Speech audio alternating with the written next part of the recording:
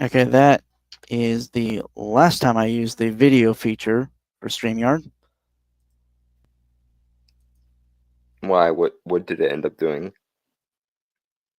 I was glitching and skipping and stuff. I can see that on your Okay, end. that's no. It wasn't doing anything weird on my end. Hmm. I'm thinking that was just the computer being dumb,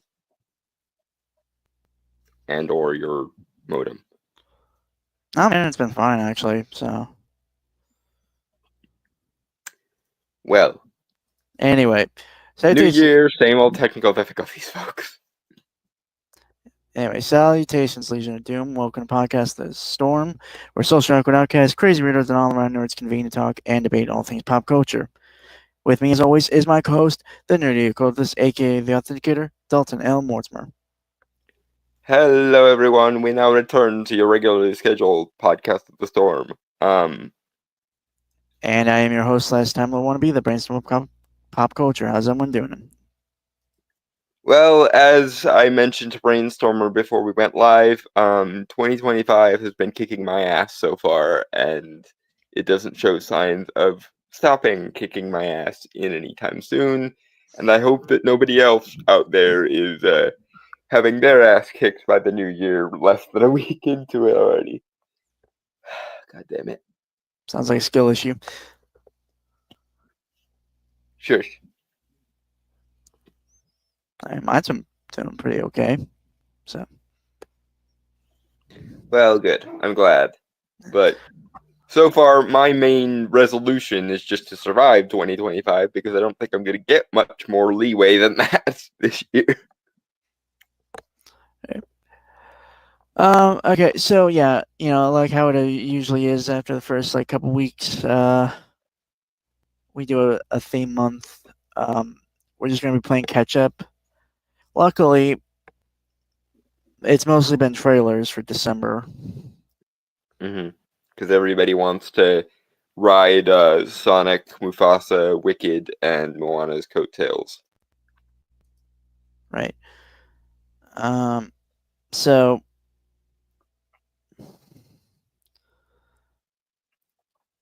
yeah, Finishing last week's Renegade cut video. yeah. Home Alone, White Suburban Revenge Fantasy. Um, if you guys have not seen it, please check out 299 from last week. It's in the it's in our podcast episode list. I'm not gonna lie, just simply because we were just very busy and kind of forgot. We are going to do something special for uh, next week's episode. Yeah, Uh, it completely skipped our minds that it was 300 coming up. So, oops. yeah, I only noticed it when I was typing when I was making the stream this morning. Yeah, oops. But as per usual with our special episodes, we will be doing video responses next week. Probably me Well, let's inflicting the Lotus Eaters on Brainstorm. hold on. See, I always like to keep it a surprise what we're gonna cover, dude. It's dramatic effect. It's weird. You're the gay one, so I figured you'd know theatrics. Yeah, but very often the most dramatic thing you can do is be a straight shooter, because everyone's expecting the erratic bobbing and weaving and bullshit. So the most quote unquote subversive thing you can do when everyone is expecting you to be a cheeky little shit is be direct. I'm the most direct motherfucker out of the two of us. Let's be fully honest on that. Uh-huh. So when I actually get to play that bob and weave, I want to play it. Okay. I apologize for ruining your fancy freaking float like a butterfly, sting like a bee footwork. But anyway, on we move with Leon once again showing himself to be a biased motherfucker. Right. Okay, let me full screen this. Can you see it? Yes. Okay. Tell me if the audio is coming through. The old man what was happening. Old Yeah, man Marley everything's fine. Okay, There are let no me. technical problems so far. Okay, let me just. Knock on wood. Yeah, just let me go back to 10, and I don't think. Yeah, okay. Okay, it's got English subtitles. That's good. Or captions. Mhm. Okay. I don't know. Should we just do banana or still keep candy cane with this one? Um,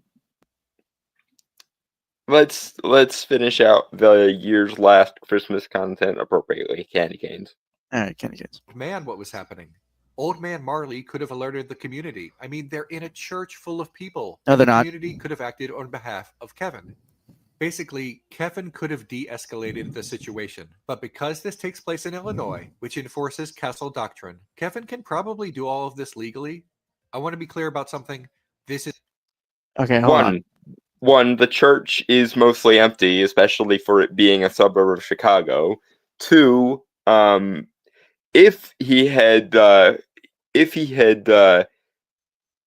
sold out his self-reliance and creative solutions character by just telling the old man what was up, the only way you could reasonably salvage Kevin's character at that point is if you have Old Man Marley help Kevin set up the traps.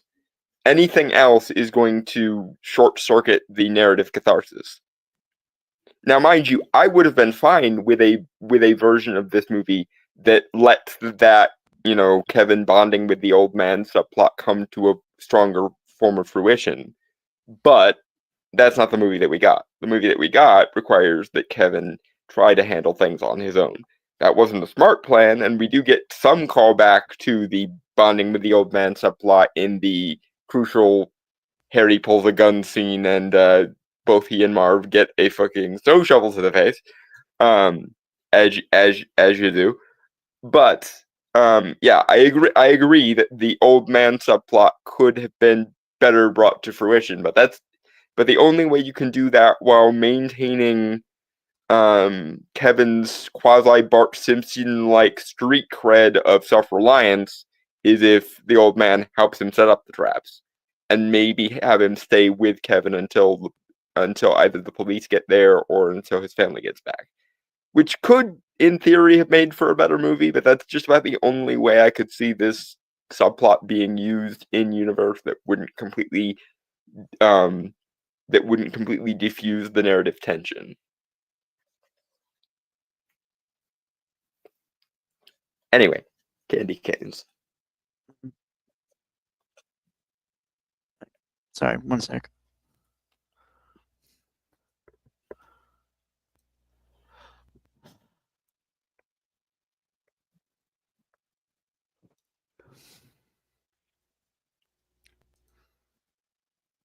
is not an argument that what Kevin is doing is illegal or legal. Yes, it This is. is an argument that what Kevin is doing is unnecessary and a product of a violent culture and violent laws.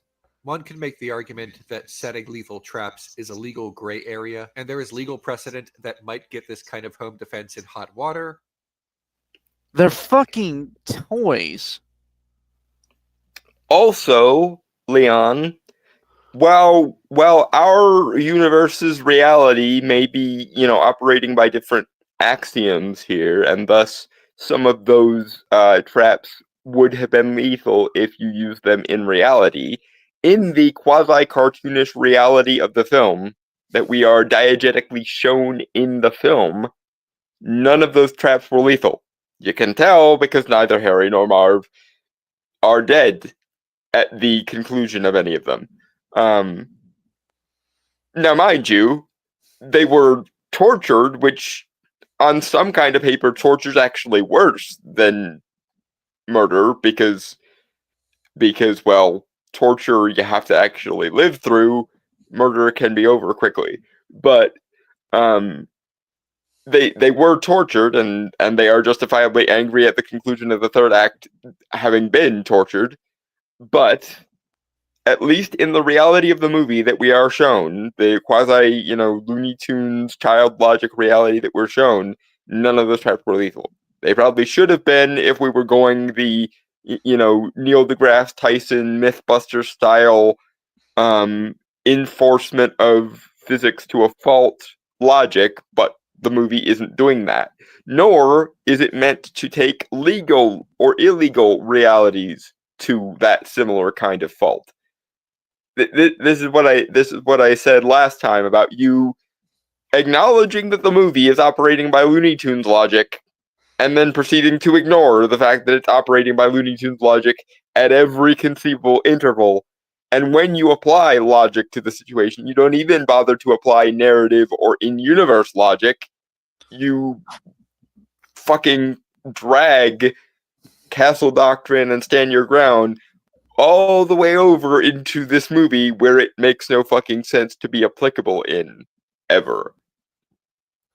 Because you would rather operate in this kind of post-structuralist critical theory woo-woo, like literature analysis bullshit, where you can insert themes that were never intended by anyone at any point and act like they're the only reasonable interpretation.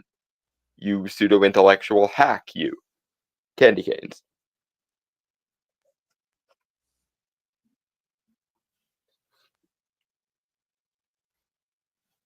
Moving on, or Yeah.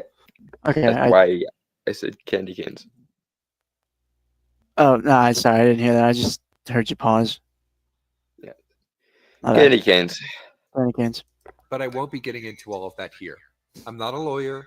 I'm just a humble citizen who thinks we should probably kill less people. That should not be a controversial statement, but it apparently is. Now, because this movie is rated PG, Kevin's lethal traps will somehow miraculously not kill the wet bandits. But let's be Okay, but again, Leon, you opened your little diatribe here by admitting to the fact that that Home Alone abides by Looney Tunes style physics. You do not get to arbitrarily ignore that because it's inconvenient. You don't get to, well, according to my post-structuralist, interpretivist, woo-woo, didacticism bullshit, I get to read whatever philosophical or legal precedent into this thing as I want to. No. You opened acknowledging that the movie operates by Looney Tunes child logic, and so you must now abide by the fact that it abides by Looney Tunes child logic. And you certainly don't get to project like malicious intent on the Looney Tunes child logic when we all know that the main reason why the Looney Tunes logic is employed is to make the movie more lighthearted and fun and less dramatic, nihilistic, and shitty. Do you see? Candy canes. Candy canes. be real here. These are lethal traps.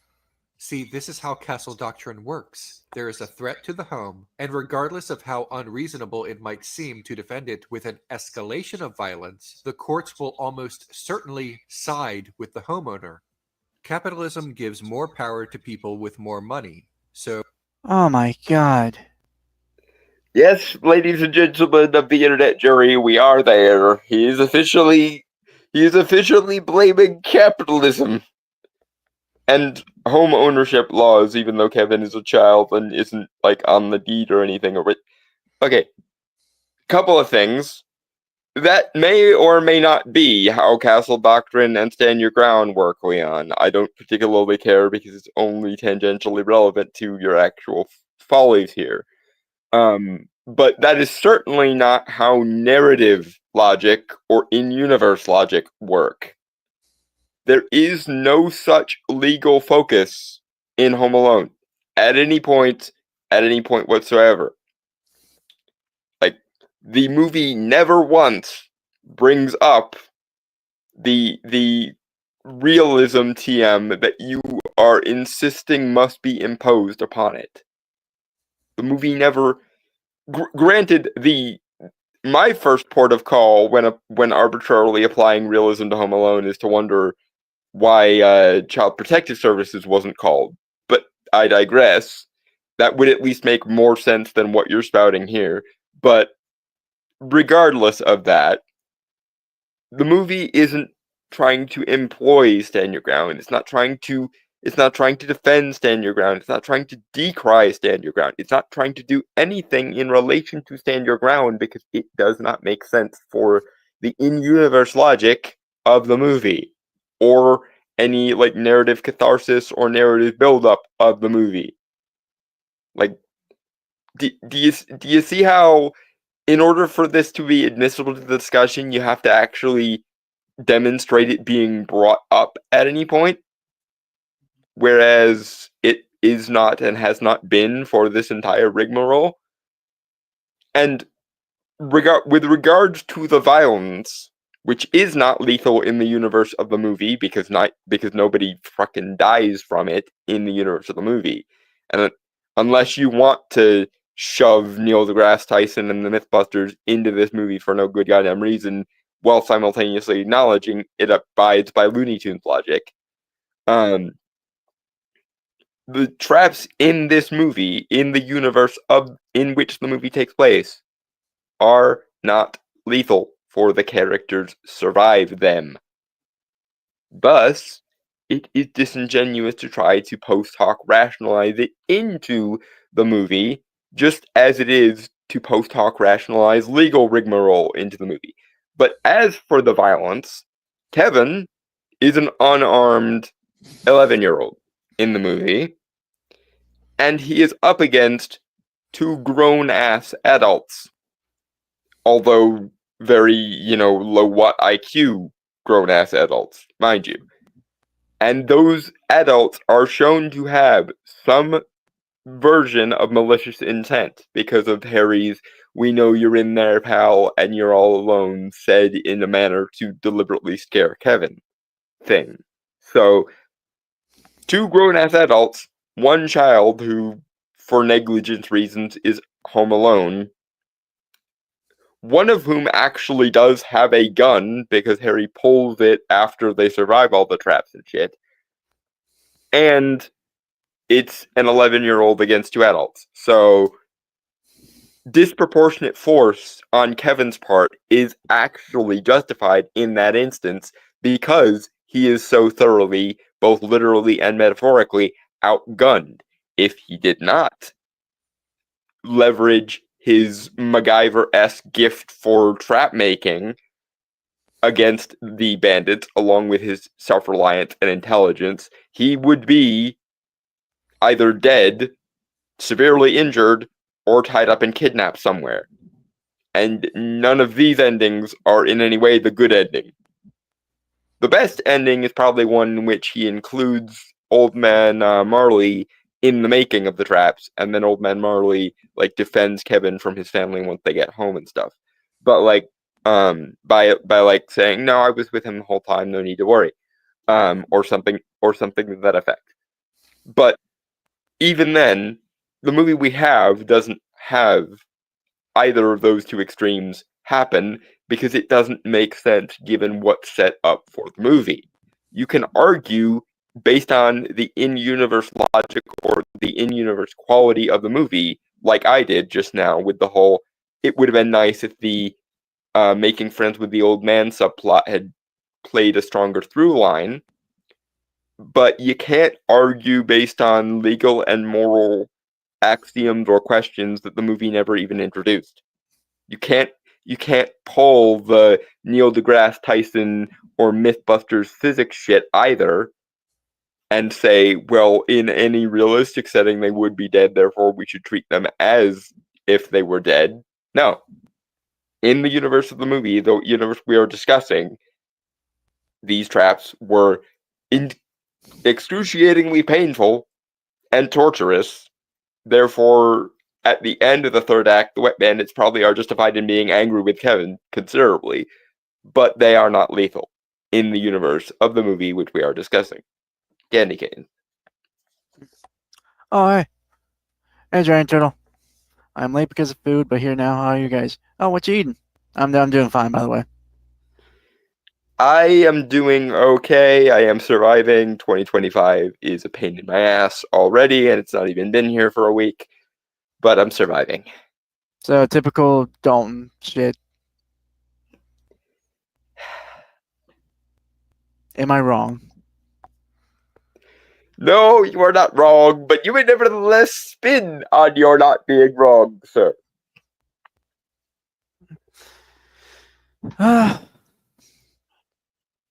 Candy Right. canes. Yep.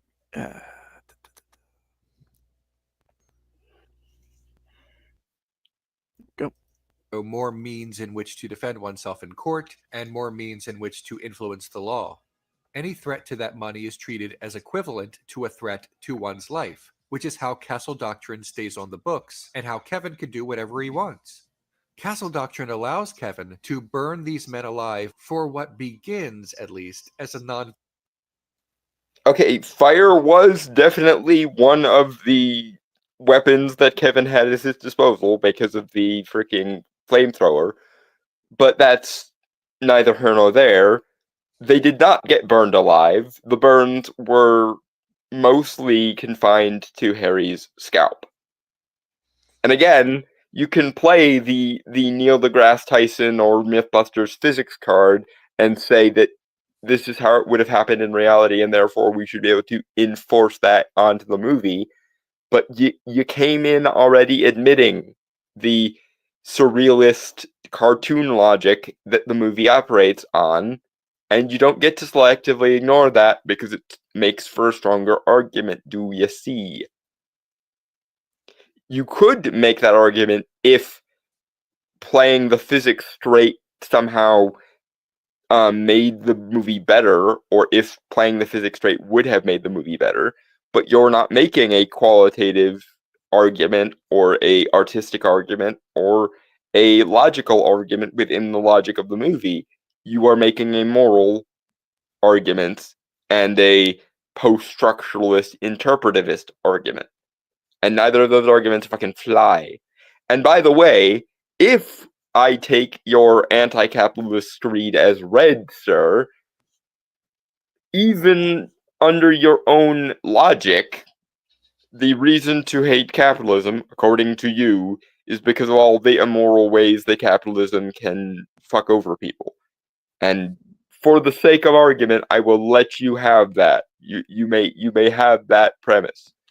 But in the movie we are addressing, we don't know the main ways in which Kevin or Kevin's family or Kevin's father make their money, and therefore we can't judge whether they have behaved in a Marxist bourgeois fashion. They have money, but until we see some indication that they've gotten that money dishonestly or are spiteful or vindictive in relation to that money, which we also don't see, you don't even have like a standard anti-capitalist logic for, like, Ebenezer Scrooge, you know, the stereotypical miser. You could at least make an argument for him being, you know, an evil capitalist who doesn't deserve his wealth and whatnot, at least at the beginning of Christmas Carol. But we don't know how the McAllisters make their money, and as far as we know, it's neutral to ethical, whatever way they make their money. And they're not spiteful or vindictively bourgeois about anything. Like the worst they do in the beginning of the movie is ignore the pizza guy because they have 13 kids and their cousins to wrangle in. And the worst thing Kevin does is be a cheeky little Bart Simpson-esque shit and stiff the guy on the tip, and then convince him to leave the pizza on the doorstep rather than risk getting Child Protective Services called on him for being home alone. Which, again, to be fair, if we assume that the movie takes place in the same year that it came out in, which I think was 1994, I think, Latchkey Kids probably wouldn't have been so distant a memory that people would have automatically just called the cops on him, but or called Child Protective Services on him, but there are enough moral busybodies in any given hypothetical universe that it's at least a worry that Kevin would have, probably. Anyway, candy canes. Sec. Da, da, da, da.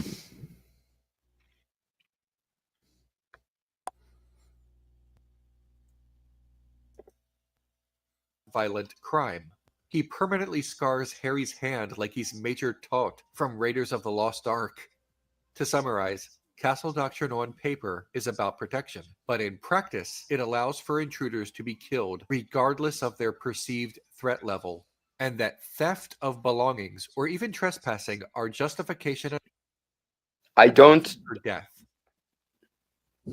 particularly care about your probable straw man of Castle Doctrine and Stand Your Ground because it's only tangentially related to your actual argument.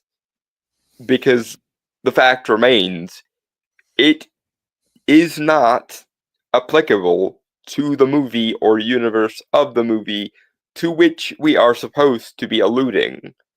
And again, I will defend Kevin's disproportionate response on the grounds that he is an otherwise unarmed child, and, jokingly or not, Harry did threaten him.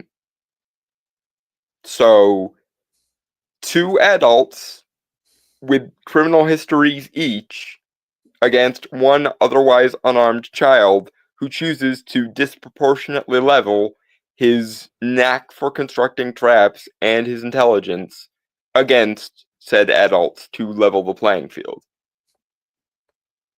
There are, in fact, extenuating circumstances on Kevin's part. He plausibly believed that these people were coming to do harm to him and his family's property in their absence, and that they were perfectly willing and able to carry out such malice if he didn't do something. So he disproportionately countered their advantage of being adults when he is a child by leveraging his knack for traps and his intelligence. Moving on. Candy canes. Giant Turtle, capitalism gives power to those with more money. Name a society where people don't have unfair advantages to warp the system. You can have the perfect system and people just won't follow it. Not to mention, it isn't even money that's important, it's connections, favors, charisma, blackmail, etc.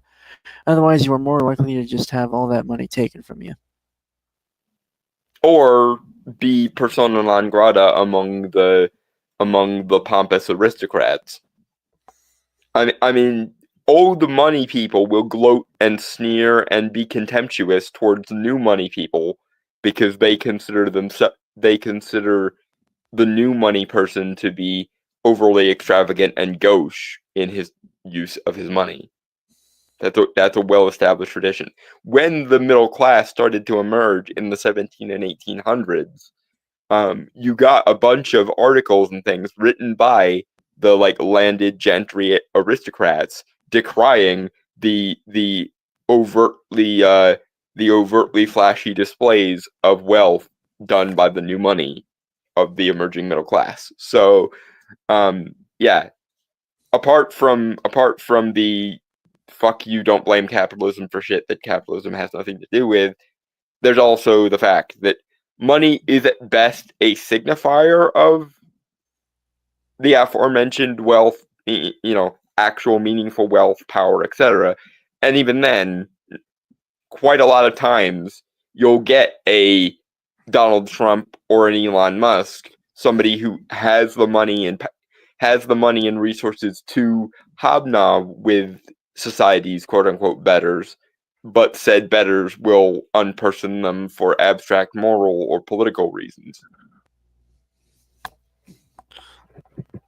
Anyway, candy canes. Yep.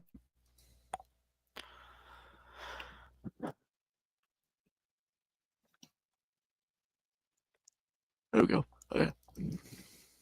By the way, I say the Wet Bandits' home invasion begins as a nonviolent crime, but in fairness, once the Wet Bandits have enough of Kevin's traps, Harry threatens to bite off Kevin's fingers one at a time, which is in another stratosphere of lunacy. He's like, I'm going to do it one at a time.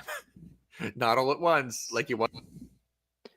Well, the line immediately before that was, "What are we gonna do to him, Harry?" says Marv, and Harry responds, "Everything he did to us. But I'm gonna start by biting off each and every one of his fingers one at a time." Which again, at the end of the third act, I actually do have some sympathy for the Wet Bandits because they were frickin' tortured. And yes, it is to be fair, um, implied that the Wet Bandits were originally just out for burglary rather than robbery. But again, we don't live in the world where the McAllister's family vacation went off without a hitch. We live in the world where Kevin, an 11-year-old child, is alone. The Wet Bandits know he is alone, and Harry as much as said, "We know you're in there and that you're all alone," in a quasi-threatening manner, so as to imply, "You better behave yourself or we're going to do awful things to you." And again, if we're allowed to selectively and arbitrarily enforce realism TM, even if Kevin had behaved like a good little anarcho-communist assistant to, the downtrodden poor and shit, there's a high probability the Wet Bandits would have gone,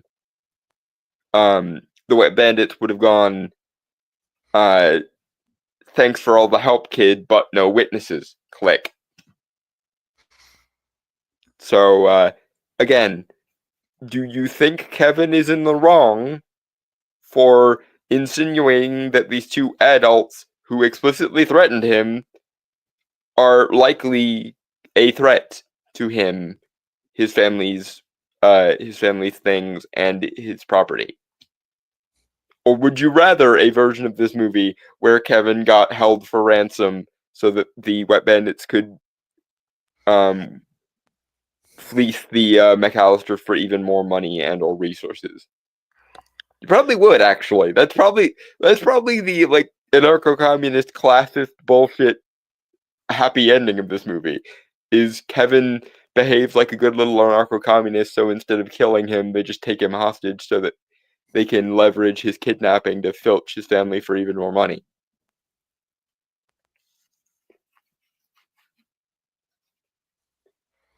Candy cans. Yep. Oh, wait. Giant turtle. Now I'm remembering Dawn's explanation of Scourge, not even spending the money, just hoarding it, and now imagining the three ghosts just show Scrooge. Sorry, just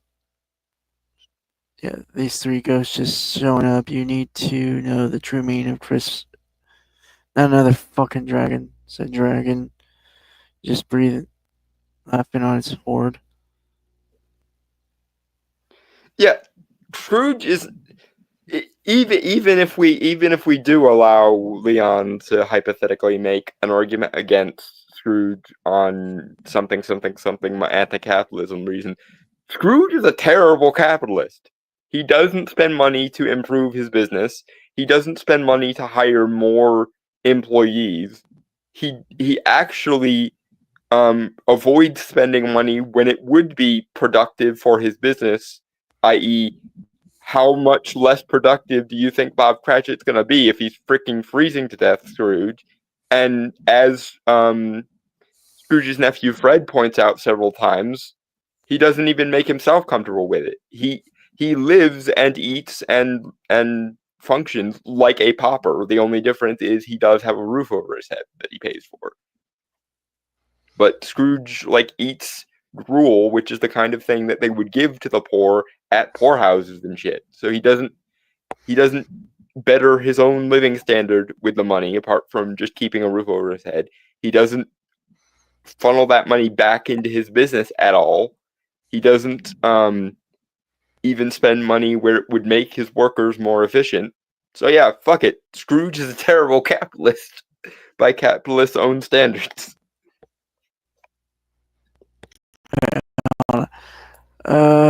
Not even just, oh no, I'll die. They are ghosts with powerful supernatural powers. Just that it's either a false positive or one hell of a difficult nut to crack.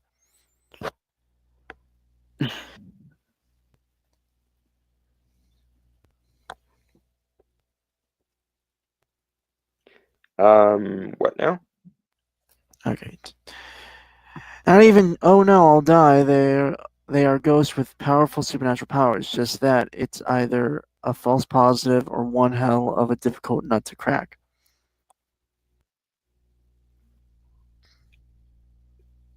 Um, I, I, I, I think he's talking about Scrooge or Christmas Carol still, but I don't know what he's actually trying to say about it.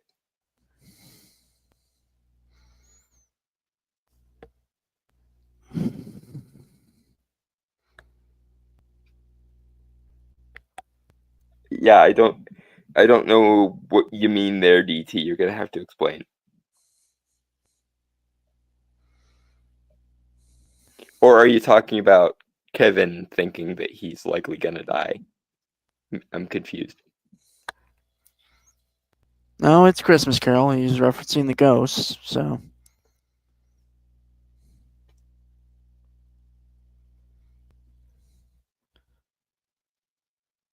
I'm just trying to wrap my head around false positive or difficult nut to crack. Like what? I'm very confused. Either way. Anyway, yeah, candy canes. Wants to savor it? What is even Harry's deal? So, in the end, Kevin calls the police, suggesting he could have done this the whole time, and the cops do what they do best: control the poor. I mean, protect and serve. I do enjoy the fact that the police in the movie are always either incompetent or are actually criminals in disguise. That amuses me. Shut the fuck up, you goddamn. Yeah, holy fucking hell with the with the anarcho-communist straw man Batman. Fucking hell.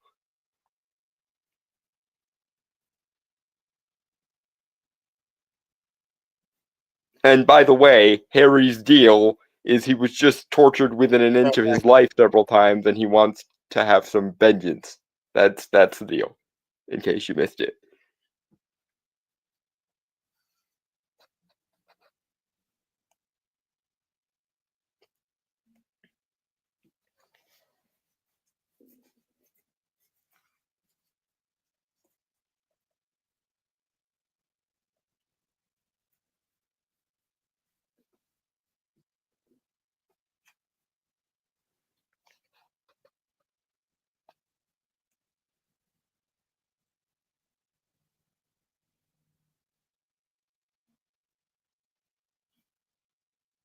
Okay.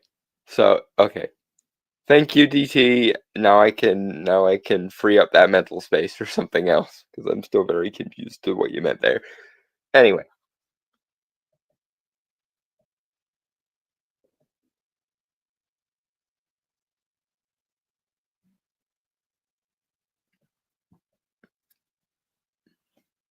But candy canes. I'm back.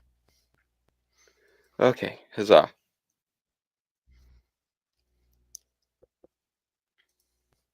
Me. At the end of the day, people with bunkers full of guns and doomsday cans of peaches will say that because the wet bandits trespassed on the McAllister home, regardless of the fact that their intent was theft and at least not initially violence, then they deserve to die. It's their fault. But maybe this is just me, but I'm not comfortable saying people deserve to die. Oh, please. Except if they happen to be wealthy. Then it's eat the rich. Because there's no such thing as acquiring your wealth honestly or in a moral fashion, apparently. Or even just being neutral. Fuck. But back on the actual in-universe logic of the goddamn movie. Harry did, in fact, threaten Kevin. And there's every reason to think his threat actually does matter, because while the Wet Bandits are nowhere near as angry with Kevin at the beginning of the third act as they are at the end of the third act, they are still rather miffed that for the last, 3 days, he has successfully managed to convince them that they couldn't raid the house because the family was back several times. So, like, there actually is, at least in the scenes relating to the third act, evidence that Harry does, in fact, on some kind of paper, mean Kevin harm. And yes, while you can say in the universe where the trip went off without a hitch, they would just be burglars and guilty of also property destruction, but never fucking mind.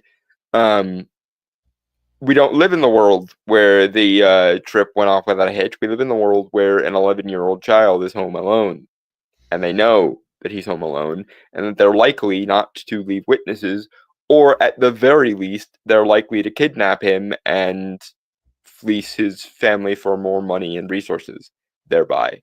Which again, I'm not convinced that Leon, as either a anarcho-communist or something very close to an anarcho-communist, wouldn't be cheering that ending.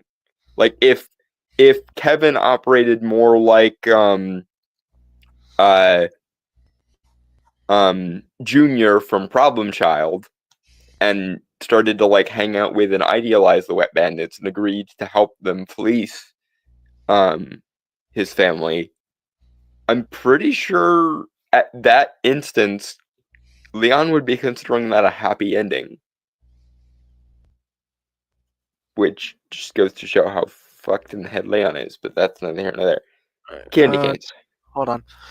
Giant Turtle, which that is where leftists say people deserve to die all the time, and I love how this guy uses doomsday bunkers and guns at best to paint people as paranoid, and at worst say self-reliance is bad. Which that is where the left is, at least the portions that have the most power and voice nowadays. So collectivists that non-dependence is a sign of hostility to society to these people. Also, lest we forget the rather infamous bash the fash and liberals get the bullet too. And mind you, they define fascism as anyone who is both capitalistic and right-wing, as and when it's convenient for them. Because they sure as shit don't use Giovanni Gentile's definition of fascism, you know, the one that actual fascists actually believed in and tried to operate by. In fact, the irony, as per Churchill's razor, is that as DT just pointed out, a lot of these anarcho-communist types consider any form of self-reliance to be some kind of hostile, antisocial nonconformism, and that does at least loosely imply that they would be okay with a system that had everything within the state, nothing outside the state, nothing against the state, which is the actual operative philosophical definition of fascism used by fascists. So, ironically, Churchill seems to have been right when he said the fascists of the future will call themselves anti-fascist. Anyway, that's getting way too much off into the political weeds for a Home Alone related video. But yes, Leon's politically warped narrative bullshit does seem to be utterly insane. All right, last comment, then we'll move on. They define things like meritocracy, hard work, and keeping track of time as white. If literally nothing else, numerous Mesoamerican priests and Asian bureaucrats spit in their graves. Well, that's as and when they can be arsed to think of meritocracy, hard work, and punctuality as anything other than a harmful, illusory social construct used to control people that we have to deconvert them and wake them up from. Anyway, candy canes. Candy canes. That seems extremely dismissive of human life, even if said lives are two admittedly crummy people. I mean, let's be honest, by Home Alone 2, any argument that the Wet Bandits are proletariat heroes goes out the window. Like, in the first movie, we don't know their story. Maybe they're robbing these bougie houses to feed their families. This should be obvious, but crimes of an economic nature generally happen for economic reasons. One, the argument that the Wet Bandits are proletarian heroes shouldn't have even been a thought in your head to begin with. It stuns me that it took Home Alone 2 to convince you what everyone with eyes to see and ears to hear knew were admittedly cartoonish and oversimplified, but villainous people to begin with. And two, God,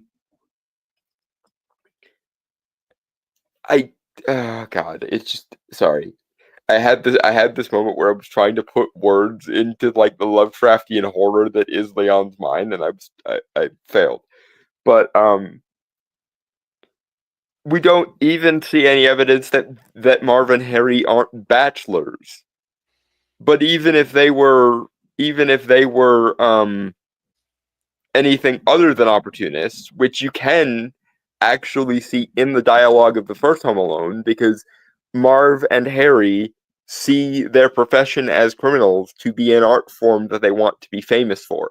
That's why Marv does the thing with the stopping everybody's sink and turning on the water thing, because he wants the wet bandits to go down in history like Bonnie and fucking Clyde or Thelma and Louise. And Harry wants to be known as one of the most accomplished thieves ever. And to quote a thing that you yourself quoted in the previous section of this video, his logic for pilfering from the McAllisters goes very little further than they have nice things that Harry wants, and he wants the street cred of being able to take it from them because, and I quote, "Ever since I laid eyes upon that house, I wanted it," unquote.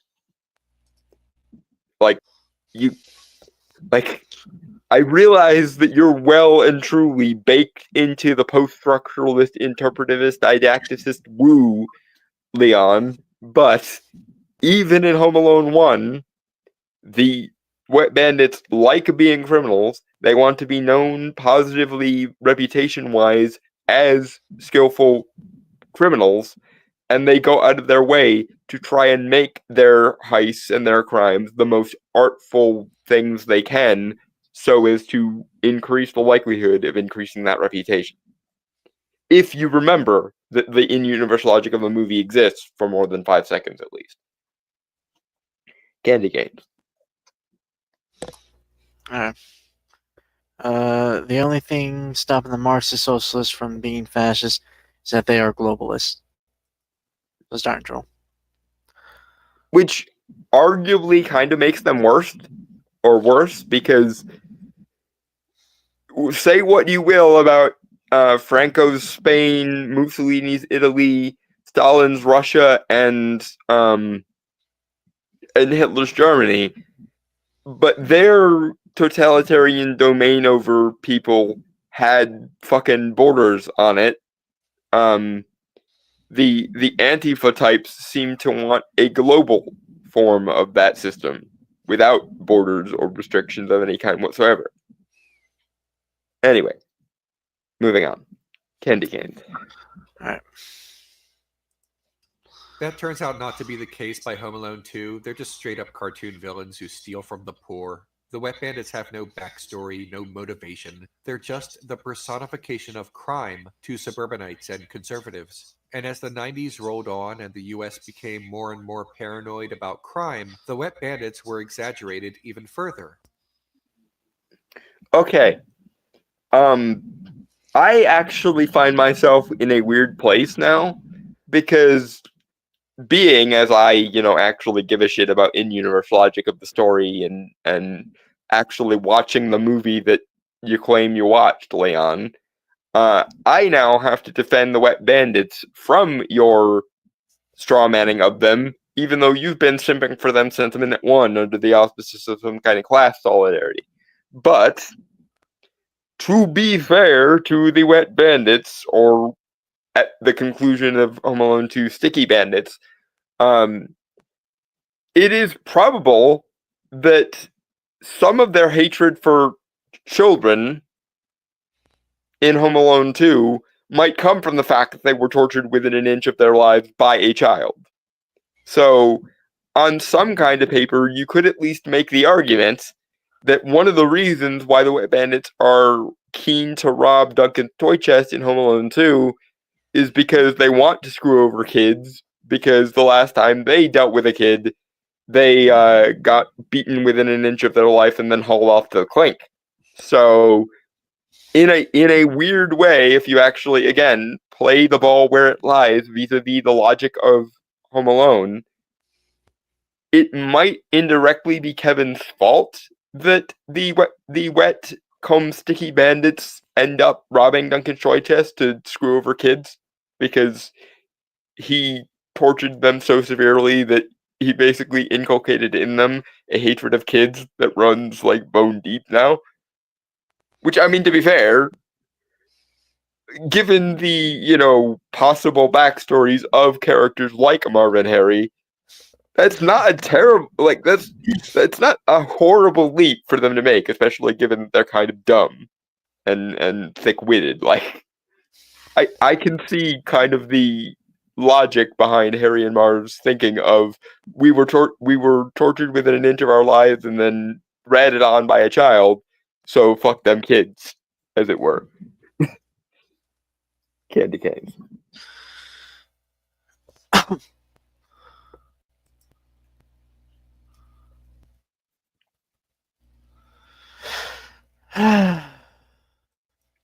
From mere cat burglars in the suburbs in Home Alone 1 to despicable monsters in Home Alone 2. The Home Alone movies give us a picture of crime so bizarrely, cartoonishly exaggerated that it's easy to say, hey, screw those guys, give them the chair. But this cartoon world isn't the real world. No shit, you dumb fuck. Yes, Leon, exactly. You alluded to it at the very beginning of the video and then probably forgot it for like 90% of the video.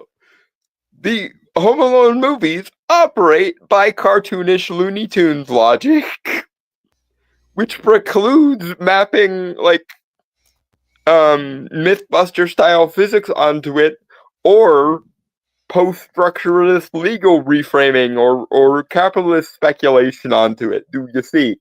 And I will once again point out, as a person who gives a shit about things like in-universe logic, a lot of the increase in the Wet Bandits villainy comes specifically down to a hatred of and wanting vengeance against Kevin for, in the previous movie, beating them within an inch of their lives and then hauling them off to the clink.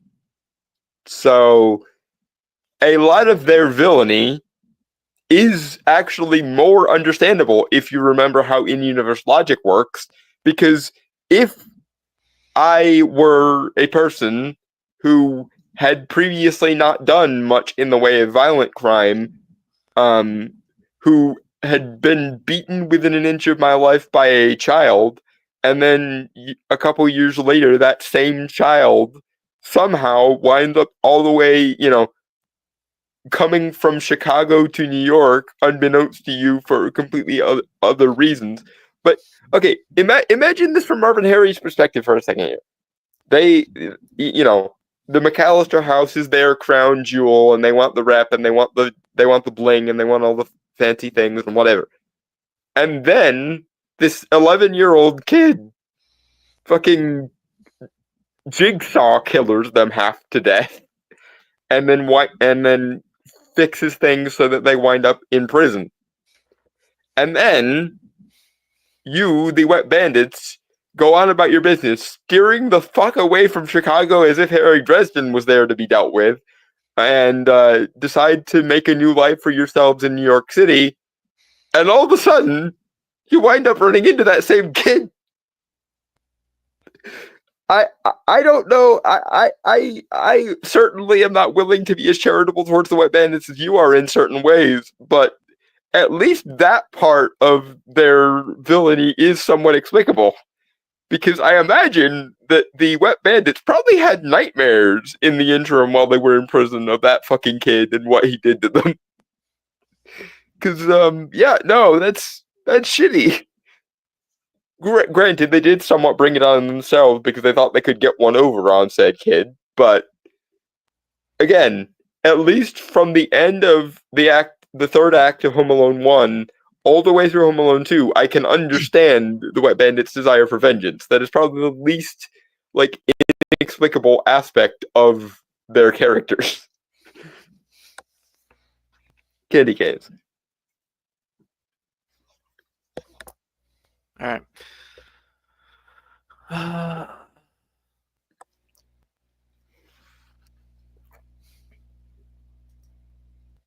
It's just what the movie wants you to see.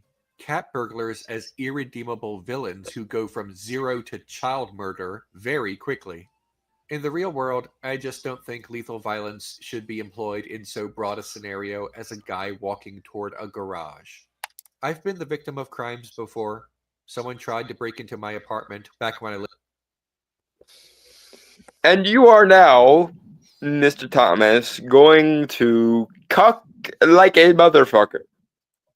Because rather than blame the criminal people for doing criminality unto you, you're going to abstract it such that you can forgive them, but blame fictional rich people who haven't even done anything unethical to obtain that fictional wealth for not liking the idea of being stolen from, and blame a fictional child from said wealthy fictional family for defending himself against two grown-ass adults who did in fact threaten him. So, just so we're aware of how thoroughly, utterly cucked you are philosophically, Leon Thomas. You sir, are a cowardly piece of shit that only escapes my pity because you at least defend certain levels of violence against, like, civilization at the hands of people like Antifa. And again, I'd like to point out how many times and in how many circumstances you have defended things like Kyle Rittenhouse being aggressed upon by an angry mob and blame Kyle Rittenhouse for defending himself with a gun in the most textbook case of self-defense in the history of American legal proceedings. Not to mention the defense of Antifa, not to mention the defense of Whose Street, Our Street, not to mention the defense of liberals get the bullet too, not to mention the defense of capitalism is really just softcore fascism, etc., etc., etc., ad nauseum. But Kevin, a 11-year-old child, uses some innovative traps and some somewhat over-the-top means which do not kill the people he's targeting it at. Again, just to remind everyone, to defend himself and his family's home in their absence from said people when said people had literally threatened him. Somehow Kevin's behavior is beyond the fucking pale, but Joseph fucking Rosenbaum and the other dude who were literally going to beat Kyle Rittenhouse to death with a skateboard are defensible because McClassism derp. Candy cane. Dragon Turtle. I'm willing to bet money that in this guy's heart he's either against violence, period, or at least thinks he is, or it depends on who against who rather than what is right and wrong. Yeah, you're... Given that I've seen Leon defend folks like Antifa and simultaneously demonize people like Kyle Rittenhouse, I, based on my knowledge of him, lean more in the second direction, but I do think both beliefs probably exist simultaneously in Leon's head, hence the cognitive dissonance. On the one hand, he's the sort of utopian person who believes that no violence should ever happen ever. On the other hand, he supports eat the rich and bash the fash. So hence the ideologically warped cognitive dissonance there. Candy canes.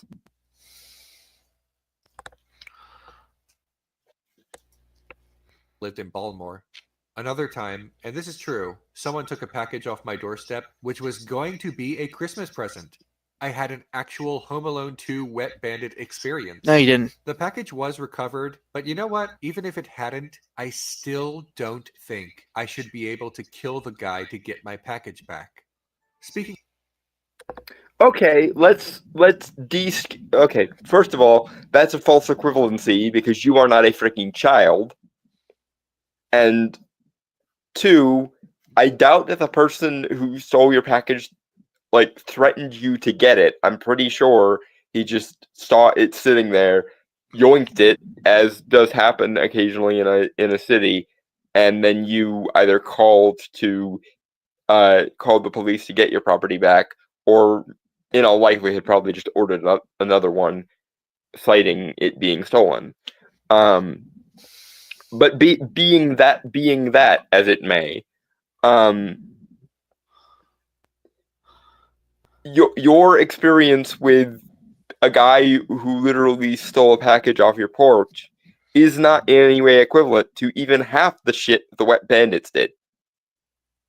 And, again, you are not a child, and you were not directly threatened to obtain that property. I suspect you would be singing a slightly different tune if someone tried to, or threatened to stab you or shiv you in order to attain that property. I hope and pray that you have at least enough common sense in that situation to be somewhat resentful of the person who stole your property in that case. Because that's more akin to what happened to Kevin in Home Alone than what happened to you, sir. And again, I want to point out this. You are philosophically cucked in a way that literally only occurs in short fat otaku videos. Because there's literally a case of a person in a short fat otaku video going through what you're describing and considering it essentially an involuntary goodwill contribution or some shit. So yeah, you are that level of fucked in the head, sir.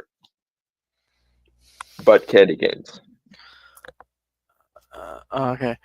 A bit unrelated, but how much you want to bet that this guy's the type to even tell people being human trafficked to just do whatever they say, don't make them angry or wait for authorities, and if they ask for a ransom, to actually give the ransom and let them go? Again, that does seem to be something approximating what Leon would prefer to have happened in a scenario like Home Alone. Like, I am pretty much willing to bet that if we swapped Junior from Problem Child in Kevin's place, and that like Junior from Problem Child did, he started idealizing the Wet Bandits instead of decrying them. And if Junior somehow wound up becoming involved in the Wet Bandit scheme to like blackmail his parents for money by pretending to be kidnapped, I'm pretty sure that Leon would consider that a better, or at least a philosophically better movie than Home Alone. He seems to have that much sympathy for the criminal on the grounds of class solidarity or some shit, and that much antipathy towards the law or what he defines as being conservative, that he actually would, like the version of Home Alone where Kevin decided to side with the Wet Bandits against his family, pretended to be kidnapped, and used that leverage to fleece their parents for more money. Anyway, candy canes. One sec.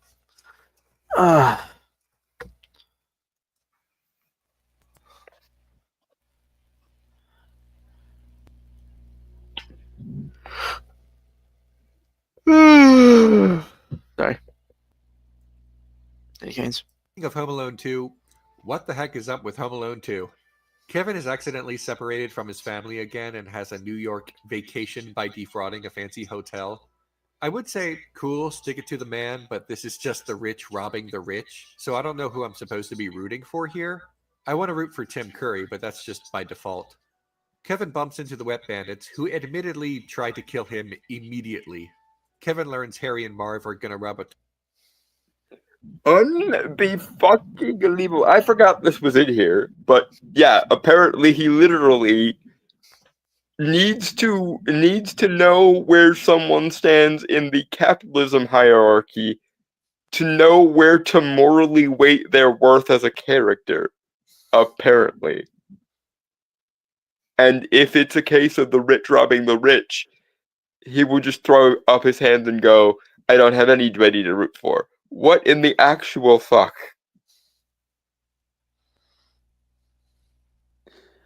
Oh, God. Candy canes.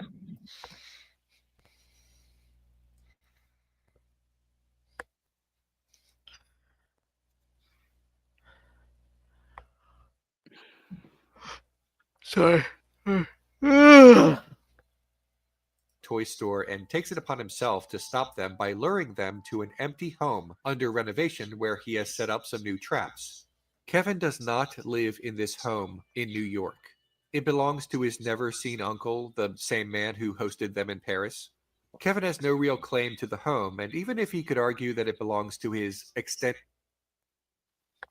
Okay, Leon, once again, this is you projecting the legalities or particulars of Castle Doctrine and Stand Your Ground, where no mechanism within universe ever even indicated such a thing was viable. And, by the way, the reason Marv and Harry almost kill him immediately is because of the aforementioned. He beat us within an inch of our lives, and we've lived with him in our heads rent-free for several years, probably. Again, the Wet Bandit's desire for vengeance is the one aspect of their characters that I'm actually on board with, because if half the shit that Kevin did to them in that first movie happened to me, you bet your ass I would be going full winter on their ass, no questions asked.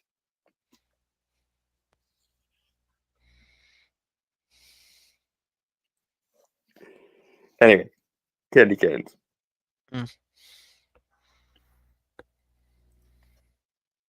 family, the Wet Bandits have no design on it. Kevin lures them to this building. Castle Doctrine may not come into play here. It's not even a stand your ground state. It takes place in New York, which has Castle Doctrine laws but not stand your ground. And that's bad news for Kevin because his traps are so much more deadly this time around.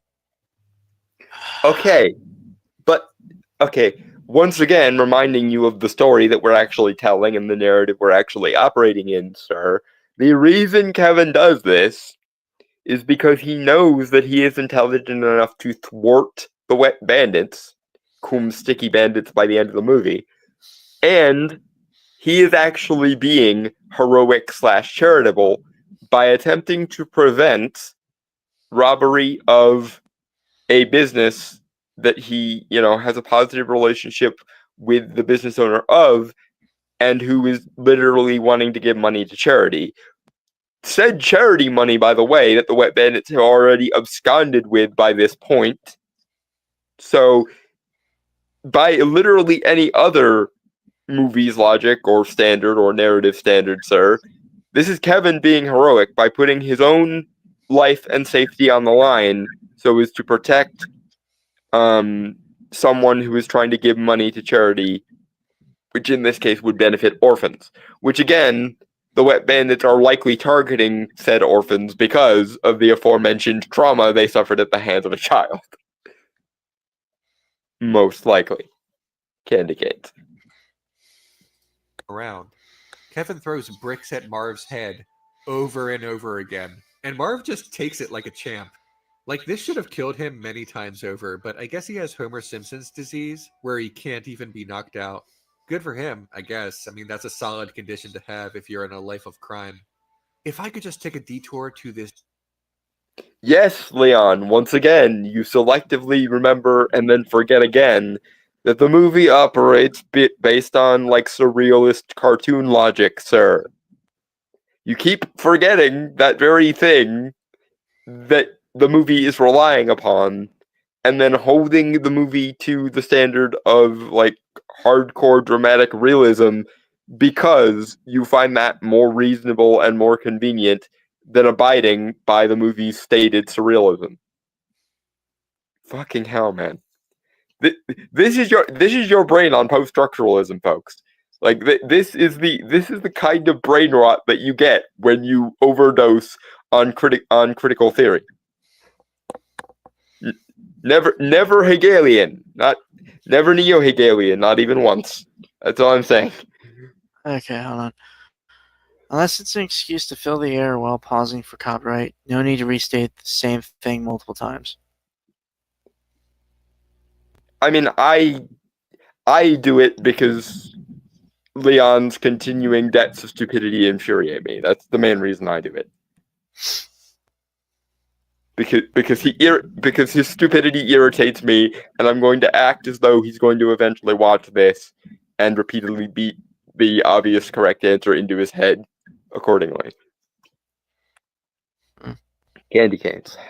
Oh, think his realist standpoint is just to force his narrative, or he's actually also one of those realism people who need things to be mundane?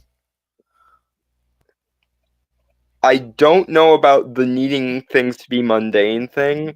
I think it's his post-structuralist, neo-Hegelian gobbledygook.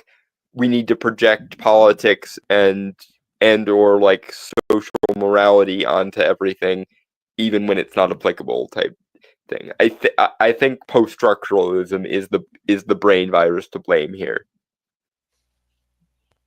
I think. Kitty cat. One sec. Oh, okay. Like, he'd criticize a sci-fi or fantasy setting for not being real. He'd criticize an action or horror movie for exaggerations, etc. I don't think so. I think it's specifically the philosophical / sociopolitical subtext that is triggering the realism trigger. Again, I think this is Leon's brain on post-structuralism more than it is any consistent standard of realism.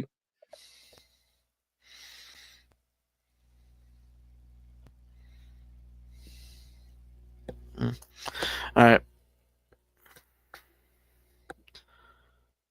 Candy canes? Candy canes. This different but still related topic of how the poor are portrayed in Home Alone 2. That's a yikes. That's a big yikes, right? So in Home Alone 2, Kevin is briefly forced to live among the poor after he's been caught defrauding this hotel. Oh God, Donald Trump. Why are you connected to everything that's bad? Anyway, Shut the he fuck can't up. stay at the hotel anymore, so he more or less lives in the... Okay, Leon, my dude, my brother in lack of Christ. One, this was 20 some odd years before the man ever ran for president. So, holy fucking projection of historical bullshit onto things it's not relevant to. But two, Home Alone 2 is actually better than Home Alone 1. I realize that's a controversial statement, but in my honest opinion, Home Alone 2 does what a good sequel should do, which is take what works in the first one and do it bigger and grander and more like grandiosely the second time around. Double down on what works on a grander scale. That's what every sequel should do. Do what the first one did, double down on what worked in the first one, do it on a grander scale. That's good sequel 101 in my honest opinion.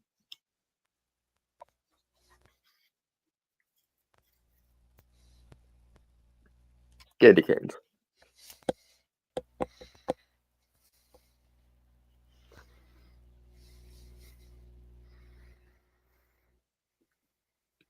the park for a while, and every encounter with someone is like meeting an eldritch abomination.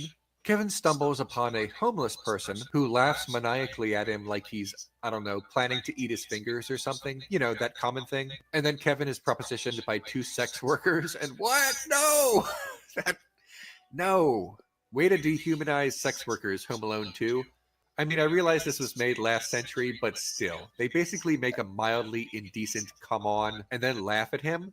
Kevin then encounters a humble cab driver who is visually framed like a demon. I get that we're seeing this from a child's perspective, but it's also the audience's perspective. Leon, my brother in lack of Christ. Be right back.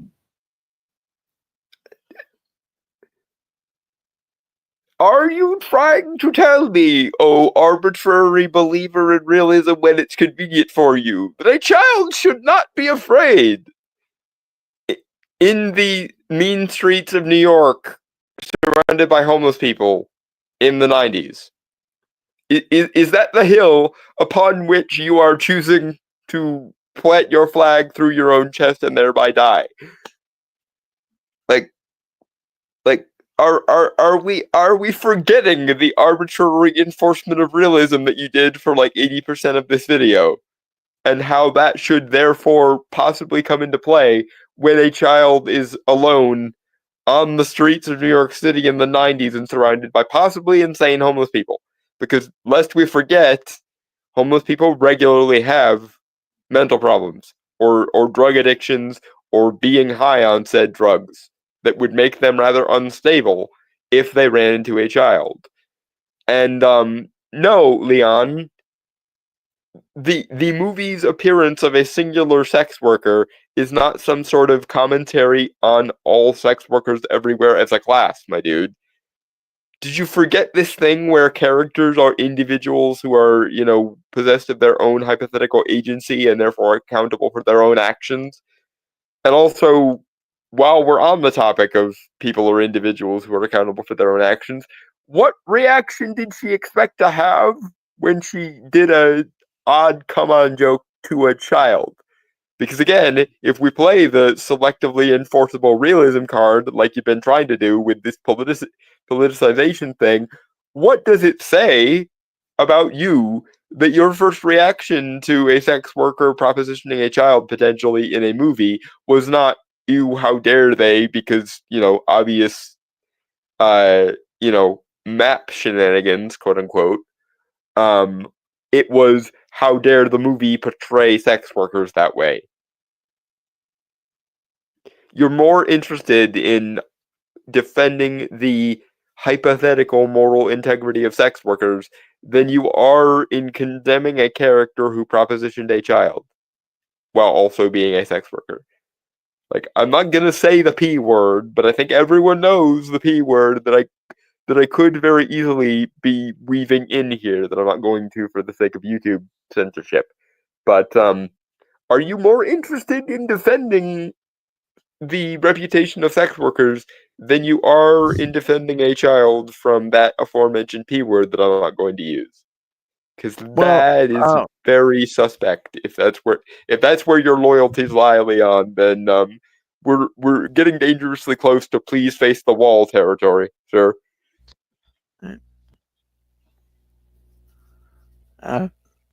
This guy likely argue, as long as it isn't near him, that the poor and criminals are good people that one should surround themselves then, or I'm going to assume with, and children should be the wisest among us and know that. And here's the thing. Even if that's Leon's angle, even if his angle is blessed are the poor, for they are pure and sacrosanct, and blessed are the children, for the meek shall inherit the earth, blah blah. Even if that's Leon's angle, and from out of the mouths of babes and shit, then how are you laying this claim at the feet of Home Alone 2? Because the person who eventually rescues Kevin from this situation is one of the homeless herself. So, at the very least, Leon, even if your logic of, if a movie only gives us one singular character to relate to, of a given demographic, that means that that's the movie's portrayal of that demographic. In Home Alone 2, we actually get a diversity of homeless people and their like moral worth as individuals. On the one side, you have the sex workers who make suggestive jokes at what at best is a 14-year-old. And on the other hand, we have the pigeon lady, whose name I don't know.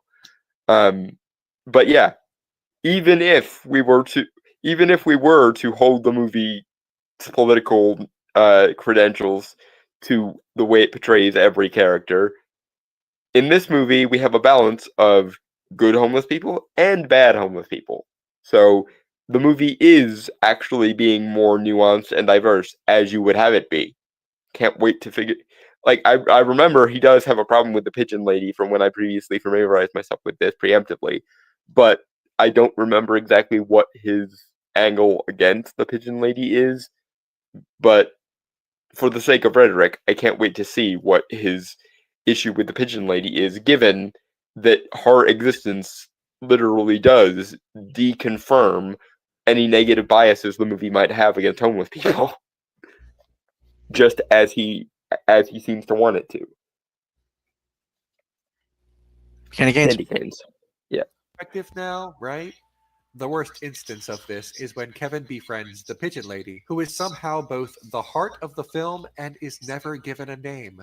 I recognize that Kevin learns to trust the pigeon lady despite her appearance, and that's part of the movie and part of the message of the movie, but that message is undermined by everything else that happens. You can't say. Except that, again, you forget this esoteric knowledge of people are goddamn individuals and not meant to be surrogates for entire demographics, you cunt. Like, I realize that trying to say that to a highly sympathetic person to anarcho-communism is tantamount to trying to explain color to a blind person, but yes, Leon, people are meant to be regarded as individuals with their own individual merits and demerits, not some sort of totem or tulpa for every poor person ever. Unless it's convenient for you, I suppose. Fucking hell. How long the brain rot has died if you can't even see the potential for individualization in movies anymore. Kitty cats. You can't say that's the point when the point is obscured. The pigeon lady's origin story is that she's homeless because she had a bad relationship once, and now she just doesn't trust people. No reference to our stratified economic system or income inequality. Nope. Nope. Ah, damn, Oh. man. Okay. Leon, my dude, my brother in lack of Christ, again. You do know that she is trying to explain her reasonings for leaving home to a child, right? And that generally adults, when talking to children, will try to simplify things down a little bit and maybe cut off some of the rough edges. I point this out because if we read between the lines a little bit in an actual charitable interpretation of the movie instead of for the purposes of ripping the movie a new one, if we're actually charitable towards the movie for 5 minutes, what I saw happening to the pigeon lady in Home Alone 2, was very similar to the breakdown of the relationship between Old Man Marley and his son in the church scene in the first one, whereby we can assume that more graphic or traumatic shit happened off screen, and that the adult is trying to spare the child's feelings or innocence by soft pedaling a little bit. Because people can, in fact, wind up homeless because they have a nervous breakdown. And if, for example, that relationship was abusive, as is loosely implied by the pigeon lady's backstory, I can see that leading her to A, having a nervous breakdown, B, not trusting anyone thereafter, and C, thereby indirectly winding up homeless. Or would you rather Old Man Marley in the first movie and Pigeon Lady in this movie go into excruciatingly graphic detail and stop the movie dead to deliver a Lifetime movie style tragic backstory? Because you're welcome to that option if you wanted, I suppose, but I don't think it would have helped the movie out very much if either movie, if Old Man Marley went into graphic domestic violence detail about the relationship between him and his son, or if the pigeon lady went into graphic I had a nervous breakdown because of an abusive relationship detail in Home Alone 2. Don't think that would meet with the highest degree of approval from the parents of the kids watching this movie, or from the kids themselves, if we're being entirely honest with ourselves. I know it was the 90s, and the 90s were a lot less moralistically censorious about kids content and stuff, so you hypothetically could have gotten away with some of it, which is probably how they got away with the sex worker joke earlier, but sort of think that it would harsh the movie's mellow if we got the sudden like Lifetime movie network style backstory of either Old Man Marley or the Pigeon Lady's character. Giant Turtle, if anything, that might be more reflective of reality. A lot of people are homeless, especially the people on the street, due to mental problems or having to get away from a bad relationship they are dependent on, both covered by trust issues. Yeah, that's not only is that not only would that be realistic TM, but it's also basically the explanation that we get from the Pigeon Lady, with the exception of she leaves out some of the more graphic shit because she's talking to a child that she doesn't want to traumatize any more than he already has been. So, like, again, I realize I might have extrapolated maybe a little bit too hard on the Pigeon Lady's backstory a little bit, but I don't think that extrapolation is not being implied or isn't being suggested by the filmmakers. I think what's happening there is, in universe, the woman knows she's speaking to a child and she's trying to soft pedal the more tragic aspects of her life and corresponding nervous breakdown. Candy canes? Candy canes. She just had one bad breakup. The implication here is that the Pigeon Lady is homeless by choice. Okay, so according to the National Law Center on Homelessness and Poverty, the top 4 causes of homelessness among families in the United States are lack of affordable housing, unemployment, poverty, and low wages. Okay, couple things. Please. One thing, given he's probably doing this in that's the thing for modern, right? Not get even to the fact that the movie was made in the 90s. Thus, he did not go into the research of why that happened back then. That's actually a good point. I didn't think of that. He's probably quoting modern statistics, not temporally contemporaneous statistics. But also following the points you were making earlier, going about the Pigeon Lady's backstory, right? The motherfucker just waves it away, which clearly indicates, 1, he was not paying attention. 2, he had very much already settled on what he's thought about the character, thus did not look for any other interpretation or try to look at it from a different angle. Yeah. And 3, I don't like talking about this, but I have mentioned it a few times. There was a point in my life where my family was fucking homeless. Okay? Mm-hmm. I'm bringing this up because I'm bringing it up as that I have somewhat knowledge to speak of about it. Granted, It wasn't for very long, and it was different. It was kind of a different circumstances regarding it, but I'm not going to go full depth detail with that, obviously, because personal stuff. But shit happens. Like, again, there are many, many, many reasons for people to wind up homeless. Okay, and to basically just play, oh, capitalism bad shit, forgets how many different factors equate and add up to have that effect on people.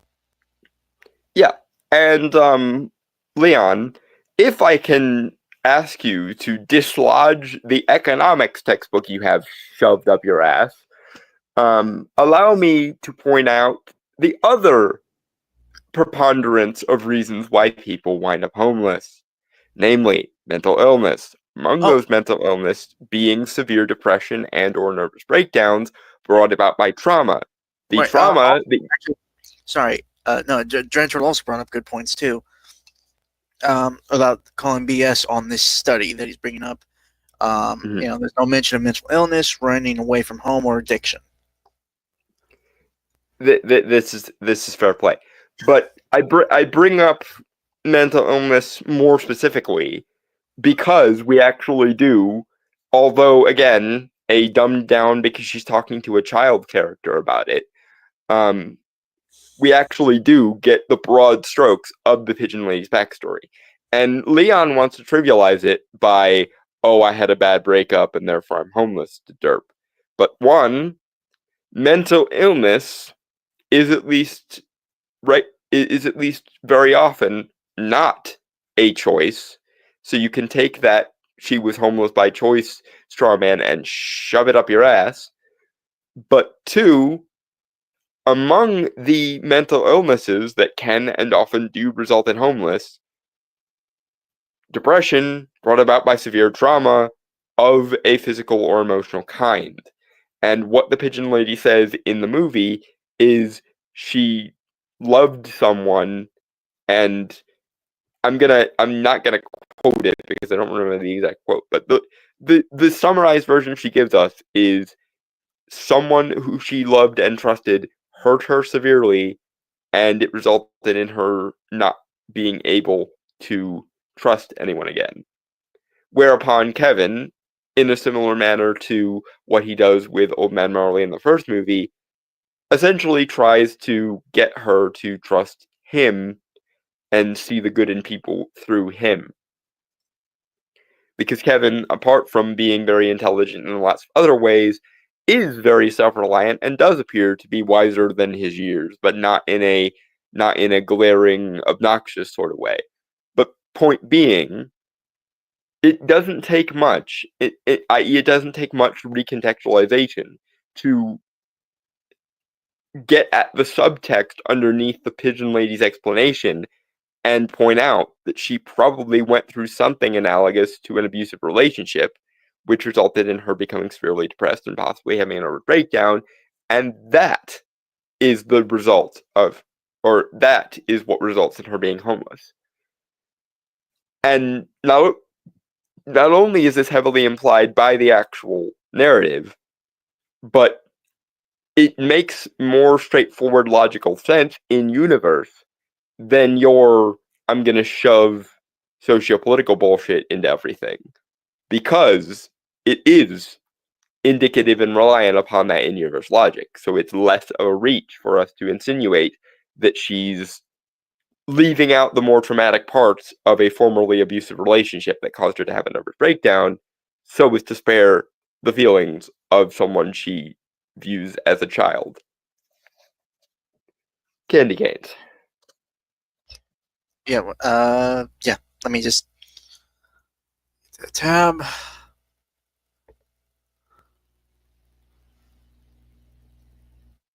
And again, it doesn't take into account like stuff like any studies from the 90s. Yeah, the statistic he cites probably are temporally dissonant anyway, but that's neither here nor there. But candy canes. I would say I disagree on neither here nor there. Well, to be fair, yes, if Leon wanted to make this point, he probably should have made it using some statistics from the 90s rather than statistics from the 2010s when he made this. Yeah, it was like, yeah, he made this 5 years ago, I think. So, anyway. Okay, so 2019 at the earliest, 2020 probably more likely. But regardless, he's using modern statistics when the movie he's talking about is not modern set. Yeah, anyway. Yeah, candy canes. Candy canes. In that order, the same report found that the top 4 causes of homelessness among unaccompanied individuals, like the Pigeon Lady, for example, were lack of affordable housing, unemployment, poverty, and lack of mental health services. So this should be obvious, but people are homeless for economic reasons. That's right, I'm making this about capitalism. Oh my! Really? I couldn't tell over the last. Yeah, as if you'd avoided doing that, like stealthily avoided doing that for the entire rest of this video. But your own secondary statistics there cited mental illness or lack of mental health services as a factor, and you completely fucking ignored it. Even though the actual backstory given to us by the Pigeon Lady to Kevin in the movie in question heavily implies that severe trauma or emotional damage is a large factor as to why she was homeless. And thus would have, like, I'm not even opposed to you making, like, the political argument in this particular case, because again, if you wanted to make this particular gripe about, mental health services and things, that would have at least made sense within the movie we are actually given and the backstory of the character we actually have. But you didn't even do that. You stepped gingerly over the actual relevant factor, which is in-universe mental illness or emotional breakdowns, and fucking zeroed in on the 3 out of 4 things that were economic, and therefore claimed everything about them was economic, even though the 4th thing had very little, if anything, to do with economics, and everything to do with the actual backstory given to us by the character in the movie we're talking about. God damn you. Candy canes. Our current economic system purposefully stratifies people into economic classes and both allows and encourages the hoarding of wealth. People like the Pigeon Lady are homeless because Kevin's family and guys like this aren't taxed enough to provide mental health services, and because aforementioned low wages are the result of a lack of collective power and... Okay, hold on.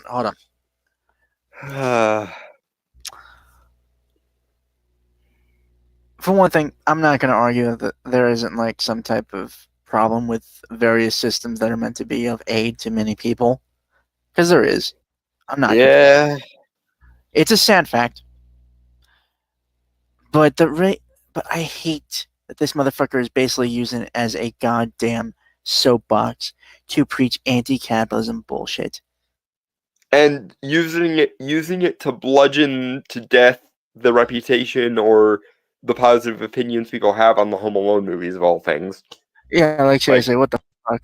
He's beating Home Alone to death with an anti-capitalism club. Meanwhile, the mental illness or emotional trauma explanation was sitting right there in the movie, and he completely fucking stepped over it. And yes, I'm gonna go here because turnabout is fair play. Wonder why the Pigeon Lady is a woman, Leon. Wonder if people would have been more or less sympathetic to the Pigeon Lady if he were a pigeon dude. Because lest we forget, the vast majority of people who are homeless are fucking male. And that ratio goes up even higher when you consider the people who aren't in homeless shelters. Because most homeless shelters are actually told to prioritize female homeless people over male homeless people when all of the things are equal. So, if we're allowed to bring up otherwise irrelevant realism and politicization shit, notice you're not calling bullshit on the fact that homeless women are statistically less likely than homeless men, and that the audience probably would have been biased against the Pigeon Lady if he were the pigeon dude or the pigeon man. But yeah, I can play this game too, and I can win at it. God damn you,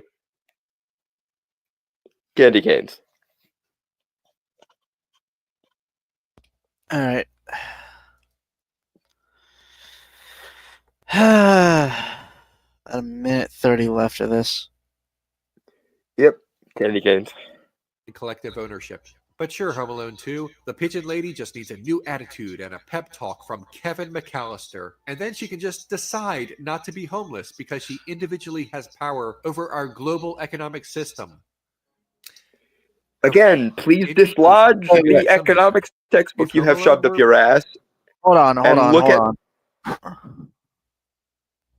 That, okay, it's been a while since I've seen Home Alone 2. But I don't think that was the fucking scene he is talking about. No, it's not. What the fuck is wrong with this? What Kevin did was show her that there is good in the world and that people are sometimes worth trusting again. Which may actually help her out of the downward spiral of her mental illness if she still has said mental illness, which might actually be more likely to get her on the track of not being homeless anymore. Aside from the fact that, as I previously alluded to, it's somewhat unusual that she isn't already in some kind of shelter because she is a woman and shelters prioritize women over men when they are homeless.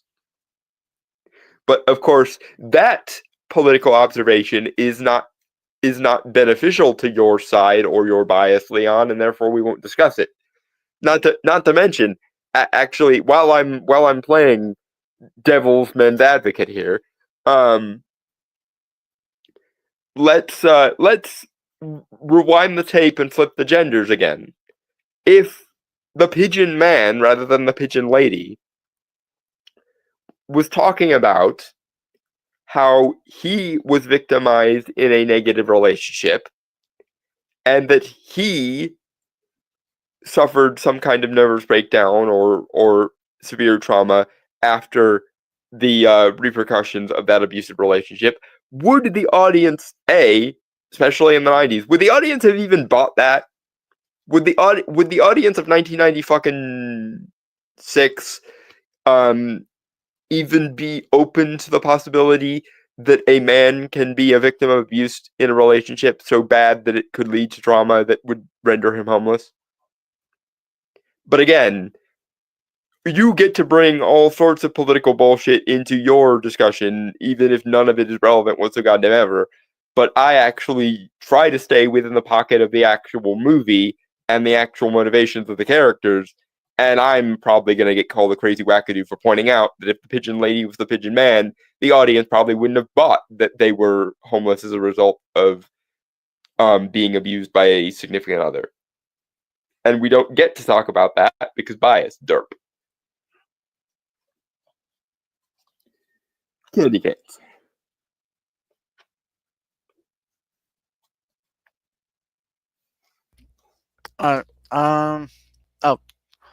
General, and if this person accepted it was a mental problem, I'm sure he'd be saying the same thing. Anyone with a mental or physical disability should just give up and wallow in it. Same for trauma. Yeah, and as someone who has severe anxiety disorders, frequent depression, and all sorts of other various problems in addition to a very evident physical disability, you can fuck right off with that weaponizing victimhood shit. The one thing that pissed me off more than anything as a kid is people's utterly bass-ackwards attitude toward pity and people's desire to treat any person with a disability like a victim just sort of automatically. I fucking hate that shit. Because when everyone is walking on eggshells around you and putting on the false happy face and being all coddling and shit, the one thing you learn, or the thing that I learned as a disabled person, is people have fake masks of emotion and they are not to be trusted. And it makes it very hard to trust anyone because you're wondering, is this person actually being nice to me because they want to be nice to me as a person? Or are they being nice to me because they feel bad for me because of some bass-ackwards version of pity in their heads? And funny thing about pity, and I'm gonna go on a bit of a sidebar here. Crucial difference for anyone listening about the difference between pity and sympathy, as far as I have worked it out in my 29 years on this planet. Pity is something that superiors condescend to give to their inferiors, or people they think are their inferiors. Sympathy is a camaraderie that is shared between people who are equals and functioning shoulder to shoulder. And it's again, going off of my personal understanding of how pity works. In my experience, as someone who did very much often have to deal with the stupid coddling smiles with knives hidden in them bullshit when I was a child, pity is, as far as I can tell, someone's passive-aggressive attempt to give themselves moral permission for feeling disgust. Because as far as I can tell, this is what happens in the subconscious of someone who's experiencing pity for someone else.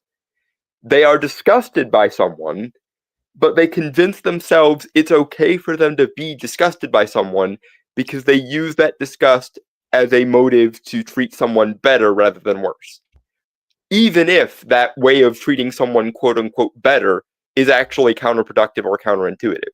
I.e., if I, the person experiencing pity, treat the person I'm disgusted by better than I would treat a normal person, that automatically makes me a good person and allows me to once again feel superior to the person I'm disgusted by, and simultaneously think I'm moral for doing so.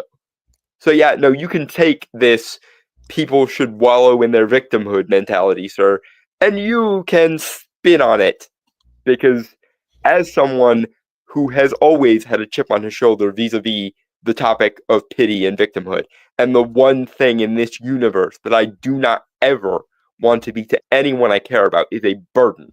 So yeah, you can fuck right off. Moving on.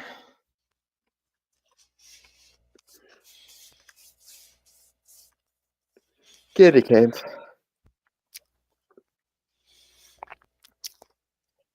Alright, so Giant Turtle said some stuff. Yep. Sorry. I was eating. He'd probably be saying Dalton should be going around in a wheelchair and having people get stuff for him. No need to ever get up because getting up is hard and you're disabled, assuming I'm not being stupid. Hold on. IIRC. I always forget what that means. If I recall correctly, is what that means. After like 5 or 6 times of having that pull on me and going, what in the hell does that mean? I finally have registered in my head what that means. Thank God. Okay, that makes sense. If I recall, he needs a cane or something. Do you, or is it just a style thing? No judgment in the latter, not like you try to pass it off as the former. I use a walker for short distances, a wheelchair, or a electric scooter for longer distances. I would like to at some point get to the point that I could walk with just a cane, because I collect walking sticks in general anyway, and canes are just more badass. Is the long and short of it. Don't you have one with a sword in it? I do. Not asking you to get it right now, obviously. I was trying to remember because I think you did show me. You told me about it like summer, right? Yeah, got it at the Red Fair at a stall run by a business named Canes Enabled. This one is a parade master of ceremonies cane that has a flamberge sword in it. It comes from, I believe, the year 1900, if I recall correctly. Yeah. Behold my sword cane and its awesomeness. I mean, we're not going. I didn't think we wanted to mention the sword cane live on the internet. Says Dragon Turtle. Yeah. I mean, it was sold for legal purpose. It was sold to me legally, so I don't think it's a problem to. It's not a problem to own one, and it's not even a problem to carry it in public as long as you mark it as like a concealed weapon or something. Mm-hmm. Well, I think we can also assume you're not going to be able to pierce anyone with that because you don't have the strength to do so. Very much fuck you, but am I wrong? No, you're not. You're not wrong, but fuck you and you're not being wrong, this you motherfucker. Yeah, you still love me though. I do. I mean, I don't give the last dollar in my wallet to get just anybody Christmas presents. They're my dude. So there's that. And I do appreciate that. All right, Dragon Turtle. Don't. Okay, I'm gonna read the second one and then I'm gonna read the first one because I think they work better in that order. Don't I think you are seeing mixed emotions and calling it a new emotion? That your definition of pity is just someone going poor disabled kid and ooh disabled kid at the same time. Again, as far as I can tell, pity is denoted by two things. Pity is a gift that those who think themselves superior to other people condescend to give people they consider lower than them. And as I said, I think subconsciously, pity is a passive aggressive attempt by someone who wants to feel like a good person, moral permission by given by themselves to feel disgust. Because in the mind of a pitying person, it seems to be the case that if I treat the thing I'm disgusted by better than I treat normal things, then that makes me a good person at the end of the day. Even if my attempts to quote unquote help do nothing but make the person's situation worse. Right. Okay, and then question: would you accept pity from someone who's your superior? And what do you do like pity and sympathy towards someone superior? Okay, that latter half of that question is a little weirdly worded. I'm not gonna lie. Yeah, I don't quite know what the second half of that means, but regarding pity from someone superior, I am of two minds on that. My first instinct, if anyone, even someone superior to me, gave me pity, would be to be somewhat offended by the pity, because my stock response to pity ever since I was 5 years old and understood the difference between pity and sympathy and shit was I've always responded to pity with contempt. I've always had a chip on my shoulder with regards to pity. It is one of the most loathsome and dishonest emotions it is possible for a human being to exhibit. If someone was categorically better than me in every conceivable way, and they gave me pity, I wouldn't be as overtly angry with them, but I would still kind of bristle and squirm and be relatively I would still feel relatively unpleasant about it. Most people that I would qualify as better than me would also be morally better than me, though, and thus would not be capable of being guilty of pity, because someone who's actually morally upstanding should understand the difference between pity and sympathy and try to offer sympathy where possible. Okay. If pity is for someone below you and sympathy for a peer, what do you do towards your superiors is what he meant.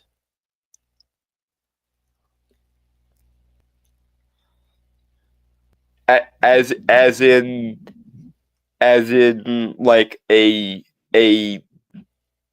I'm trying not to see this in like classist venues, but like if It's like you a as boss or something. if you as a servant notice that your employer is struggling or something, are you obliged to give?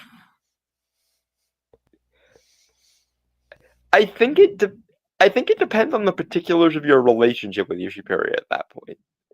Because on the one hand, it's presumptuous to offer sympathy because that implies a belief in equality where equality is not a thing. On the other hand, I'm not. Pity would most definitely be, frankly, in a world that made sense, pity towards someone who is actually superior to you would be a good fucking justification for getting your head cut off. But that's neither. Here nor there. I think at that point, what would come into play would be something equivalent to like noblesse oblige, in the same way that your superior has an obligation to see to their vassals, so too the vassal has some kind of obligation to come to the aid of their superiors as and when the superior is in a compromised situation.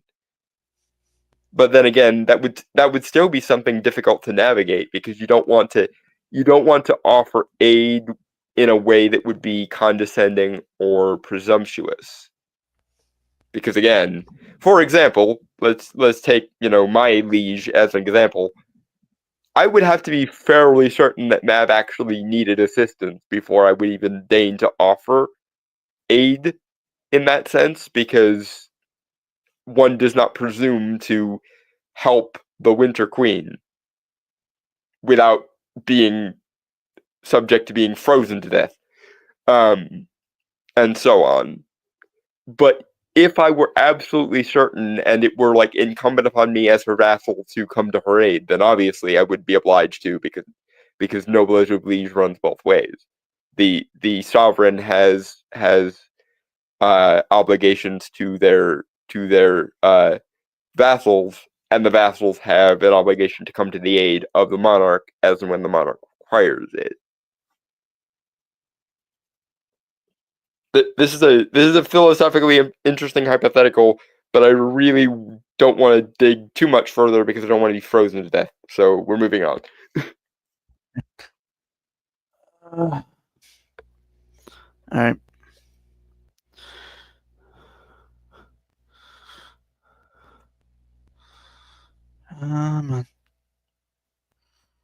For real, I would sympathize with Kevin because, he's a child, and the Wet Bandits are not to be trusted. But Kevin and his antagonistic relationship with the Wet Bandits hits a little too close to home because of the incredible rights granted to homeowners to kill anyone who trespasses on their property. Home Alone Okay, is a back up. very I want to make conservative sure I film heard. about I want to make sure I heard that correctly. Because if I heard that correctly, I'm about to lay into Leon. But good. Okay, hold on. Let me wind it back. All right.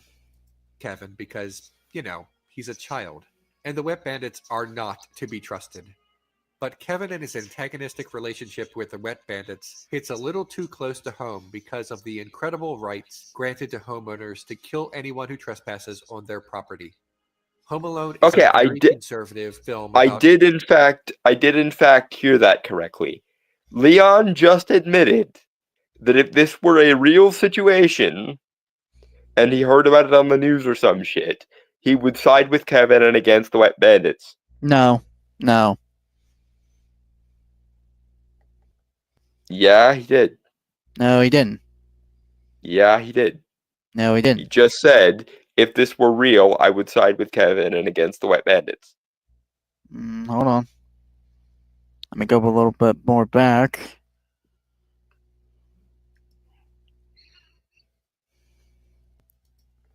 In conclusion, and in summation, if Home Alone were real, I would sympathize with Kevin because, he's a child, and the Wet Bandits are not to be trusted.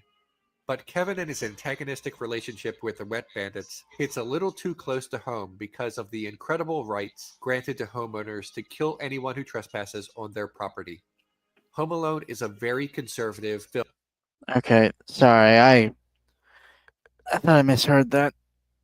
In other words, Leon, you know that you're talking out of your ass because you just admitted that, at least according to your own internal monologue, if Home Alone happened in something resembling reality, you would side with Kevin and give him more moral leeway because he was a child defending himself against adults. And yet, somehow, you can insulate yourself like a freaking caterpillar in a chrysalis with all this abstract post-structuralist woo. And yet we as the audience have more or less a God's eye view of the universe in Home Alone. And yet, even though we as the audience actually have more information on what happens in the movie than we would if this happened in reality, you are more willing to give leeway to Kevin in reality than you are in a situation where you have more information on the situation, because the audience, by definition, kind of has a God's eye view in movies. How thoroughly pretzelized is your brain? You know the standard that everyone else is holding this to, and makes perfect fucking sense because you just yourself admitted that you would abide by that standard in other situations. But somehow, the fact that you have more concrete evidence that Kevin is not in the wrong and the Wet Bandits are in the wrong in Home Alone makes you more sympathetic to them and less sympathetic to Kevin and his family, because abstract classism, abstract post-structuralism, and abstract fucking legalistic bullshit that nobody told you to bring to the fight, but you brought to the fight anyway. So you yourself admit that you, Leon Thomas, would be more sympathetic to Kevin in a more realistic situation, and yet you choose to leave that part of your brain at the door, but you don't choose to leave your literary post-structuralism at the door. You see how completely backwards that is? Typically, and I'm saying this about just about everyone who's ever seen this movie, because I'm fairly certain that I'm correct on this, most people would take their, like straightforward logical presumption of kid equals innocent, criminal equals bad with them and leave any politicism at the door, but you're choosing to do the exact opposite. You're choosing to ignore the fact that Kevin is a child and that Harry and Marv are douchebags and criminals, but you're not choosing to ignore your, like, critical theory 101 level literary analysis. How thoroughly has the like Voschian brain rot dined on your brain, sir? When you literally see behaving like thinking like a normal human being as unusual and unorthodox, but bathing in post-structuralist woo and dragging economics and legality into a movie that abides by no such strictures as the normal and intellectual position. What in the fuck? Candy canes.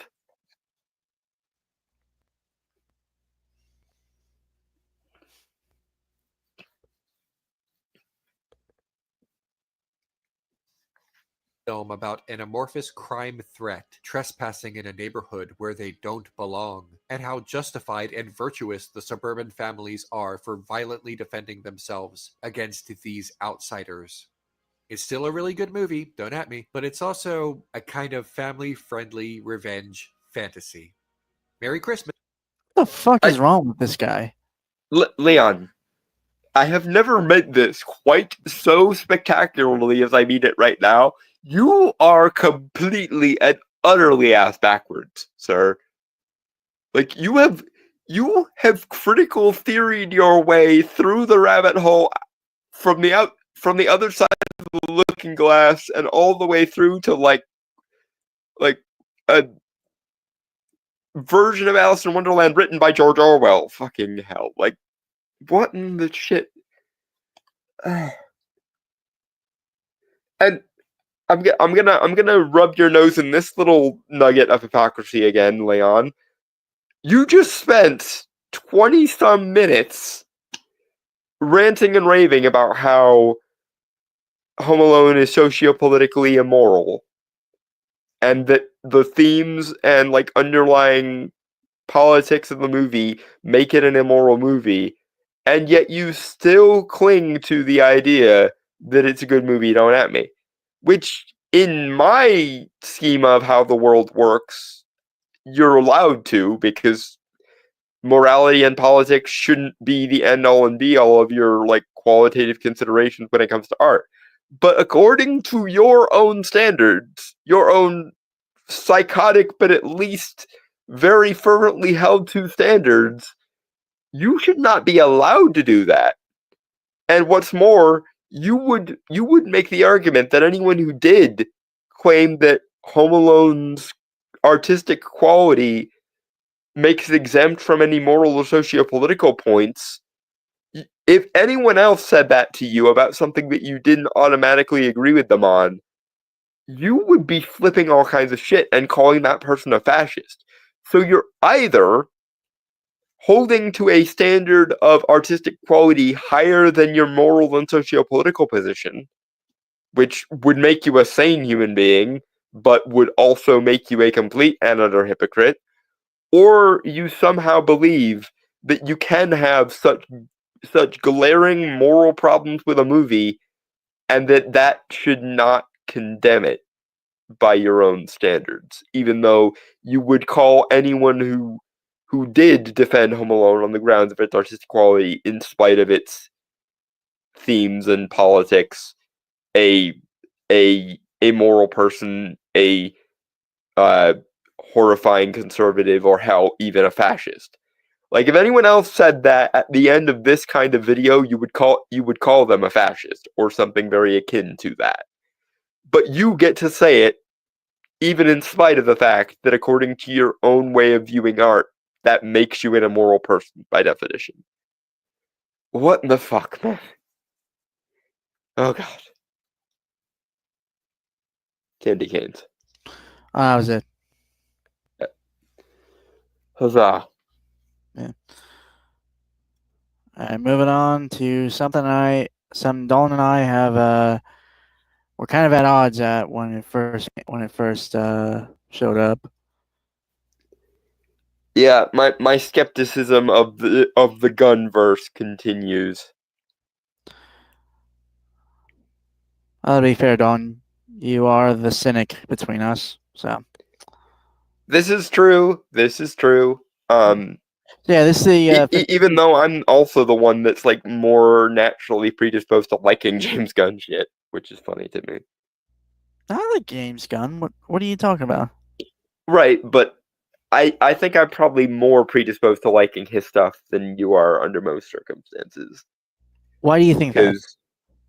Because James Gunn and I share a love of weird, obscure shit. And I don't? Not as explicitly as I do, is all I'm saying. So in theory, on some kind of paper, I should be more in favor of James Gunn's take on DC than you are, but I think it's oddly gone the other way. Well, being fair, I do see the points you and I have discussed before. Yeah. Well, I have reservations, but we'll get into them as and when they come up in the trailer. Banana. Well, hold on. Yeah, Superman official teaser trailer. Yeah, this came out during December. I'm not gonna lie. A part of me, Dawn and I had actually discussed this about actually doing it during December because it was so big, but figured like wait a month, let all like the hype and stuff die down with it. So,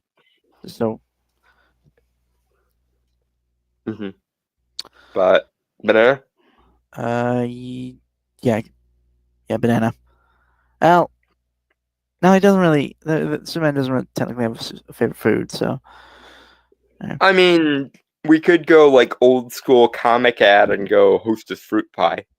No, banana's fine. I'm too tired to really care at this point. Banana.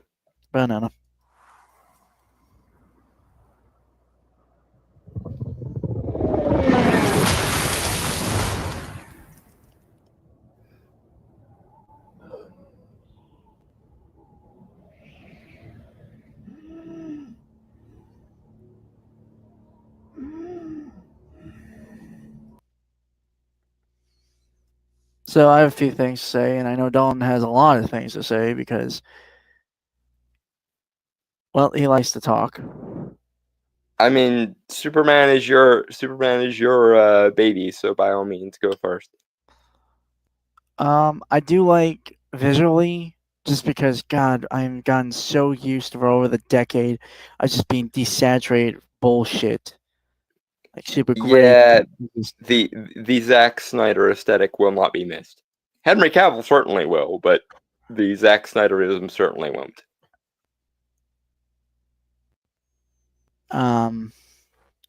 But yeah, I appreciate the color in here. It feels very comic booky, so that's nice.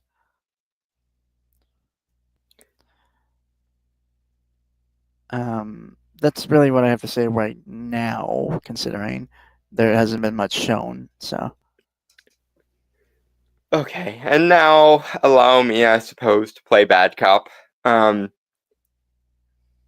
This, appears to be consistent with the same trend that we somewhat disliked in the first released Image, which is that I'm sure there is some creative headspace that James Gunn is occupying that this makes sense in, but from the outside looking in, James, it really looks like you're once again going out of your way to display Superman in as beaten down and compromised a position as he can be, instead of leaning into what even people who ended up liking Henry Cavill as Superman were missing in the Man of Steel movies, which is Superman is supposed to be a purer than driven snow, incorruptible symbol of joy, hope, and altruism.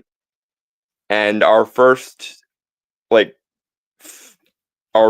several seconds in this trailer see him beaten within an inch of his life and wheezing half to death.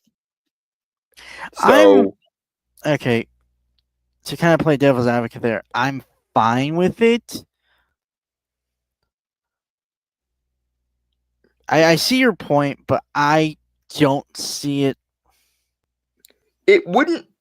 it wouldn't be worrying in and of itself necessarily if it weren't for the fact that some version of this same mistake was made with the first Image, where his suit had like blood spatter on it and stuff in that first Image, and it was very, Just I don't. No, it was. I don't think it was blood. wasn't it? It looked like they looked like bloodstains to me, but I could be. But regardless, the color darkening and desaturation of the Image and stuff too. And I know it's maybe not entirely fair to bring this up because it seems like James Gunn's opinions might have changed somewhat vis-a-vis Superman.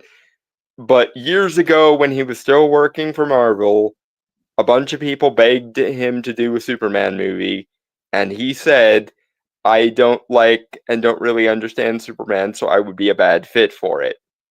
And between that and the Image and the overstuffed cast and shoving 5 or 6 other heroes into this movie rather than letting it be about Superman, and then the way this trailer opens with him being beaten down and broken, it strikes me as, once again, DC failing to read the room and failing to give people the incorruptible symbol of goodness, the incorruptible larger-than-life symbol of goodness that Superman is supposed to be. And that's what everyone and their dog has been begging for. Angelo brings up a good point. To be fair, you can still have that, and even at your lowest point, you never give up. Or for another angle, you keep smiling. Right, but as your foot in the door, seeing the character who's supposed to be a larger-than-life, incorruptible symbol broken and wheezing is not it's not a good look, especially fair, from someone. No, hold on. Sorry, I'm not. Let's be honest, Don. If you keep talking, you're not going to stop talking. Fair play. Yeah, but I was going to mention. To be fair, this technically isn't the DCU's, whatever they want to call it. I don't give a shit. Foot in the door. That would be Creature Commandos, which isn't bad, but and I've mentioned this to Dawn before when we've hung out. It just strikes me as Suicide Squad, which isn't bad. I'm not saying it's bad, but I just kind of how to say this. Also, cakes. Yeah, that honestly would have made sense. Couple of responses to that. One, Creature Commandos doesn't have like the most absurdist view count in the world, so for a lot of people, they probably haven't seen that yet. Two, if we want to play that game, then our first exposure to the new version of Superman was the Image that got released, which didn't seem to really understand the character either. No, that's fair. I'm talking about I'm talking about like products for the DCU, which just equates to like actually no, that would be Suicide Squad then, or actually Hmm.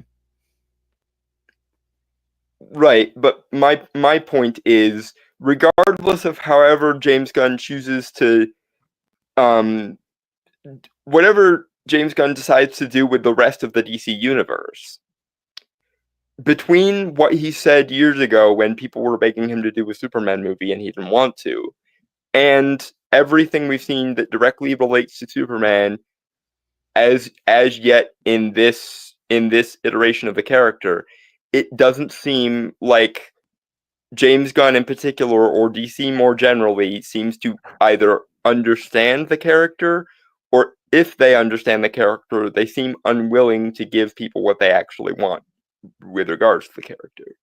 Mm,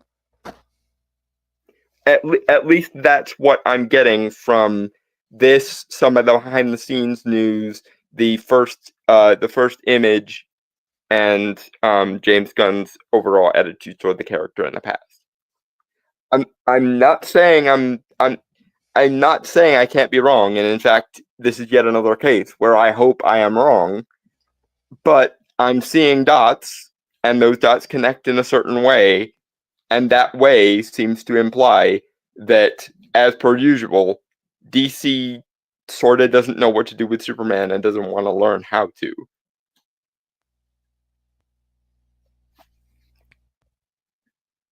And that worries me. Because at the end of the day, advertisements are first and foremost about optics and about conveying what story you're telling to the audience. And this doesn't do great in either category of that. to be fair, advertisements kind of gone the way of the dodo in terms of quality. This is Like also the true. What has it been, like the last decade or so? Yeah, we shouldn't be living in a world where DC releases the first appearance of Superman and a bunch of people have to Photoshop and color correct it for them. But unfortunately, just like with the old school first Sonic trailer before the director went, holy shit, that's not what the fans want. We need to put in effort to fix it. Or a more recent one, the Transformers 1 trailers. Yeah. Studios appear to just not get optics or not get what people want from certain established IPs, and it's worrying in the context of. Yeah. To be fair, given the reactions I've seen some people have to the trailer, it looks like people think this is a good interpretation of Superman, and there are good moments in this that we'll get to. And that's fair. I can't unsee the wider optics and implications. Let's just make sure we have this settled as well. One, Superman is not your favorite character in the DC universe. No, not remotely. Second, both of our opinions have kind of been taken since we've been covering this basically from the get-go.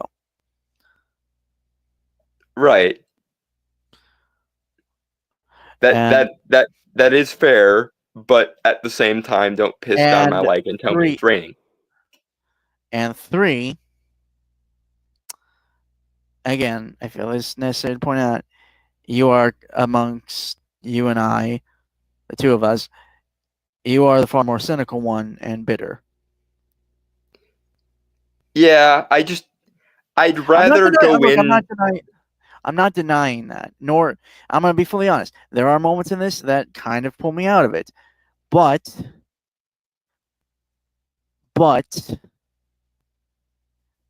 compared to all other iterations of Superman that I have seen in the last decade or 2 decades, this is far better than those by a long shot. Although it must be said that bar isn't particularly high because people haven't done right by Superman in years. Look, it isn't, and I'm willing to admit that. But comparatively, this is very good. And I am desperate to get something. Okay? But see, this is I think where our difference lies on this. I would rather know what I'm getting into going in then try to convince myself everything is fine, only to I'm then not have doing everything that. crash and burn. I'm And not convincing myself.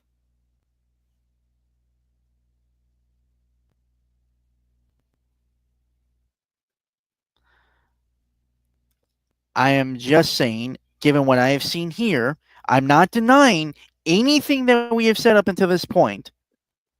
But from what I have seen of this trailer, it is far better than anything we have gotten. Can you at least concede that point? yeah, but Okay. again, that bar I is realize somewhere that. in the earth. I realize that. I'm not denying that. But I am saying, compared to everything else, barring the bar set very low, barring that, this is one of the best things I have seen of Superman in recent years. Okay? Can that point be Fair can you enough. agree on that? Okay. I just don't particularly like grading on a curve. It's all I fucking got at this point, okay? Yeah, I know. But that's part of the reason that I feel like I have to be harsh with this, because if you give them too much benefit of the doubt, it's just going to wind up with you being disappointed later. Oh, I've So it's been better to go in with hey, our eyes open. look, Kind of I'm gonna be fully honest with you, man. I've been disappointed in James Gunn ever since the announcement was made. Yeah, ditto. I Okay, like. so I'm this, like, full honesty. I don't think I think this is going to be relatively mediocre, but far better than anything we've seen before. Mm-hmm. Okay, so I'm taking it that way. I'm not denying that it isn't going to be the best. I want it. I hope I'm wrong. I really do. Yeah, by no means take this as meaning that I want this to be bad. If for no Right. other reason than how much I care about Brainstormer, I want this to be good because I don't want to see his boy massacred. But at the That'd be same great. time, I can't unsee things once I've seen them. So I'm bracing myself for the inevitable disappointment. And what's more, I feel it's necessary for us to criticize when they do something wrong. No, I Otherwise, agree. they're never even going to have the opportunity to learn how to do it better. Look, I agree. I'm not gonna. I'm not dis. I'm not trying not to criticize them. I'm just saying, given just the things I've seen currently, and again, granted, it's only the first 20 seconds, right? Yeah. And I am We probably taking it. should actually get back to the trailer before too long. That's fair. But again, it's just like I'm expecting to be disappointed. I truly am. But I am holding out hope, man, because I have to. Because if I don't, I am going to break. Yeah, I know, and I apologize for harshing your mellow, dude. It's just my approach to when things are about to disappoint me is to brace myself internally so that my armor is metaphorically up and so that the pain hurts less. But I'll try to let you have your object. And by the way, I also hope that I'm wrong for James Gunn reasons, because I really like James Gunn, and he and I seem to be on a relatively similar page when it comes to embracing the comic bookiness of comics. Well, That okay, being said, I feel like it's a weird dig with me because you that's somewhat implying that I don't do that. no, what I mean is my dog in this particular fight is twofold. One, I want Superman to be done right for your sake, so that they don't massacre your boy, because Okay. people who hurt my friends will be hurt in turn. God damn it. And two, because James Gunn is one of my favorite creatives when it comes to comic book stuff, I hope this ends up leaning more into his wheelhouse than his announcement. way back in the day seem to. But that's one of the main issues that has occurred ever since he took over for DC, and I wonder how much of it is Warner Brothers keeping him on an unnecessary leash. It seemed like we got a lot less James Gunn for our buck when it came to the DC universe, because it seems like he's trying to please the mainstream side of Warner Brothers more than he is trying to be himself. No, that's that's actually a fair point. And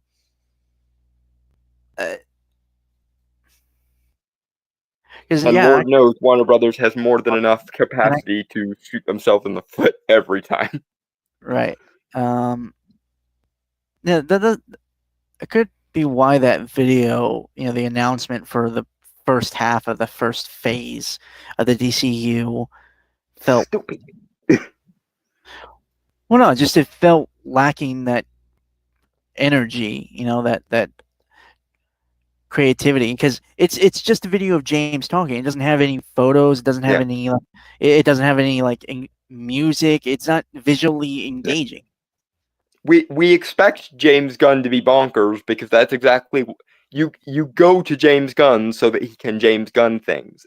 And I'm not sure if it's his unfamiliarity with DC Comics in general, or if it's no, that's weird. No, I don't feel that's a fair judgment, because I mean, look at Suicide Squad. Look at all the characters. I'm not saying it is. I'm saying it would be an explanation for why everything James Gunn touches for DC seems to be a little off. More likely, I think Warner Brothers is just sick of having to pivot every 5 minutes, and so they are watching him like a hawk to make sure that this goes what they think would be the right way. And I don't get that. As per usual, I think Warner Brothers' own studio meddling is going to end up being the thing that ends up shooting them in the foot. Isn't it always those guys are even more so than Marvel, like Disney Marvel? I mean, they are so hyper reactive to audience. They want so badly to please the audience, but they won't do the one thing that would be the thing that would make the most sense if you wanted to please the audience, which is ask the audience what they want and then give it to them. Why is this is going to be a rant of Hollywood in general, but why does Hollywood try everything under the sun to please the audience, except for actually doing what the audience says that they want? One would think that in a sane world, that would be the first thing to do, is the audience is already telling us what they want, let us give it to them. But for some reason, Hollywood and art in the art industry in general will do literally anything and everything under the sun and several things over the sun before they ever consider maybe we should just do what they want us to do for some reason. Okay. But Banana, we've gone way too far afield. So Banana. Well, Giant Turtle brought up saying cakes in honor of Lex Luthor stealing 40 cakes. I think that's similar to the Hostess fruit pie ad I mentioned earlier. But do Hostess fruit pies come in a banana flavor? We should look that up now. I think banana cream. I think I've had one. I think I've had banana cream Hostess cakes before. Okay, so banana cream pie, but I'm Tish. All right.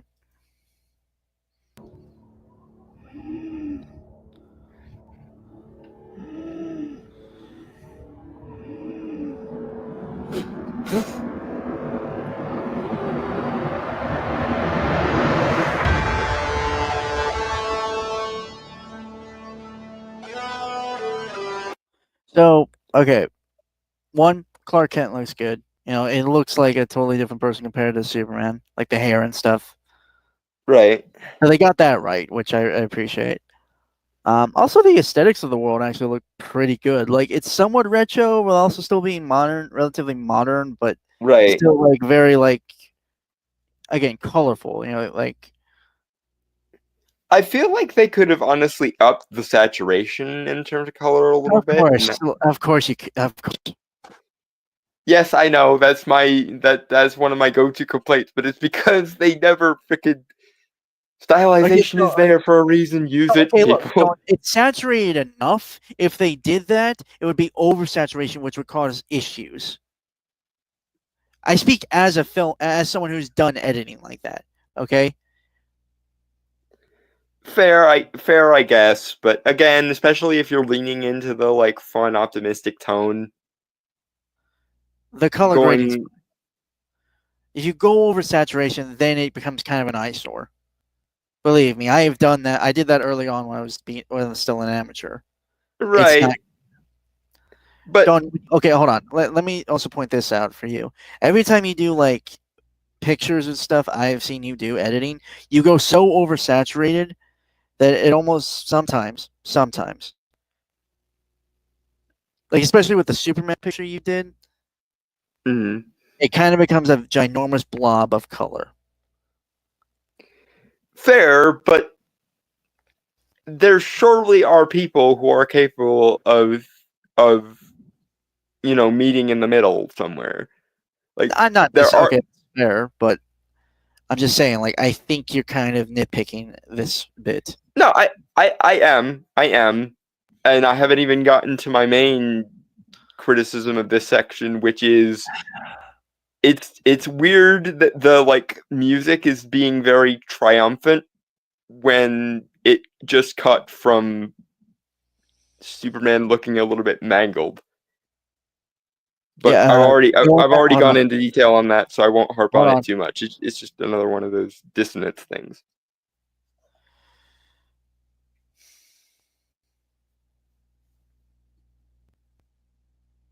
Hey, Don, you remember when I said there are days I want to slap the shit out of you? I assume the counter went up by 1. Try 5. Fair.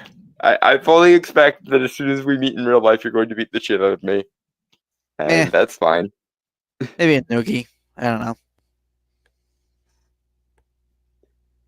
Nah, you've got all these saved up. You deserve to wail on me a little bit. I'm not wailing on a crippled man.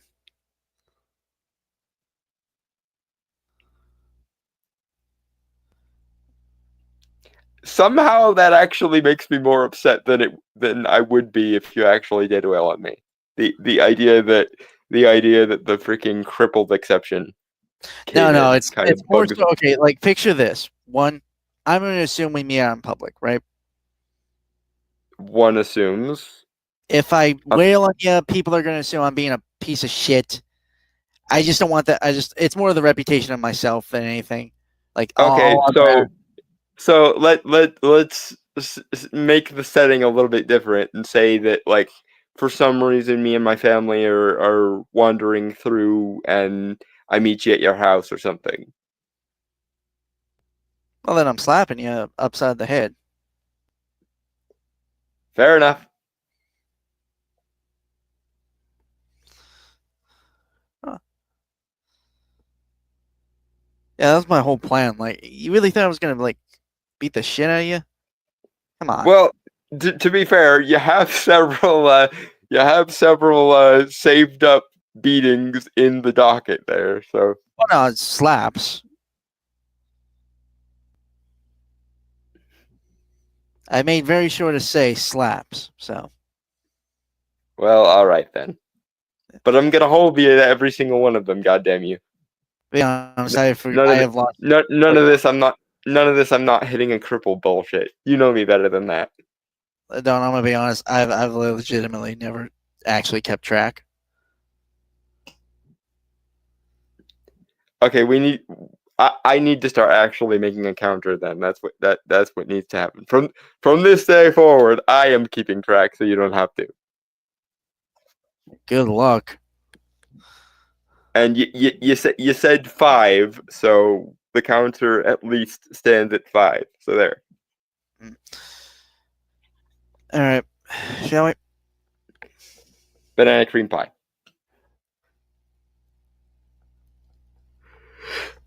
I'll be honest, it's kind of a mouthful. That's what she said. Shut up. Fuck. You realize you also said that in relation to the phrase banana cream pie. I'm just saying the quagmire is strong with this one. Giggity. You have corrupted me, you bastard. That is my job. It is one of those duties written into our friendship contract somewhere. Anyway, shall we? Banana cream pie.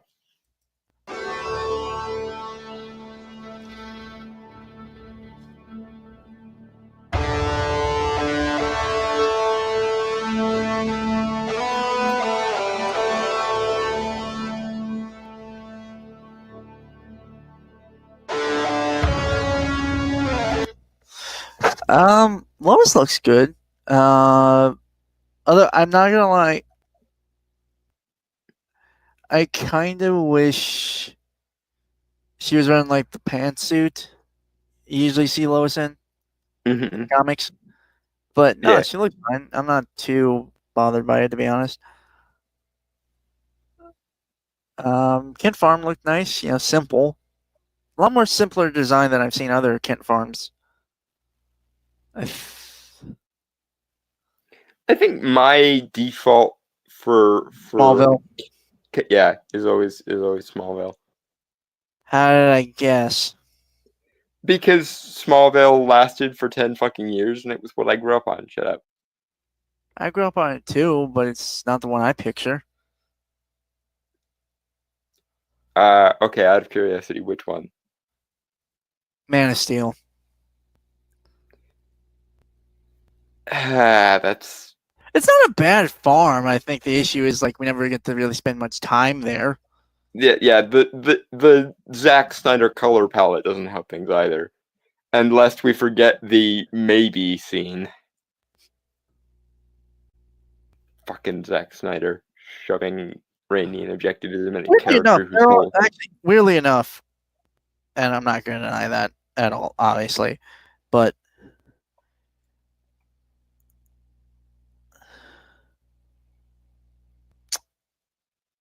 I don't put it past Dawn that he isn't.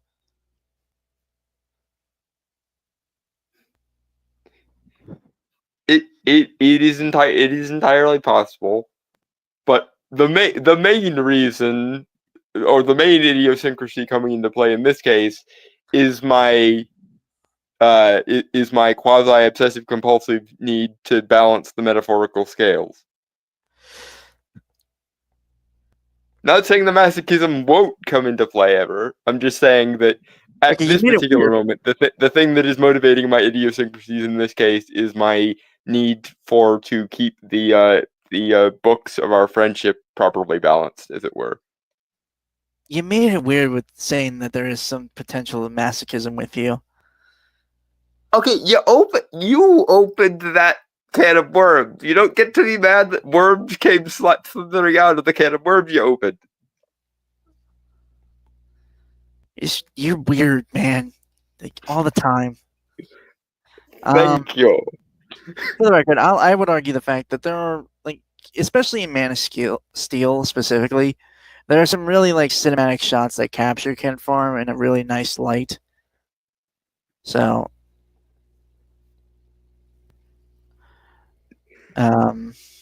which never pops up again in terms of like in terms of like style or shots in any other films.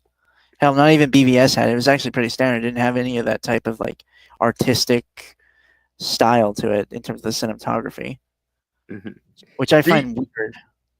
DT, lest we forget that I am the person who went out of his way to bind himself to the Unseelie Queen. So my principled autism to the point of my own detriment is probably well established pretty much by all factors concerned there. All right.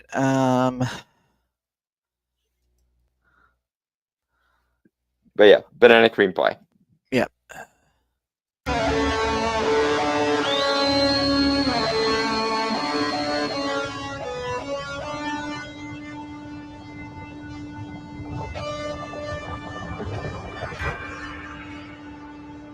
I still Crypto. Home. Take me home. I still don't like the repeated like flashing back to his bruised and beaten face. It's just very it's a very weird thing to make like the main like thrust of your trailer. Here is our character beating the fuck out of. Cut to something else. Here is our character still beating the fuck out of. And repeat. I mean, to be fair, I think Superman's gotten beaten up a lot, actually. Right, but I almost think that if there's something capable of beating the fuck out of him, you should save that for the actual movie. You should focus, especially given DC's, PR nightmare with regards to Superman. You should focus as much as you can, at least in the trailers, on him being a invulnerable, incorruptible symbol of goodness and hope and joy and shit. He's not. I mean, he's not really invulnerable, actually. I mean, consider how many times the guy's gotten beaten. Well, durable to the point of being invulnerable to just about everything. And again, from just a tactical standpoint, if you have a bad guy capable of beating the shit out of Superman, I almost feel like you should save that for the movie itself, so that when the villain who beats up Superman shows up, the audience can go, "Oh, holy shit." But by leading with Superman already being beaten up, that kind of takes away most of the thrill factor there. Depends on what we're. Again, it's only a teaser trailer, so probably not showing a lot. Honestly, we don't really. I don't get a sense of anything from the. Well, no, I get a sense of what the story's kind of going to be, but. I mean, I do also like Crypto being here. Crypto, Superdog is super cute, therefore, win, obviously. Although, not the kind of dog I would have gone for Crypto. What? What breed would you have gone with, out of curiosity? Well, I feel like I would. Okay, because it's an alien dog, right? Yeah. I was thinking of mixing two. Okay. Like the New 52 did Crypto as like kind of a giant wolf beast. It's kind of that mixed with like a greyhound. Oh, so something that almost looks like an albino Great Dane-ish? Yeah, pretty much. Yeah. Yeah, I can see that. I think they kind of went semi-Great Danish in the animated Crypto the Superdog cartoon from he looked years ago. He did look a lot like Scooby-Doo, so. Yeah, and Scooby is a Great Dane, so I think that is roughly where they went with him in that. Anyway, Super Doggo being super cute aside, banana cream pie. Labrador. Is that what Crypto is supposed to be, Giant Turtle? I don't think I've ever seen Crypto being like super floppy eared. His ears are always more triangular. Yeah, he has super floppy ears here, so might look like a Labrador then. Or like a terrier of some kind. Anyway, being pedantic about super dog breeds aside, banana cream pie. Banana cream pie.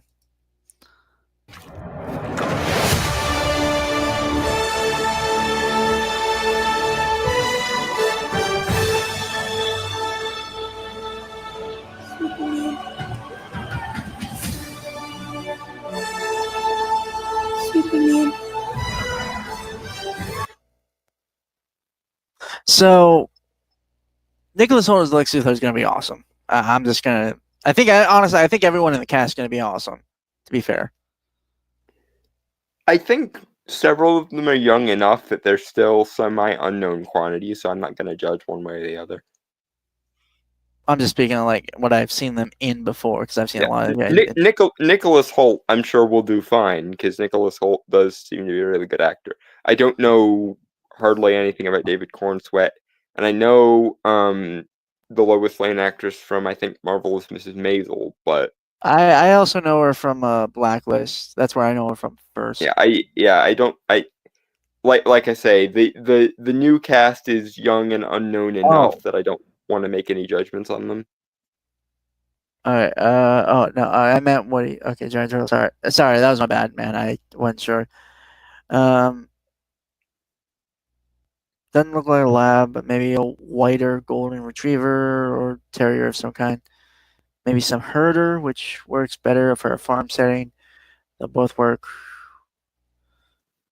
Well, but I mean, a large part of the separation between Superman and Clark Kent is that I believe Krypto usually winds up staying at the Fortress of Solitude and isn't often seen on Kent Farm or anything. So I'm not sure the farm dog thing even makes much sense.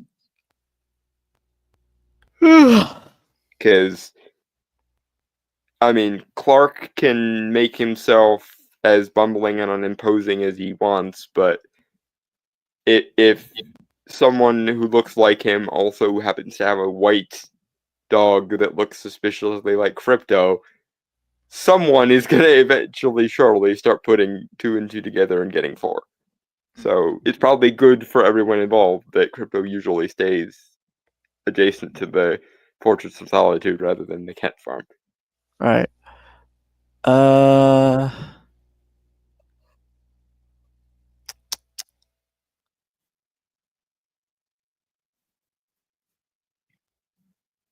Trying to think if I have anything else to say currently. Also, the chanting for Superman, I kind of like. I'm not gonna lie, just because like it shows that how much of a symbol and inspiration he is. You know. Yeah, I almost feel like that's how the trailer should have opened. Like that shot of him, flying down with the gold of the sun behind him probably would have been a better shot to open things on than the... That was Luthor. Superman just flew past. Oh, well. Lex has super envy. This we know already. Dear God, won't you two get a room, etc., and so on. Also, the suit doesn't look bad. Again, I do agree. Like the photo was not great when they took it in. The behind the scenes one did a lot better. I've seen some people don't like it because it looks. Well, someone had posed the idea that it looks that way because he's looking a little more approachable, like kind of loose. Like it's supposed to kind of be based off like wrestlers or like strongmen, Yeah. Which, yeah, it makes sense. I mean, I would like to see someone actually make use of that in a Superman movie, considering that is his golden age reason for looking like that. I'm not sure I like the collar on the new suit very much. I think the suit obviously takes a lot of inspirations from a lot of different suits throughout like his history. Mm-hmm. I think the collar is obviously like kind of reference to New 52. Yeah, and I think that might be one of the reasons I don't like it, because most of the creative decisions in the New 52 were various degrees of shies. I don't mind. I don't mind the collar, to be honest. Yeah, and I realize we're nitpicking to shit here, but you're nitpicking to shit here. Yeah. Anyway, banana cream pie.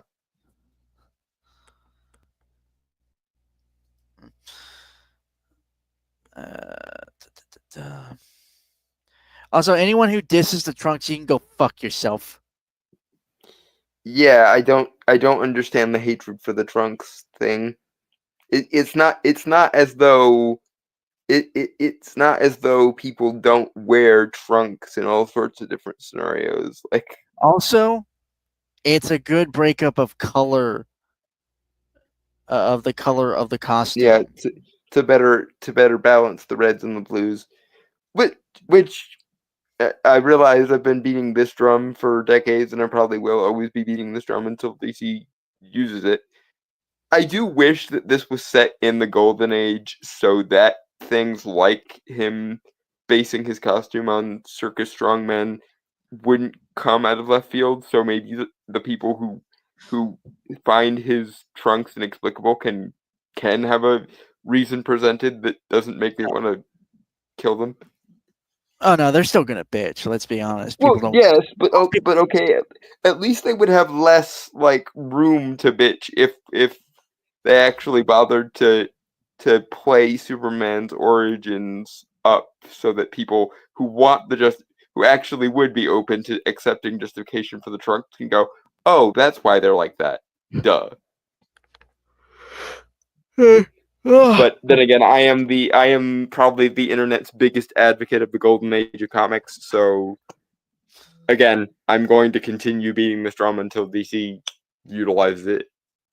Banana cream pie. Yep.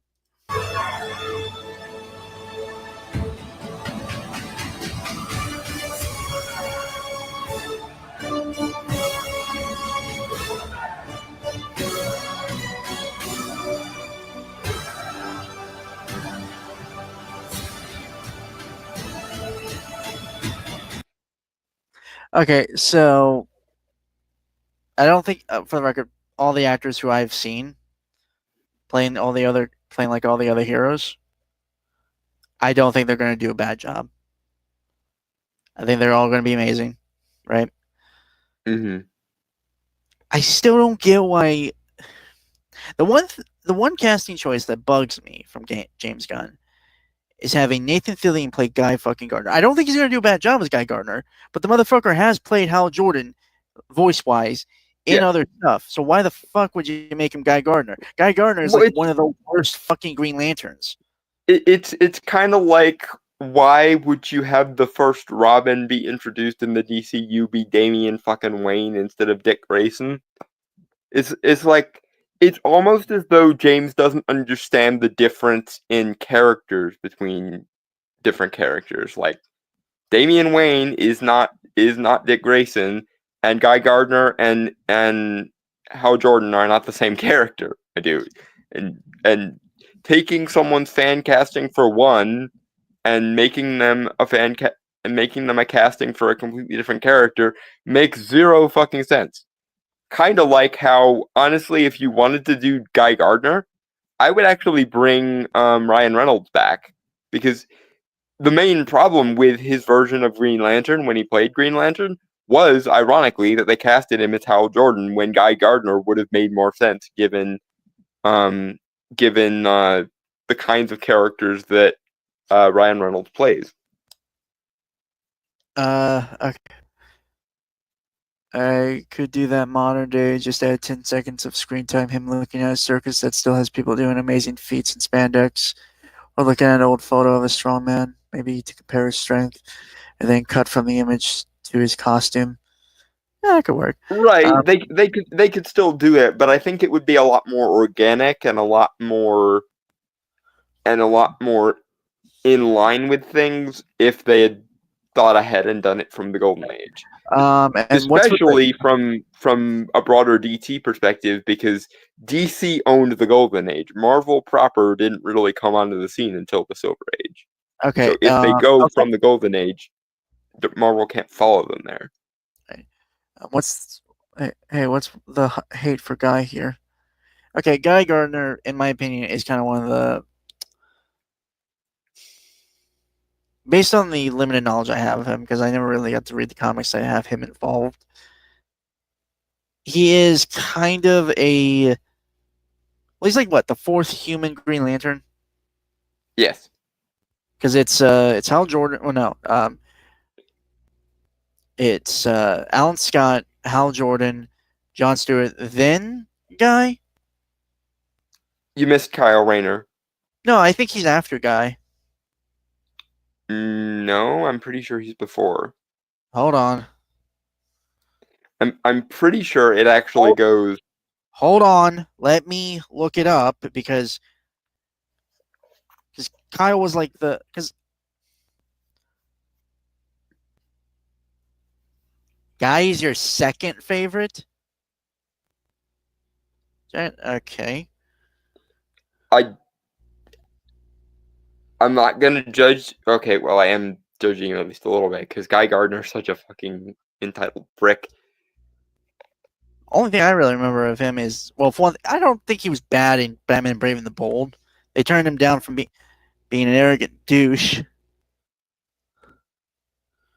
Okay, he's created in 1968. Guy Gardner. Okay. Hold on.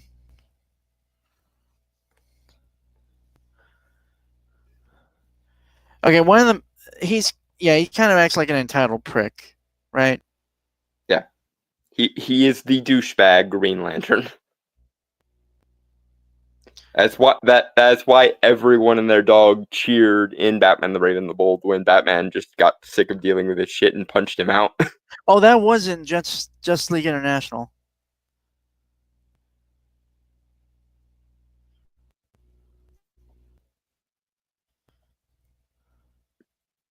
Kyle Rayner, 1994. So yeah, Guy was the fourth Green Lantern.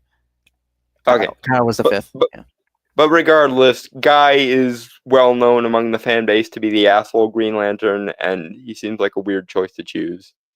Again, and especially for Nathan Fillion, because again, he's played Hal Jordan. He's at that age where he can play Hal Jordan. And what the Lantern that he gets fan casted as is Hal, not Guy. So it's weird to pull Guy out of your back orifice when everyone and their dog wants him to be Hal. For the record, I think Guy Gardner was actually done a lot better in Brave and the Bold. Like, they didn't make him an arrogant douche. They just kind of made him, like, a bit stubborn. Kind of... He was the Green Lantern that teamed up a lot more with Batman in that show than any other Green Lantern. Right. But that being said, even with his asshole nature turned down, it was still cathartic to watch Guy get one punched. Yeah, but it's just weird. I am surprised with Metamorpho though to be in here. That's cool. I mean, it is still James Gunn, so he's still gonna find a way to weave the weirdness in one way or the other. I am still curious about Hawkgirl and how they're gonna go with that. That of course makes me wonder how and where do the JSA fit in here, because if Shayera is here, then that means that I don't know if it's I'm not sure if they're doing Shayera. It's gonna really irritate me if James Gunn starts from like the third or fourth generation of the DC universe and basically ignores all the good shit. Because he's doing it with Guy, he's doing it with Damian. Does James Gunn just not like the mainline DC universe at all? Hold on. Okay.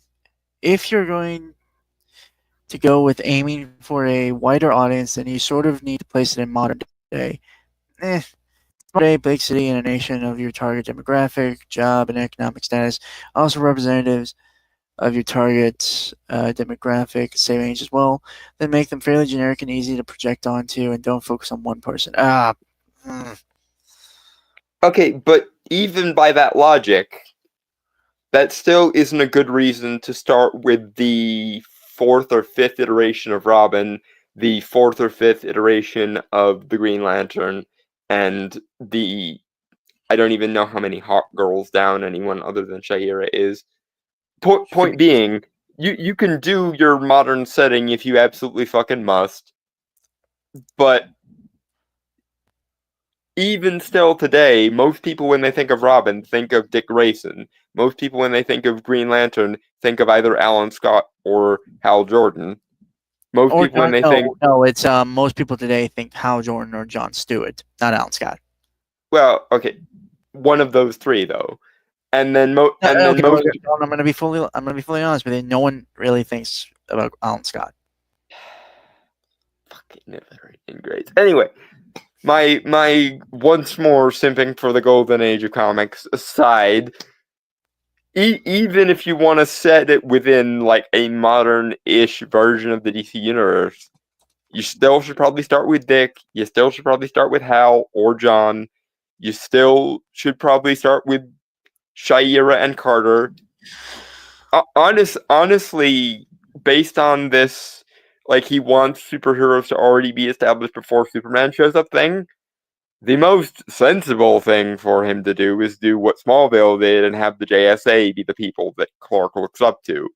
But I digress. That is once more me simping for the Golden Age, which DC, for whatever fucking reason, will not make use of.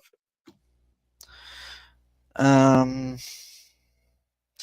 might think that he needs to jump the stuff already. Hold on. I still worry about too many people. Superman origin story, Hawkgirl, Lanterns, Lex, Solaris. Well, no, I mean you can have Lex in there. Obviously, he's kind of a staple. Metamorpho, the Soldier. Okay. Gunn might think that he needs to jump the stuff already covered in the previous DCCU, like how in Full Metal Alchemist Brotherhood they sort of speed through the first half because it's assumed you've seen that in the previous version already. I can see that a little bit, but that's still you wind up with a problem of by jumping a lot of the more obvious correct answers, you end up jumping into things that are various degrees of controversial or annoying. Because so hold on. Sorry, I don't mean.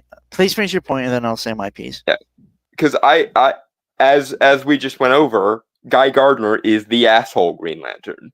Damian Wayne is sadistic autist Robin, etc. and so on, which are things that a lot of like taking inspiration from the New 52 suit. A lot of people didn't like the New 52, so like it seems like a really. No, I said the collar. Everything else seems to be inspired by something else.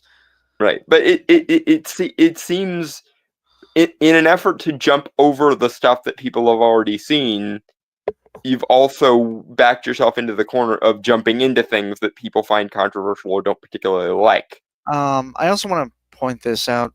This is what I was going to say earlier. Well, it's the issue that the DC. Well, for one thing, I don't know. I think James Gunn is trying to do what the DCEU claimed it was, which was like trying to have a lived-in universe, right? Mm-hmm. Which would be fine if it was more of a natural setup. But the issue with like the DCEU and the Gunniverse, or what are you calling this one? I'm just calling it the Gunverse until I can think of something else to call it. Okay, Gunverse.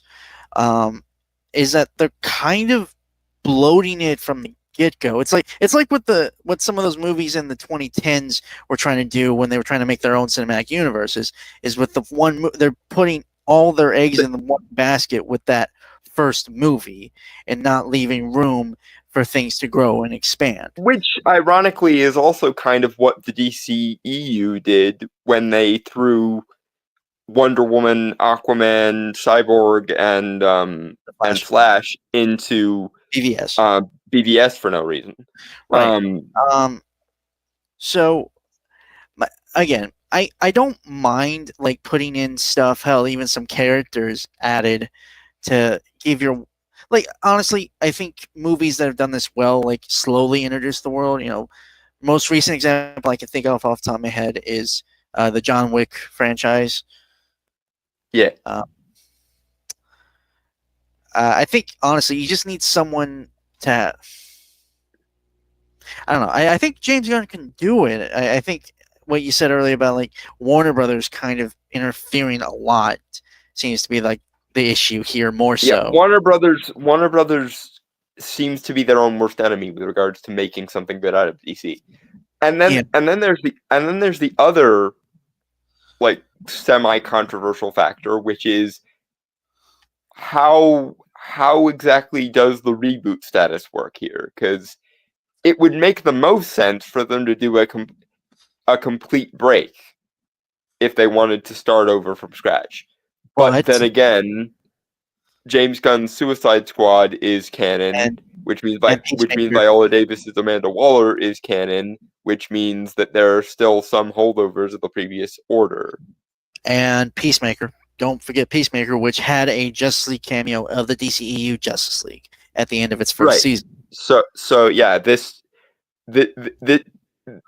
they either should have done what Aquaman, Wonder Woman, and Black Adam were doing and stick with the soft reboot so that you could get like a tonal reset more so than anything else, or they should have done a clean break.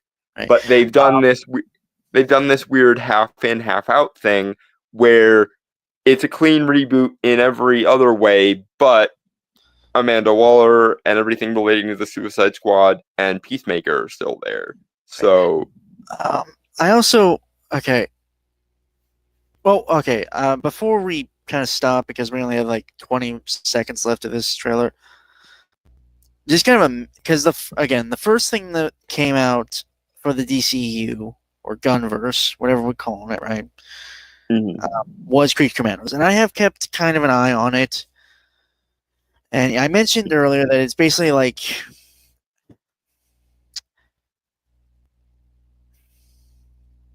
I mentioned that it kind of is a lot like the Suicide Squad, right? Mhm.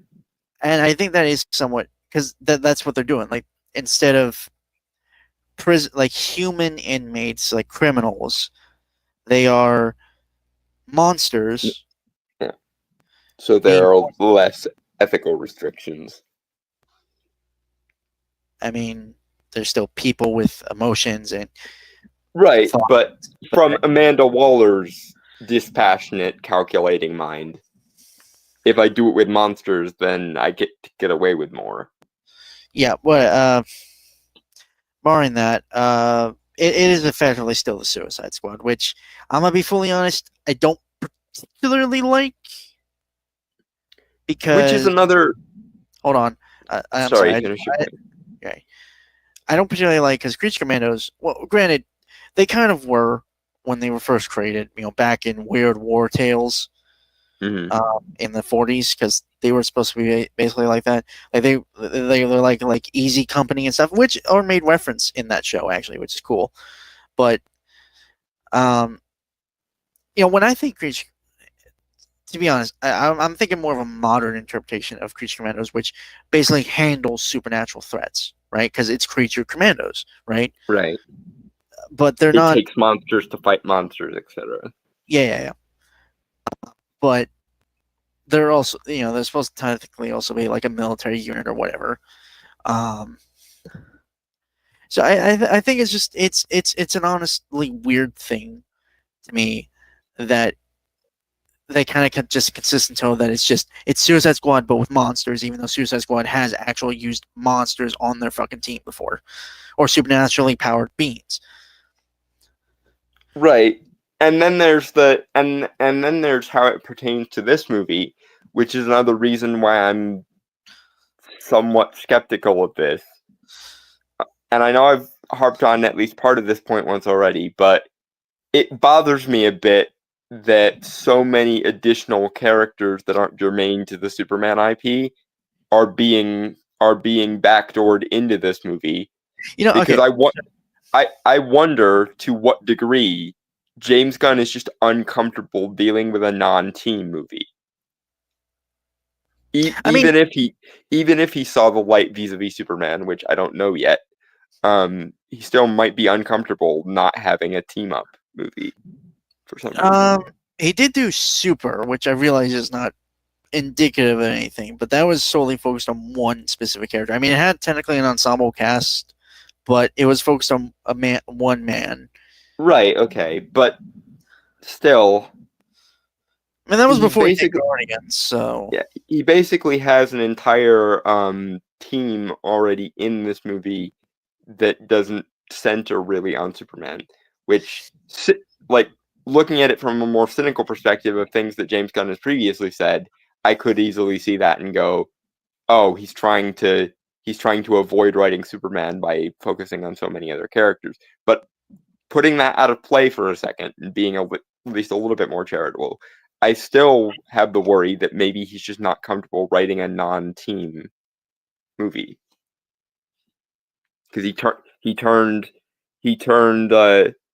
Suicide Squad kind of took inspiration from Guardians, and then he took his Suicide Squad and took inspiration from that and did Creature Commandos. So maybe is he just not comfortable making a non-superhero team movie or making a singular superhero movie as opposed to a team-up movie? I mean, the Creature Commandos has done. It's actually.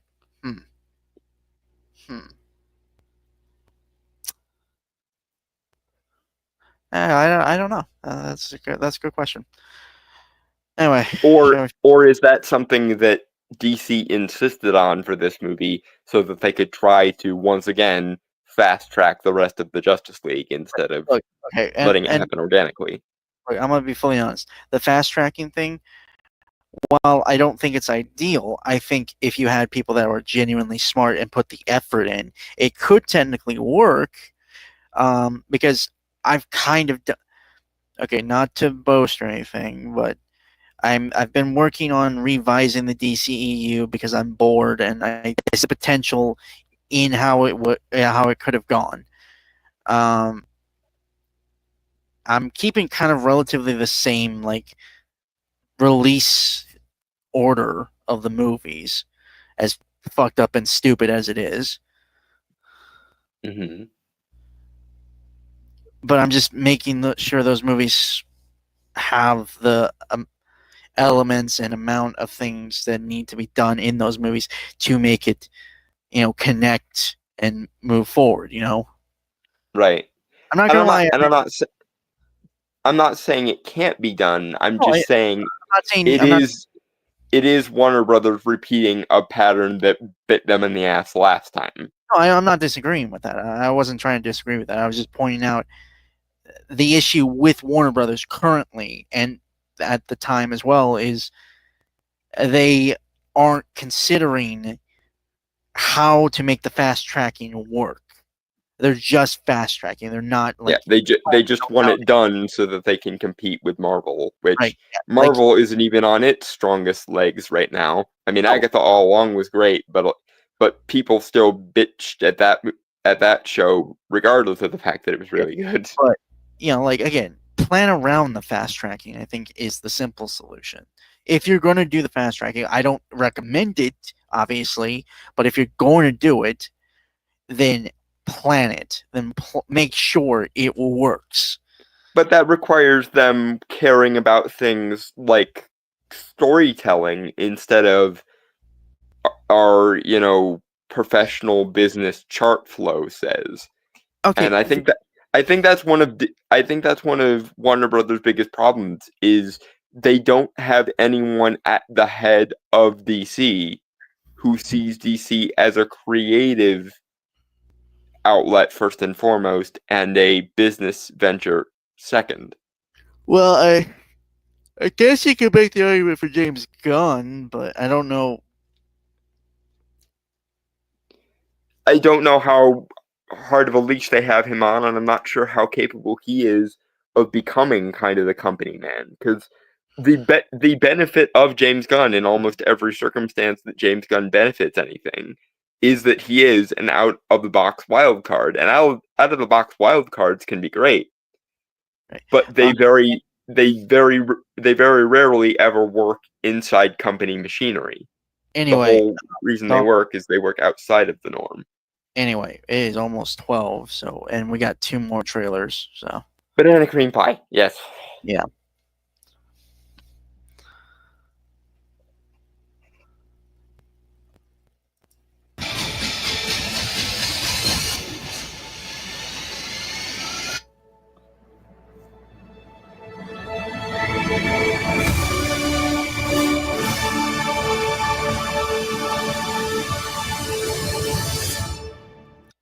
I do like the classic DC logo for the new DC studios. Mhm. That's nice. Anyway, let me set up the next one. Yep.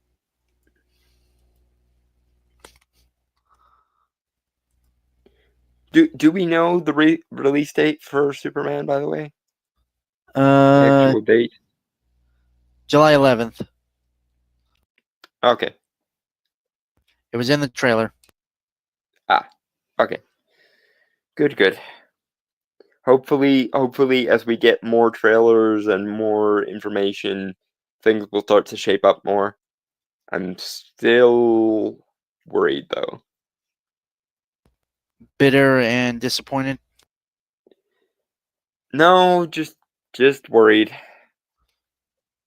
Isn't it Just your seeing default setting though? just seeing some writing on the wall here. Hopefully I'm wrong. Hopefully they pull out a miracle, and if anybody can do it, James Gunn can, but I'm seeing some writing on the wall, and that's not a good sign.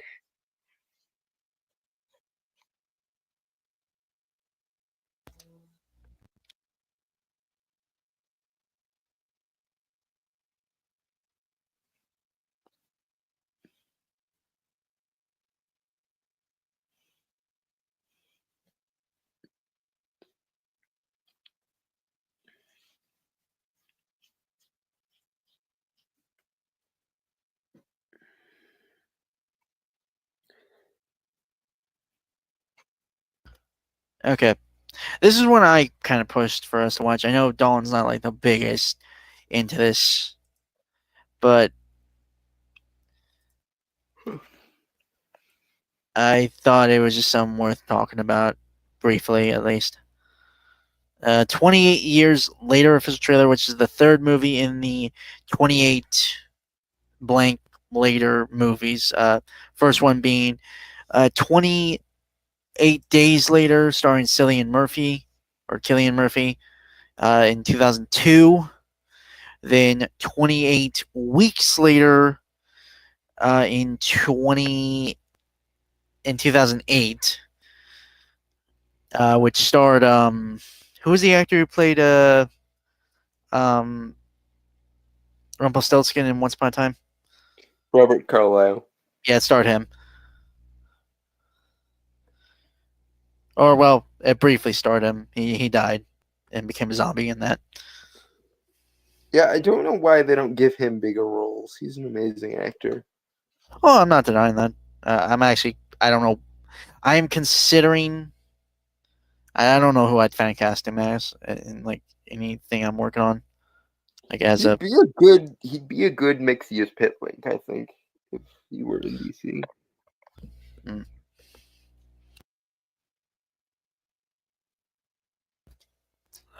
yeah.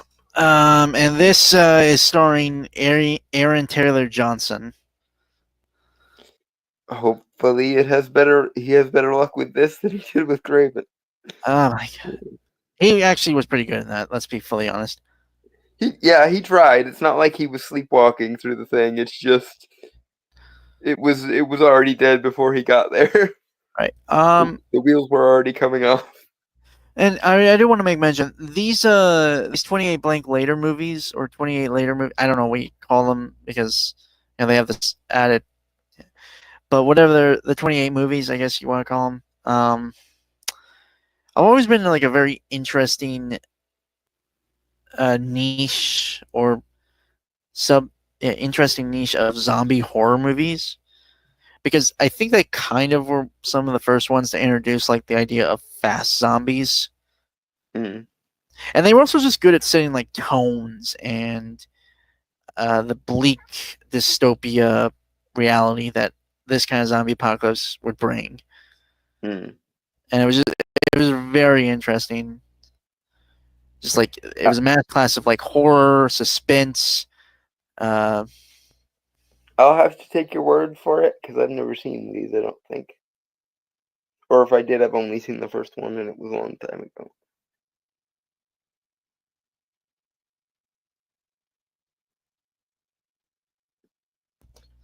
But yeah, it's I won't lie, Dalton. It's not your particularly brand of like movie, Mhm. I also think it was kind of like also maybe one of the first see, I don't think prior to this, action horror was really a genre Mm. per se. And I'm not saying that it had pure action because that wasn't like its goal, but it did have some interesting. It was an interesting, like it's an interesting subgenre at the very least. Mhm. But they're very good movies, and like the character, like okay, oftentimes like it's I say it's a subversive series of movies, but not in like the modern interpretation of subversive, more classical, if that makes sense. Mm. It's not. It's in what I mean by subversive is it really plays with your expectations and does it well.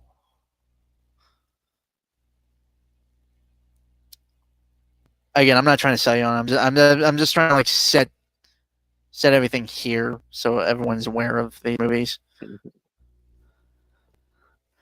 So anyway, Banana. oh, and the zombie virus, because that's the virus. I know you don't like that. Someday necromancy zombies will make a comeback, I swear to God. Dead Snow. Hmm? Dead Snow. You haven't watched that? No. What's that? Nazi zombies.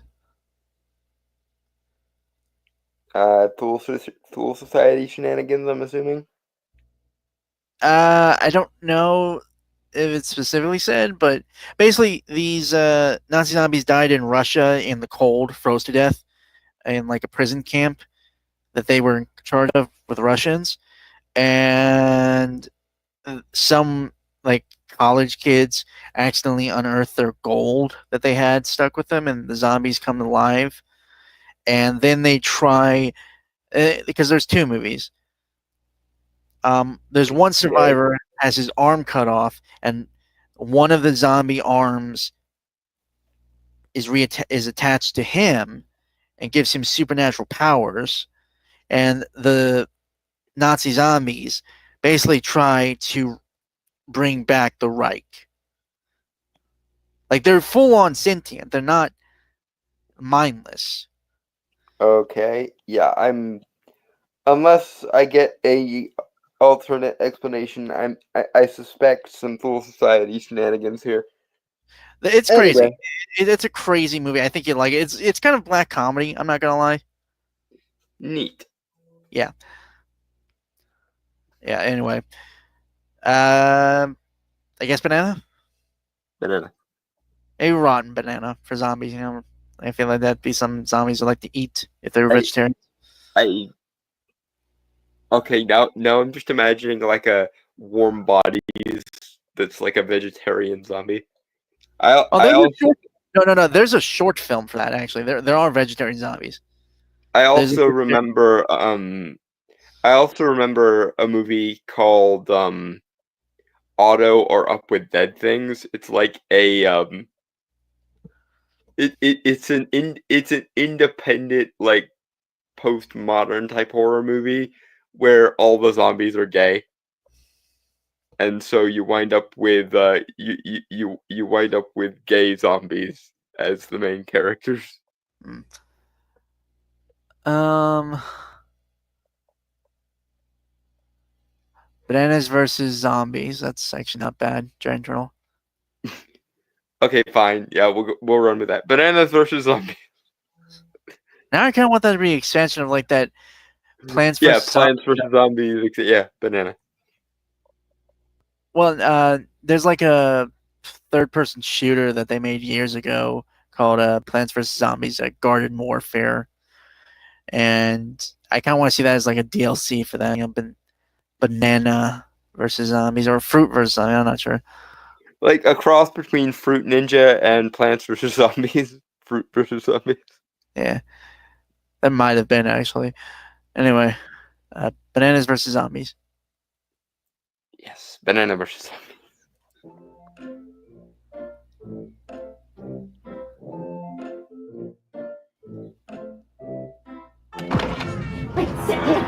said, Auntie, what's going on? Jimmy, sit still, keep quiet, and do not move from the spot.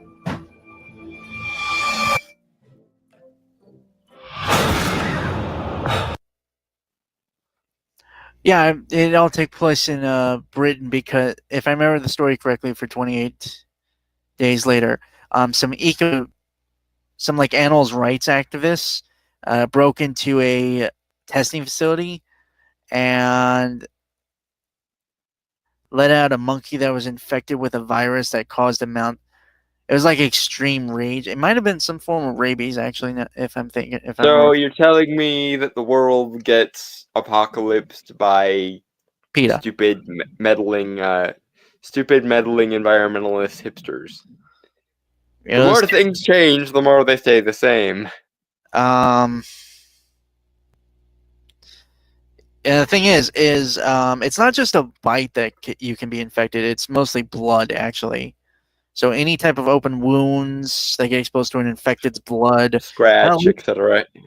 Oh hell! Even there's one time a guy got infected with a drop of blood in his eye,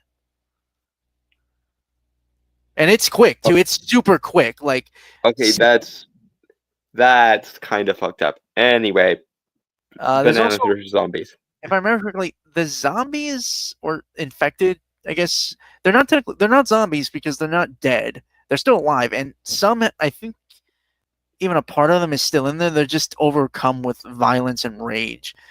And yeah, anybody. Thank you. Yeah, overclocked, rabies, AIDS, and their whole thing is like they just, I don't know if it's to spread the disease or they just need, or eat, like become ravenous, and they will eventually die out if they don't eat. Okay. Anyway, Bananas versus Zombies. Fun fact: there was actually a revision of their of a song of a main theme for the movies called "In a House in a Heartbeat." That was used in the Big Daddy fight in Kick-Ass. It's actually really well. Yeah, it's a very interesting song. Or I've heard it in like a lot of different edits of things. It's actually pretty good. Mm-hmm. Not to be dead, zombie hell. Pretty sure even the voodoo zombies are supposed to still be alive. That's just well, no, zombies are undead. Like that's the whole thing, right? Like, right. Anyway, but which is another reason why I don't particularly like the virus zombies or the like radiation zombies very much. well, okay. Anyway, Well, to be fair, Dragon Troll, they also they do just call them infected. They don't call them zombies. So. mm-hmm. Anyway, Bananas versus Zombies. Bananas versus Zombies. The more I say it, the more I want to play it.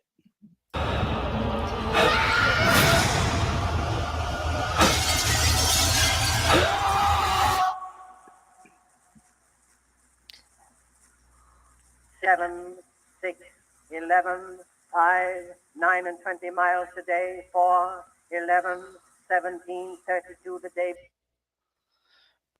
So this isn't a song. It is a poem called Boots, and it is actually, hold on, I'm gonna look it up, and I might actually download this so I'll have something to.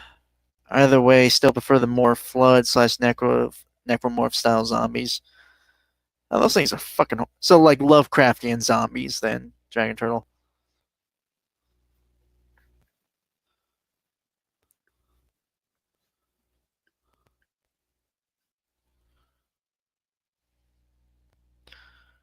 Okay, yeah. Boots by Rudyard Kipling. The poem imagines the thoughts of a British Army infantryman marching in South Africa during the Second Boer War. It was published in 1903. Mm-hmm. And I might read it after the trailer, just so we have the full context of it. Because sometimes I don't think you can understand what is when it's being said here. Yet another great Rudyard Kipling poem. Oh, Anyway, you know Boots? I didn't know Boots, but I'm not surprised that it's Rudyard Kipling. Rudyard Kipling has a lot of great poems to his name. My favorite of his is The God of the Copybook Headings. I feel like I gotta look into Rudyard Kipling now. All right. He did the original or an original version of the Jungle Book, actually. Oh no! Wait, Rudyard Kipling. Rudyard Kipling. No, Rudyard. Rudyard. Rudyard. No, it's not Richard. It's not Richard. No, Rudyard Kipling. Okay. All right. I thought we were just mispronouncing. Okay. No, Rudyard Kipling. All right. Bananas versus Zombies. Bananas versus Zombies, which again makes me both hungry for bananas and also want to play that game. Boots moving up and down again. There's no discharge in the war. Don't look at what's in front of you. Boots, boots, boots, boots, moving up and down again. Bim. I gotta love the color here too. Like, it's not overly desaturated, but it still has that grim and dreary tone.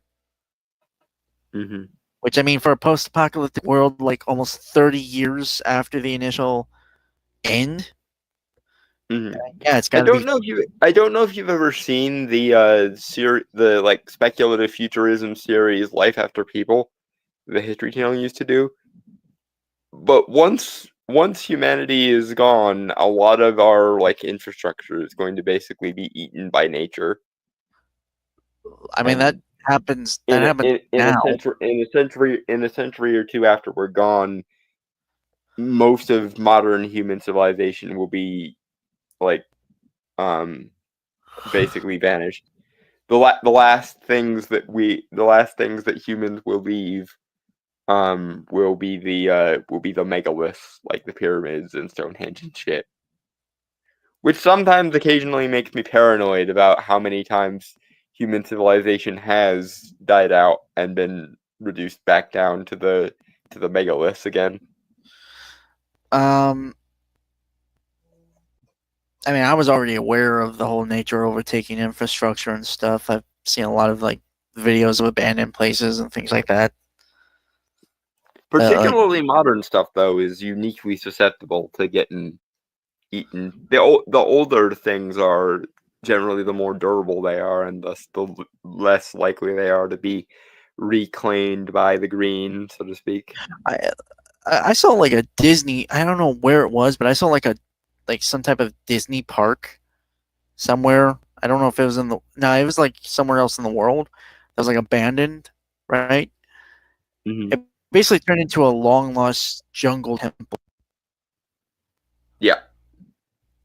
And there are actually creepypastas around abandoned Disney parks and stuff too. I'm not gonna read those. Uh-huh. Well, okay, In any case. I'm sorry. Dren said this. Okay, you wouldn't call Flood or Necromorphs Lovecraftian zombies? I mean, okay, but think about this, Giant Turtle. The Brethren Moon for Dead Space and Necromorphs are basically Lovecraftian entities. I realize they're made out of necromorphs from species, like various species and stuff during convergence. And the Flood, well, I mean, that's a living spore hive mind that overtake other living entities and turn them into destructive creatures. That's all connected to things that normal, ordinary human minds cannot possibly fathom or understand the motives of. So that's why I say Lovecraftian.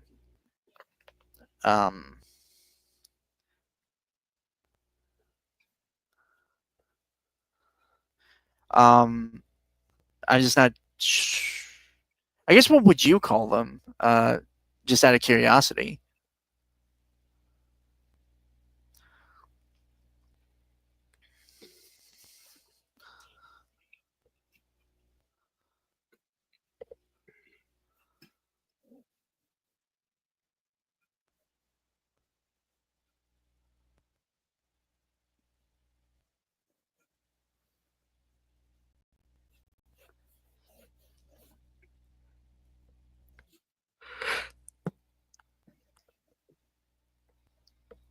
Well, Bananas whenever you, versus zombies.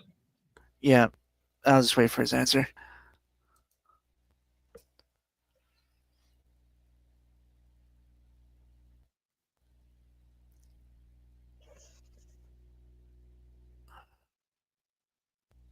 All right, there we go. Men go mad with watching them. There's no discharge in the war.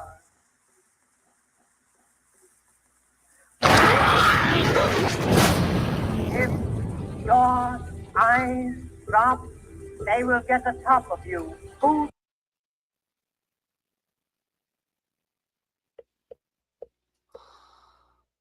Yeah, this is actually pretty good. Okay, not sure. Just figured more than just it infects you and takes over your body. It's a hive mind that has very special forms, build things, create larger units, bodies, etc. Yeah, that's fair. That's fair.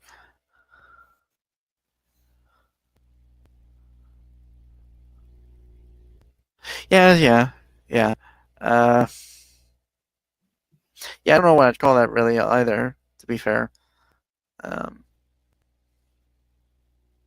I know I. The Flood almost seem more like the Tyranids from 40K than they do zombies, though. But yeah, now that I think of it, some of the other examples like Insect Spirits from Shadowrun, the Typhon from 2017 Prey, etc., all sort of fit the Eldritch thing. And then, of course, speaking of 40K, there's good old Papa Nurgle. I mean, those like what are they called again? The Space Marine chapter that serves under Nurgle, Death Angels, or no, not Death Angels. No, because Hold on. Also, just to keep on track, this trailer, like it only had one jump scare, and that was that's towards like the halfway point of the trailer, which ramps up in intensity as we keep going. mm-hmm. So I think that already sets it apart with like in terms of horror movie, like contemporary horror movies that we've seen in the last couple of years. Mm-hmm. Thing is, outside of maybe getting new and interesting DNA, Tyranids would be fine eating fields of grass or warehouses of snack cakes. Which, of course, makes me think of the Twinkies subplot from Zombieland. That's also another good zombie movie, I think. Yeah, Zombieland might be my favorite zombie movie just because I relate a lot to Columbus. Just survive the apocalypse not through any particular ruggedness or anything, but through like autistic OCD. Lol. Flood rely heavily on hosts stealing their tech, their technology, their knowledge, their bodies, etc. They can't even make any units themselves until they reach grave mine levels. Yeah. Huh. Which raises an interesting question. If the Flood somehow infected the 40K universe and fought the Tyranids, what would happen, do you think? There's actually a theory. I realize it's weird for me to bring this up because I'm not a big Warhammer thing. I just saw this randomly while I was flipping through like my YouTube shorts. Uh-huh. About like how the entirety of the galaxy, the part of the galaxy that is the 40K universe, right? Mm-hmm. It is completely surrounded by the Tyranids or whatever they actually are called, because all that thing what they are have basically consumed everything else in the universe. Hmm. Well, it's not like 40K needs any help being more grimdark than it already was. Yeah, again, it's why I'm not the biggest fan. Although who knows how long that will endure, given GW's desire to pander to literally anyone except the Warhammer fan base. Okay. Sorry. One sec. Fuck. I don't know why I'm so tired. Flood versus Nid would depend incredibly on certain specifics of the scenario. Yeah. Okay, fair enough. Anyway, Bananas versus Zombies? Bananas versus Zombies. I admit this is a pretty efficient trailer too. Uh-huh. You know, we've already gotten to 120. Oh, son of a bitch. Yawning But- is contagious. Curse you, Mythbusters. Banana versus Bananas Zombies. versus Zombies. Yeah. Yes. Food, food, food, moving up and down again. There's no discharge in the wall.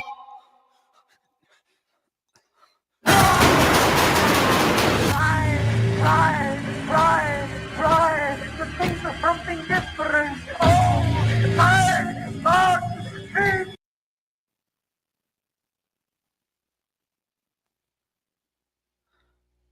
Yeah, it's good. It's good increase in intensity. I like it. It's kind of like I feel like this is a good example of how you do like a horror trailer. You know, like it doesn't. It doesn't feel like a generic horror trailer, right? Uh-huh. It's got a certain like extra like flair to it. I think, Mm-hmm. if that makes sense. I'm not. Yeah. All right, Bananas versus Zombies. Bananas versus Zombies. Keep from going lunatic. Moving up and down again. There's no discharge in the wall. 7, 6, 11, 5, 4, 17, 30.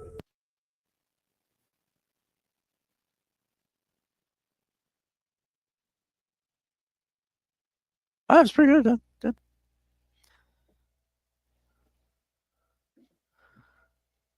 All right.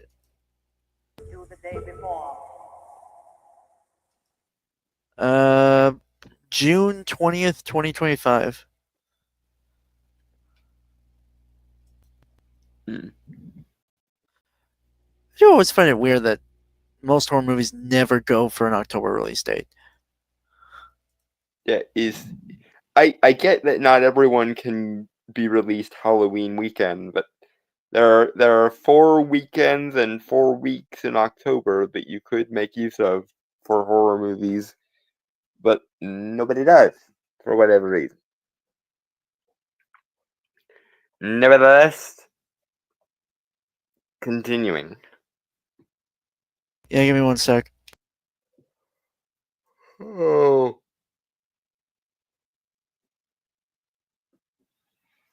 Oh, why? Yawn. Why? Oh, why do I yawn so?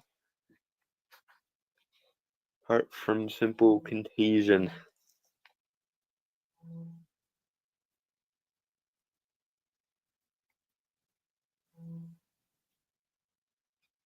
Okay, before we move on to the last one, one fan theory is that the Tyranids, either rogue or still in control, were made by the old ones, possibly to wipe the galaxy clean to start over, or to starve the Katana souls to feast on.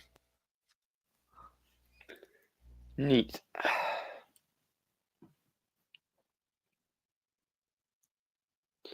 I imagine the final big boss of Warhammer probably is going to be the old ones when they come back and see what the fuck mess has been made of their once proud universe. I That'd mean, I'm gonna actually be be a good like apocalyptic setting for 40K. If the old ones came back and started obliterating things. I'm not gonna lie. From my limited knowledge, I was gonna think the what was that one chaos god that was banned from Warhammer lore? You talking about Mal, Yes. the chaos god hating chaos god? Yeah.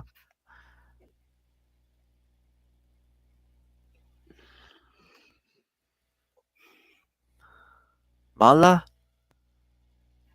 Or is sort of back as okay, Malice. Okay. Um I had looked into that one because I was curious, and it's kind of an interesting it's an interesting chaos god. I'm not gonna lie.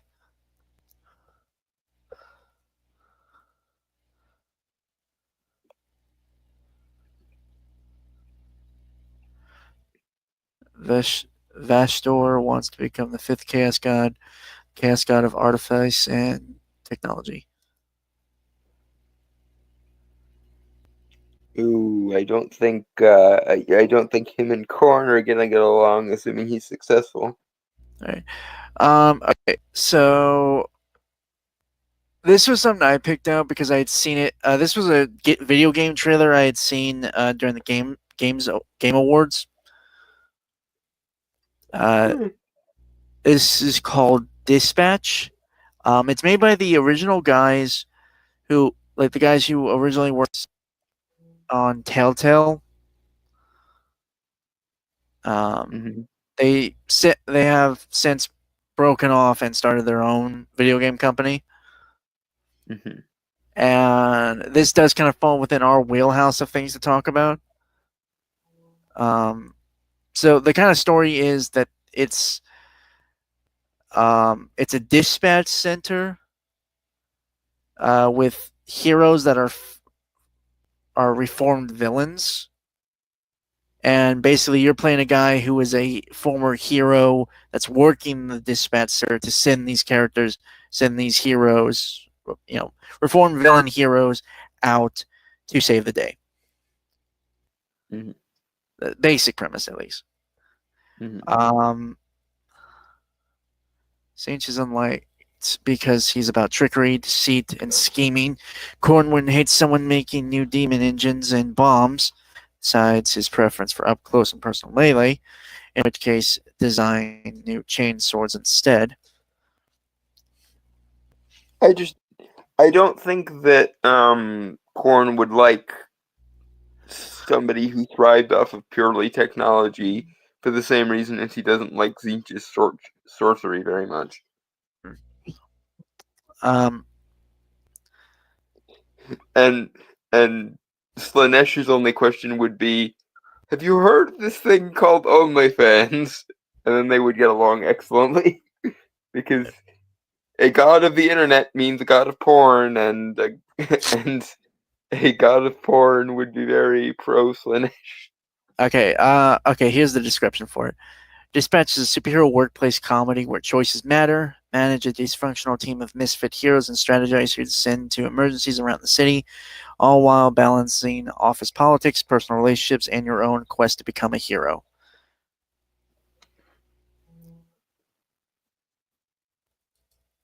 I'm gonna be honest. The way I would pitch it to you guys is like The Office meets Justice League. So, kind of like the people who work under Cecil in Invincible. Yeah, kind of. I'm not gonna lie. A lot of people, when I'd seen this, I'd seen people mention that it honestly looks like it could be a TV show. Who knows? Maybe if it's successful, they will get that far. Yeah. But yeah, it's like I feel like it's both, to be honest. Like again, Giant Turtle. obviously when I say office, it's kind of like that. Well, I don't know how to explain it, so we can. I thought it was the god of. Okay. Yeah. Oh. You've seen Villain Sport. Okay, I've watched that guy too. Funny as hell. Yeah, he's fun. Yeah. I'm subscribed to his YouTube channel in case the TikTok thing happens. I look up a lot of people I'm on looking at TikTok and like see if they have like other like maybe a YouTuber. He's also apparently a Dresden Files fan because he keeps referencing Harry being in Chicago several times. Oh yeah, I've seen those. You ever seen the crossovers between like Supernatural and Dresden Files and stuff?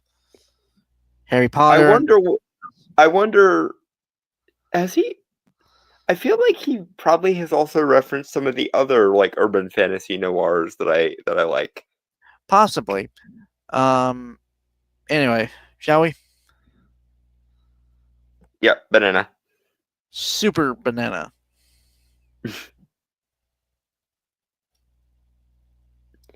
Now I'm just imagining a superhero whose weakness is potassium. Like his kryptonite is potassium for some reason. Oh, I was thinking of a guy who ate a radioactive banana and got the powers of a banana.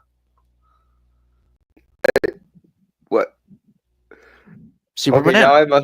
now I must ask, what in the name of all that is holy and several things which are unholy are the powers of a banana? I have no idea, but it's just like what came to my mind. Why would I? Okay, we need now there to be a character who has the powers of banana just to further explore this premise. Actually, to be fair, I actually saw a clip where someone actually talked about this. If you eat like a certain amount of bananas in a certain amount of time, you can die of radiation poisoning. Yes, because bananas are mildly radioactive just off the shelf. Which further makes me ask the question, what in the name of all that is holy and unholy are the powers of a banana? Well, I guess the power over radiation if bananas are mildly radioactive. And this is a radioactive banana we're talking about because the guy ate it. Right. But so that would essentially mean that he would have a similar like drawback to his powers as the Hulk and our version of Captain Marvel, kind of, where like he's just passively irradiating people all the time. Any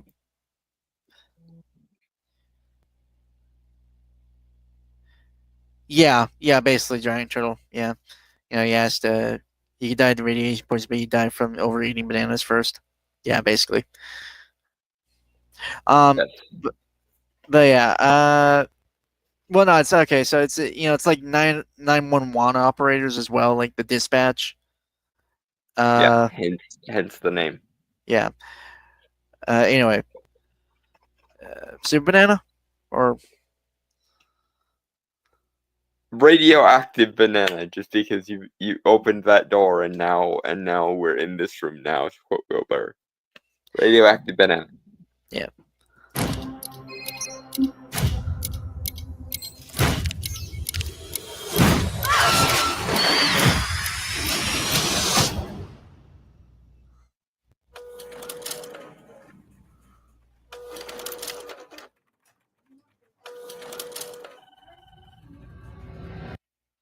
Okay, so yeah, these are some of the guys that worked on Telltale's The Walking Dead, The Wolf Among Us, and Tales from the Borderlands.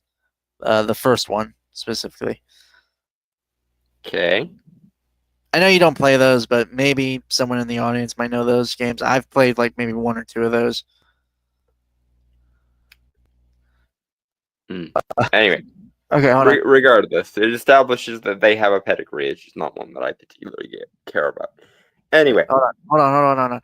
Giant Turtle probably being sort of somewhere between Clayface and Poison Ivy, being a radioactive human plant hybrid that can alter the plant parts. Okay. Thursday, Brainstormer and I are going to have to sit there and concocts powers related to a banana. And then we're gonna have to figure out how, in the name of all that is Well, holy okay, and hold on. unholy, does someone get banana powers in the first freaking place? Eats a radioactive banana.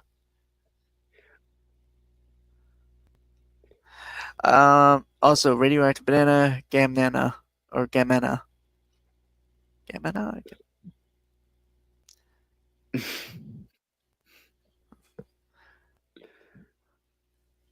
Anyway, I do want to mention these games are pretty critically acclaimed when that actually meant something. So I think that's yes. But anyway, a radioactive banana. Gamnana. I can't say it, and therefore I won't say it. Gamanana. Gamanana. I'm going with that. That actually might be his All name. right. That actually might be the hero's name then. Oh dear. Also, given the ripening of bananas, the guy could possibly have longevity or a shorter lifespan, depending. Bananas also produce an inordinate amount of ethylene gas. We'll talk about we'll talk about it later. My brain is forcing itself to come up with powers relating to bananas, and I hate you both for making it do that. Alright. Anyway. Gamanana. Gammon. Oh dear.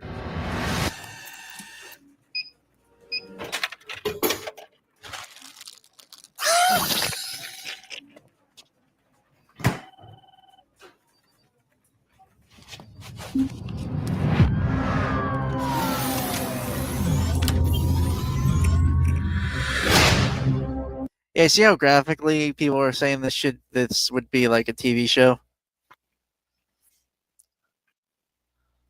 Like the style. Yes.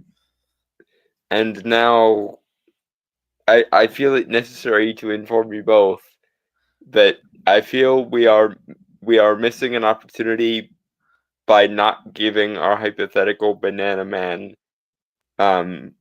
indestructible skin similar to Luke Cage, because banana peel. Right. Also, Giant Turtle, both. He has a really short lifespan, but self-reincarnates. I will see your idea and I will raise you one, DT. What if, because of the aforementioned indestructible skin a la Luke Cage thing, he sheds his skin a lot like a snake would? Yeah. Would that make him younger or older?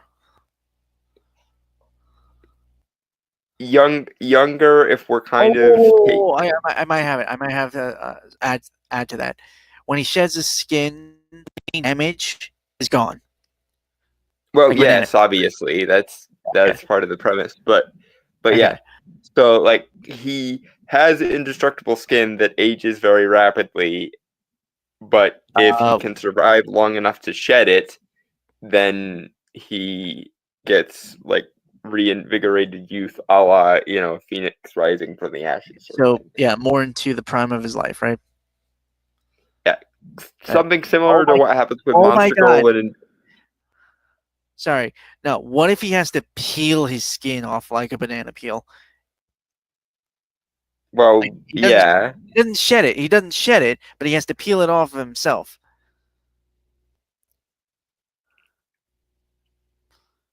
Okay. And I feel like, given the rapid ripening of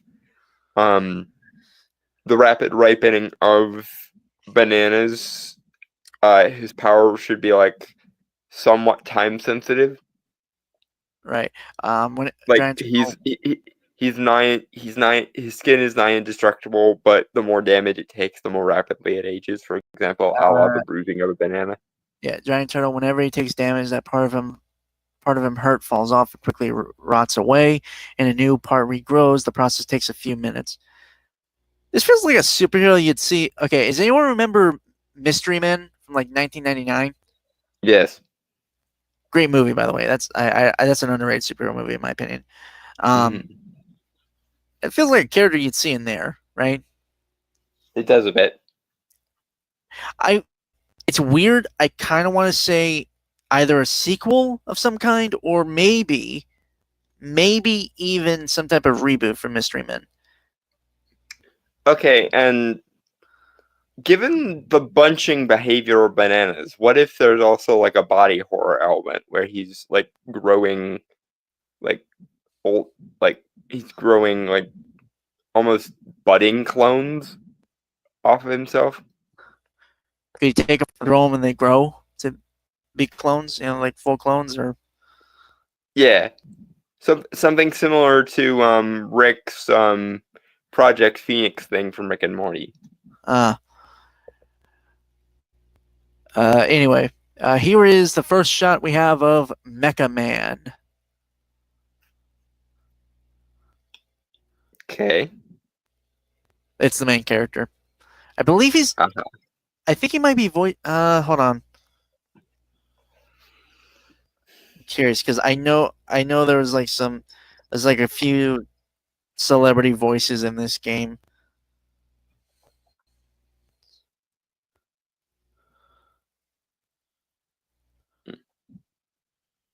And I'm sorry, I just realized something that we could do and this would be hilarious.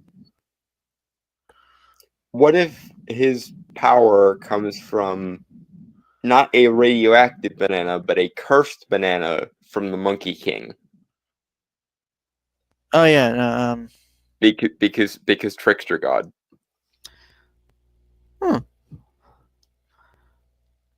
Yeah, Aaron Paul is playing him. Jesse Pinkman from Breaking Bad. Mm-hmm. Oh, Moist Critical's in this too. Yeah, good for Charlie. I mean, he's got a distinct voice, so Yeah, it makes sense. His voice is surprisingly deep for someone who's apparently as short as he is. he's short. To be fair, I've only seen him in a chair, so Yeah, apparently Moist Critical is very short. Yeah. I don't Anyway. think he's as short as I am, but he is known to be apparently very short. All right, shall we? Gamanana. You're Mecha Man. You're dead, I thought. This on the inside. My suit was destroyed. You have a lot left to give. I would like to make you an offer.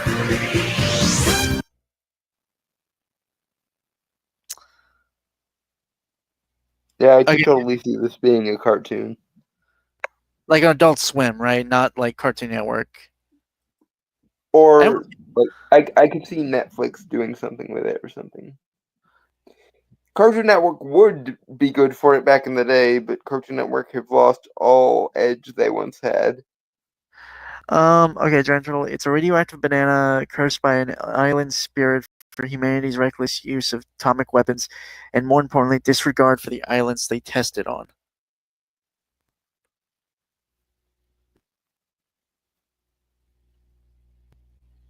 It's not bad. I still like the idea of the Monkey King doing it essentially for the lulz. Okay, so maybe I was wrong about. Well, I would say a little bit of The Office, but also,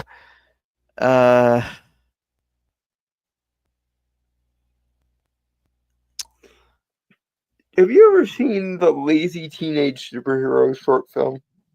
yes. That's kind of the vibe I'm getting from this. I am more shocked that they didn't make sequels to that one, given how popular it was. Yeah, me too.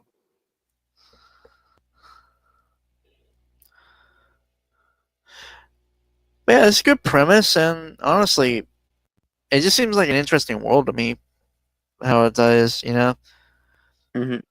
I could also see this happening in like Invincible. Yeah, yeah. Like a B or C tier list hero I don't- team in the Invisible Universe or something. Honestly, I'm gonna be honest. I don't mind workplace comedies. Like I've seen a lot of good ones. I mean, granted, I'm gonna be fully honest. Not the biggest fan of The Office.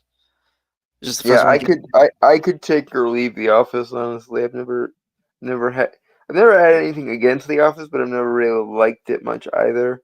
It's fine. You know, it's not. It just never resonated with me. I mean, I'll be honest. I prefer like I don't know if anyone's seen this. It's like it's British.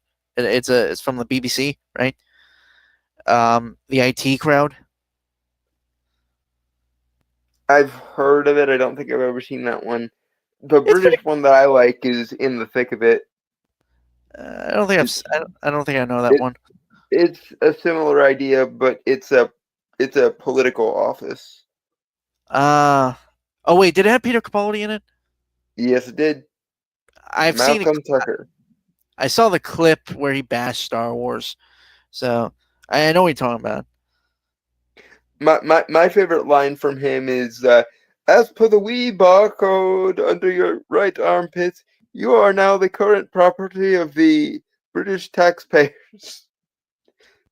You will be under fire every single day, darling. Not a single part of your life is off limits." Okay, I could also see Brooklyn Nine-Nine a bit from this. If I'm yeah, because I think that applies to pretty much all the workplace comedies, because I mean that's essentially what they're doing. Well, I'm saying that because in tone and style, it's something similar to that. You know, like because Dispatch Center, Police, and all that. You know, with Brooklyn Nine-Nine and stuff. So. Anyway, get a banana. Yeah, banana.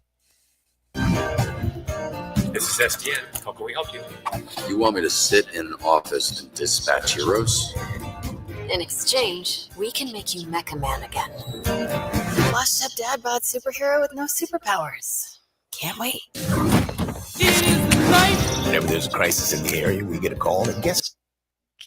Holy shit, that was Jeffrey Wright. Mm-hmm. That is a pretty big cast. Yep. Respect. Although it makes me wonder how much actual dialogue there's going to be in this game. Well, it's made by the guys who done Telltale, and those games, and like some of the original Telltale games, and those things had a lot. Well, they're kind of doing their own thing here, so they might. And it says choice. I ask because it's cheaper to get really big voice actors if you don't actually have them say much, is what I'm saying.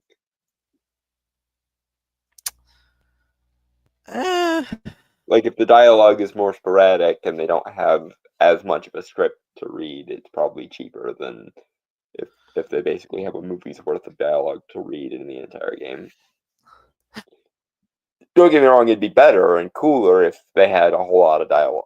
I'm just saying, realistically, I can see them cutting corners on the dialogue so that they can afford good voice actors for the parts that actually require dialogue rather than a bunch of dialogue with unknown actors. Anyway, yeah, banana. Yeah, banana. Who answered? Me. Too easy. Oh, you shouldn't have done that. What are you doing in Visigal? Is that your car? I don't have a car. That's gonna be a weird insurance claim. Yeah. Okay. So, that's funny. I'm not gonna lie, because I've always thought about those kind of like certain things about like living in those type of worlds and like the day-to-day average life of things, because that does strike me as interesting. What is an ordinary mechanic gonna do if Batman suddenly comes in needing a part for the Batmobile replaced or something, kind of thing? Oh, they answered that in the animated series. He has his own personal mechanic. Well, obviously, but for the sake of hijinks, it'd be interesting if Batman took the Batmobile into like a normal mechanic in Gotham, and the mechanic just goes, "What in the hell?" Well, I'm talking about like the insurance claim of like, honestly, if you're in a world full of superheroes that have been there for a while, it doesn't strike me that there wouldn't be insurance companies related to superhero or supervillain like damages. There would have to be. It's one of the reasons why the joke of living anywhere but a city in a superhero universe must be amazingly cheap because living in a city would become next to impossible for any normal schlub. Worm does somewhat go into that, the logistics stuff, a world like that being a thing. Right. Just for like the insurance premiums alone, it would be next to impossible to live in a city long term. Yeah. Don't worry, Journal. Sometime soon in the future, I will be getting back to Worm. Anyway. Yeah, Gemini? Yeah, I was trying to think of anything else. No, I'm good. I'm good.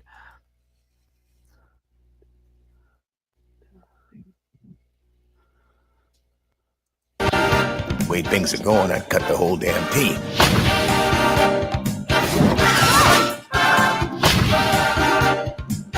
All of you in this room have set this program ablaze with your bullshit. You're right at home behind that desk because you're no hero. You're a nerd playing a video game in a suit your daddy built. God damn.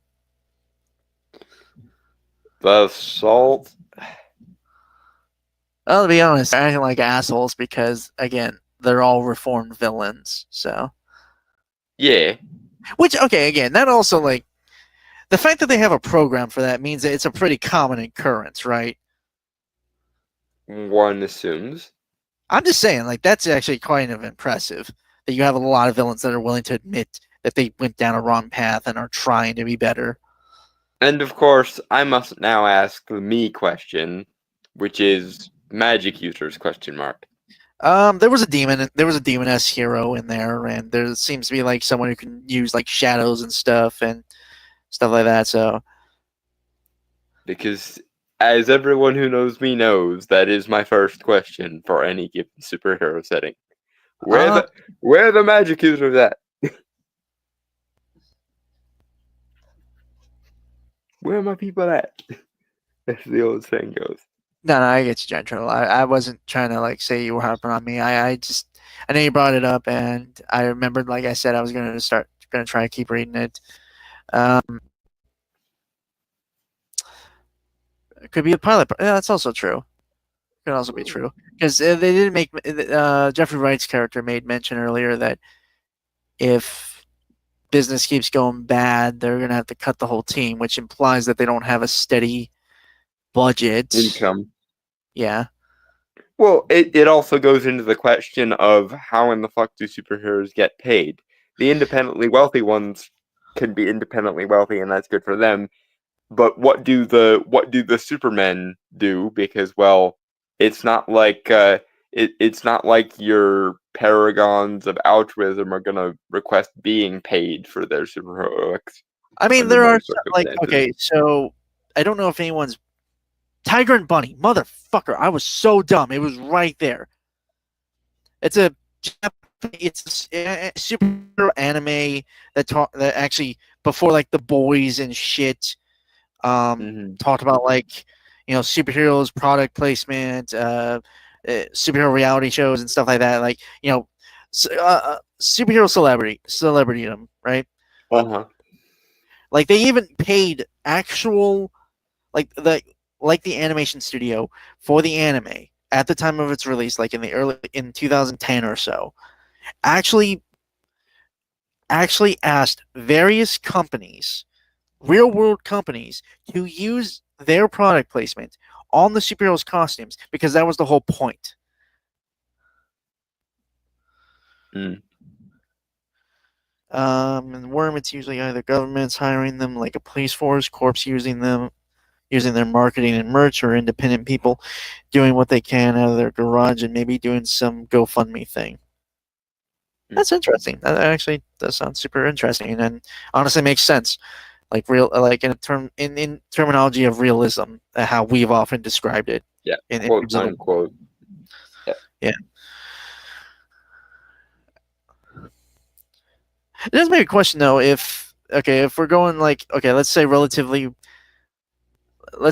relativistic sense, contemporary superhero universe, like in our time, right? 2025, right? Mm-hmm. And let's go from like the comics history of superheroes, even like pulp adventures, like 1920s or 30s at the very least, right? Okay. Like costume adventurers, superheroes have existed. That gives us almost like a century for a system and society to be built around that. Mm-hmm. Thus, laws and stuff would have changed drastically in that time. And super or metahuman inflicted casualty insurance or something like that.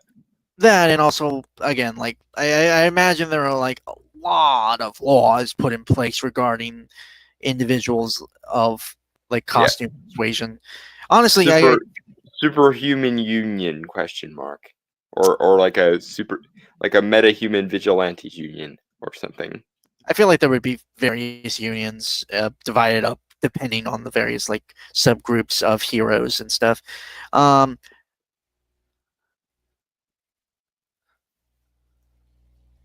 yeah, what I was getting at is like earlier with like Tiger and Bunny, and I don't know if anyone's seen that. I doubt Dalton's seen it, to be fair. I've heard of it. I've heard good things. I haven't gotten around to watching it yet. It's super lawyers, yeah. That would, yeah. I'm also kind of imagining some scenarios like early on in superhero stuff, like the Incredibles would have happened. Mm-hmm. I do feel like there's that, a lot. That movie was ahead of its time with the whole save someone falling off a building. Turns out they wanted to commit suicide, and you prevented them. To be fair, I think the issue was Mr. Incredible wasn't up there to talk to the guy specifically.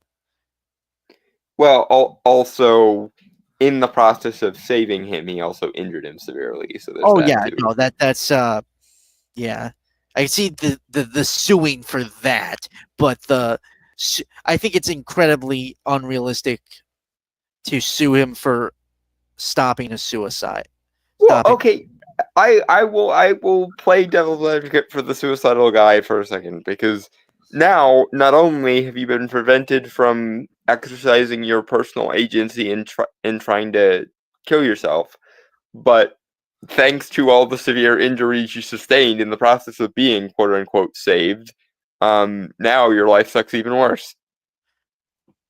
Fair. Also, that's interesting. To be fair, okay. For the long, Drantrell says, for the longest time, I thought Mr. Incredible was stopping a Hollywood stunt thing by mistake. Yeah, no, it was a suicide attempt. You didn't save my life, you ruined my death. Not unrealistic. Humanity is just stupid. Yeah, that's fair.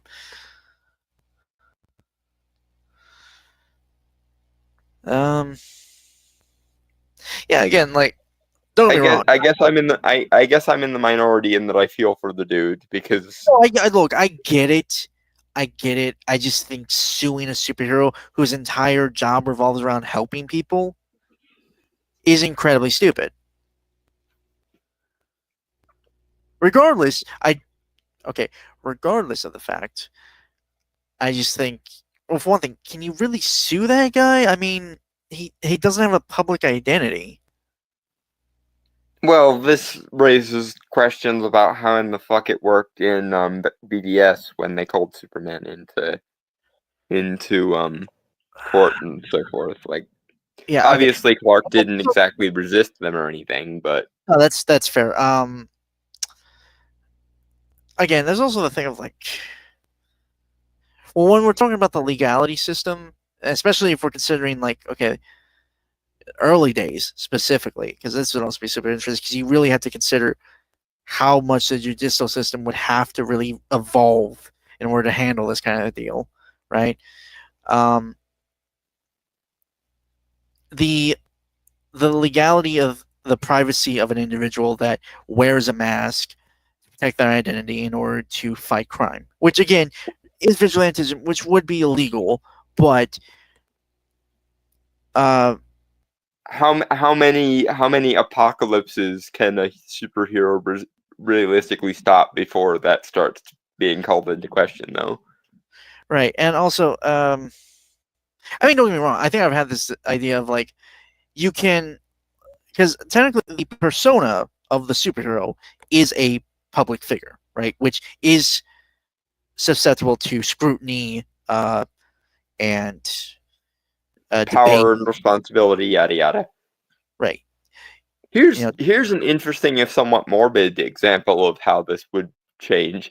Let's say, let's say we keep something that's unique to superhero comics intact, which is the issue of the revolving door of death. okay. What does that do to the like mortician industry? Because Well, I think for the average folks, it's still pretty much the same because most regular people don't come back. okay, but what happens when it's a Thanos snap situation and the death is reversed on a mass scale, for example?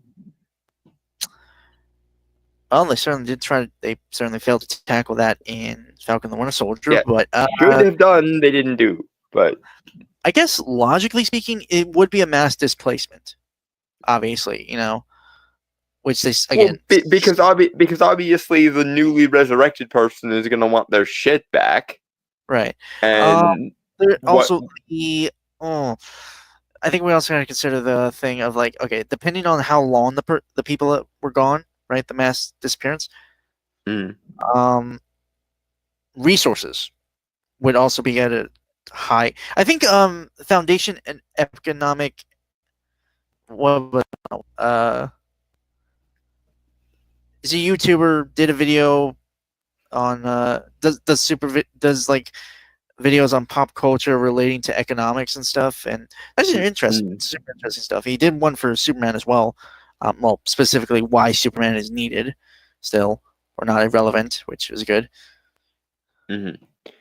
But as an example, like the mortician industry is one thing, but like, okay, so let's say a Thanos type thing happens, snap, half the people are gone, and then later they get snapped back into existence. In the 5 years, 10 years, however long these people have been dusted, their family have gone through the process of grief. Any significant others they had might have moved on to another relationship. Their house or personal possessions might have gotten sold, etc., and so on. And obviously, the person who gets snapped back into existence is going to want their shit back. And it turns out, oh, your wife isn't your wife anymore because she remarried while you were dead and she sold all your shit. So, also, hold on. Giant Turtle, they might lose touch with people just because they are painful to be around, reopening that wound. They are also all years out of date in that relationship. There might be a crisis with things like housing and food demands. Yeah, that's what I was. That's the latter of that was I was thinking. In other words, same problems we're currently having, just turned up to the nth degree. Okay, this is interesting. Giant Turtle, people would question if they are technically the real people, if they are people at all, and some might argue they must not be real or might not be humans. Also, while we're playing this card, what's that going to do to like theological considerations? Because I don't know if y'all keep tabs on this, but the last time somebody died and came back in a quite overt way, there was a bit of a thing about it. Lol. Giant Turtle, imagine believing someone's soul went to heaven and then some glowing rocks brought something that looked like them back. Yeah, which raises the question of, have they been raised like Lazarus? Is this some demonic shit? Is this an entity, wearing their face and so on? And what does that? This is yet another example of they don't play with like the metaphysical implications of superheroes very often, right? Which is, and again, how does the confirmation of the existence of one or more afterlives factor into people's religious beliefs? Also, I think we should also think kind of this. 'cause I'm not sure if anyone's ever done this, but the concept of these super beings, right? These superheroes. Yeah. With their emergence, there would be especially within like schools, there'd be a massive like in religious circles, right? In like religion, there'd be just a massive upheaval of that. I don't know. I can't say certain in what way, depending on the religion, depending on the individual of those. Well, yeah, I'm sure in like Muslim circles they would start to go on about jinn touched or jinn possessed people.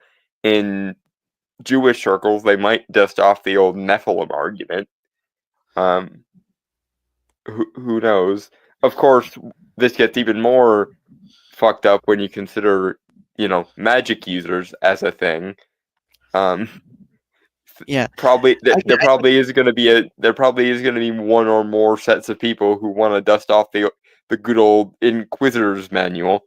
Right. Anyway, God, it is about 1, and we got about 40 seconds of this left. So, yeah, man.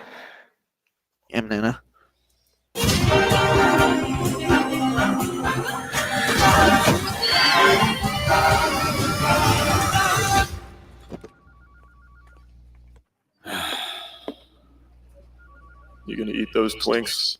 That's not what they're. You know what? Help yourself. I think that's Charlie playing that like bat human creature thing. Who knows? It doesn't sound much like him to me, but I don't know how skillful a voice actor he is. But that line, you're gonna eat those Twinks. Yes, that got you. Made me laugh personally. I've never heard anyone call Twinkies that. No, I don't think anyone has, and that's why it's a hilarious joke. That being said, in either case, the answer is no, because my solution to the Twink problem is gas the Twinks. There are far too freaking many of them. Oh, okay. I thought you were talking about Twinkies. No. I know what I said. Guess the Twinks. There are too many of them, and they seem to reproduce by budding half the time. Okay, just for the record, so no one takes this out of context with Dalton. The dude is basically gay. He's bisexual, but he prefers dudes, so he's practically gay. Yeah. I am very much very, very gay. I am. He's also effectively our resident twink. So he says it ironically, I suppose. No. I genuinely. The world would be a better place for me and my preferences if we could gas the Twinks, because the ratio of Twinks to all other types of gay people is too fucking high. And if I get hit on by a Twink one more time, I swear to God, I might make the world explode. Especially because I specifically say the kind of guy I'm interested in my dating profile, and nobody fucking reads the dating profile. So I end up getting swiped right on people who I explicitly say, I have no interest in Twinks. Please move on if you are a Twink. But nobody fucking reads the dating profile. So, goddamn, gas the Twinks. Gas the Twinks is what I'm saying. All right. There are too many of them. They annoy me. Yeah. Okay, 20 more seconds. Yeah, man.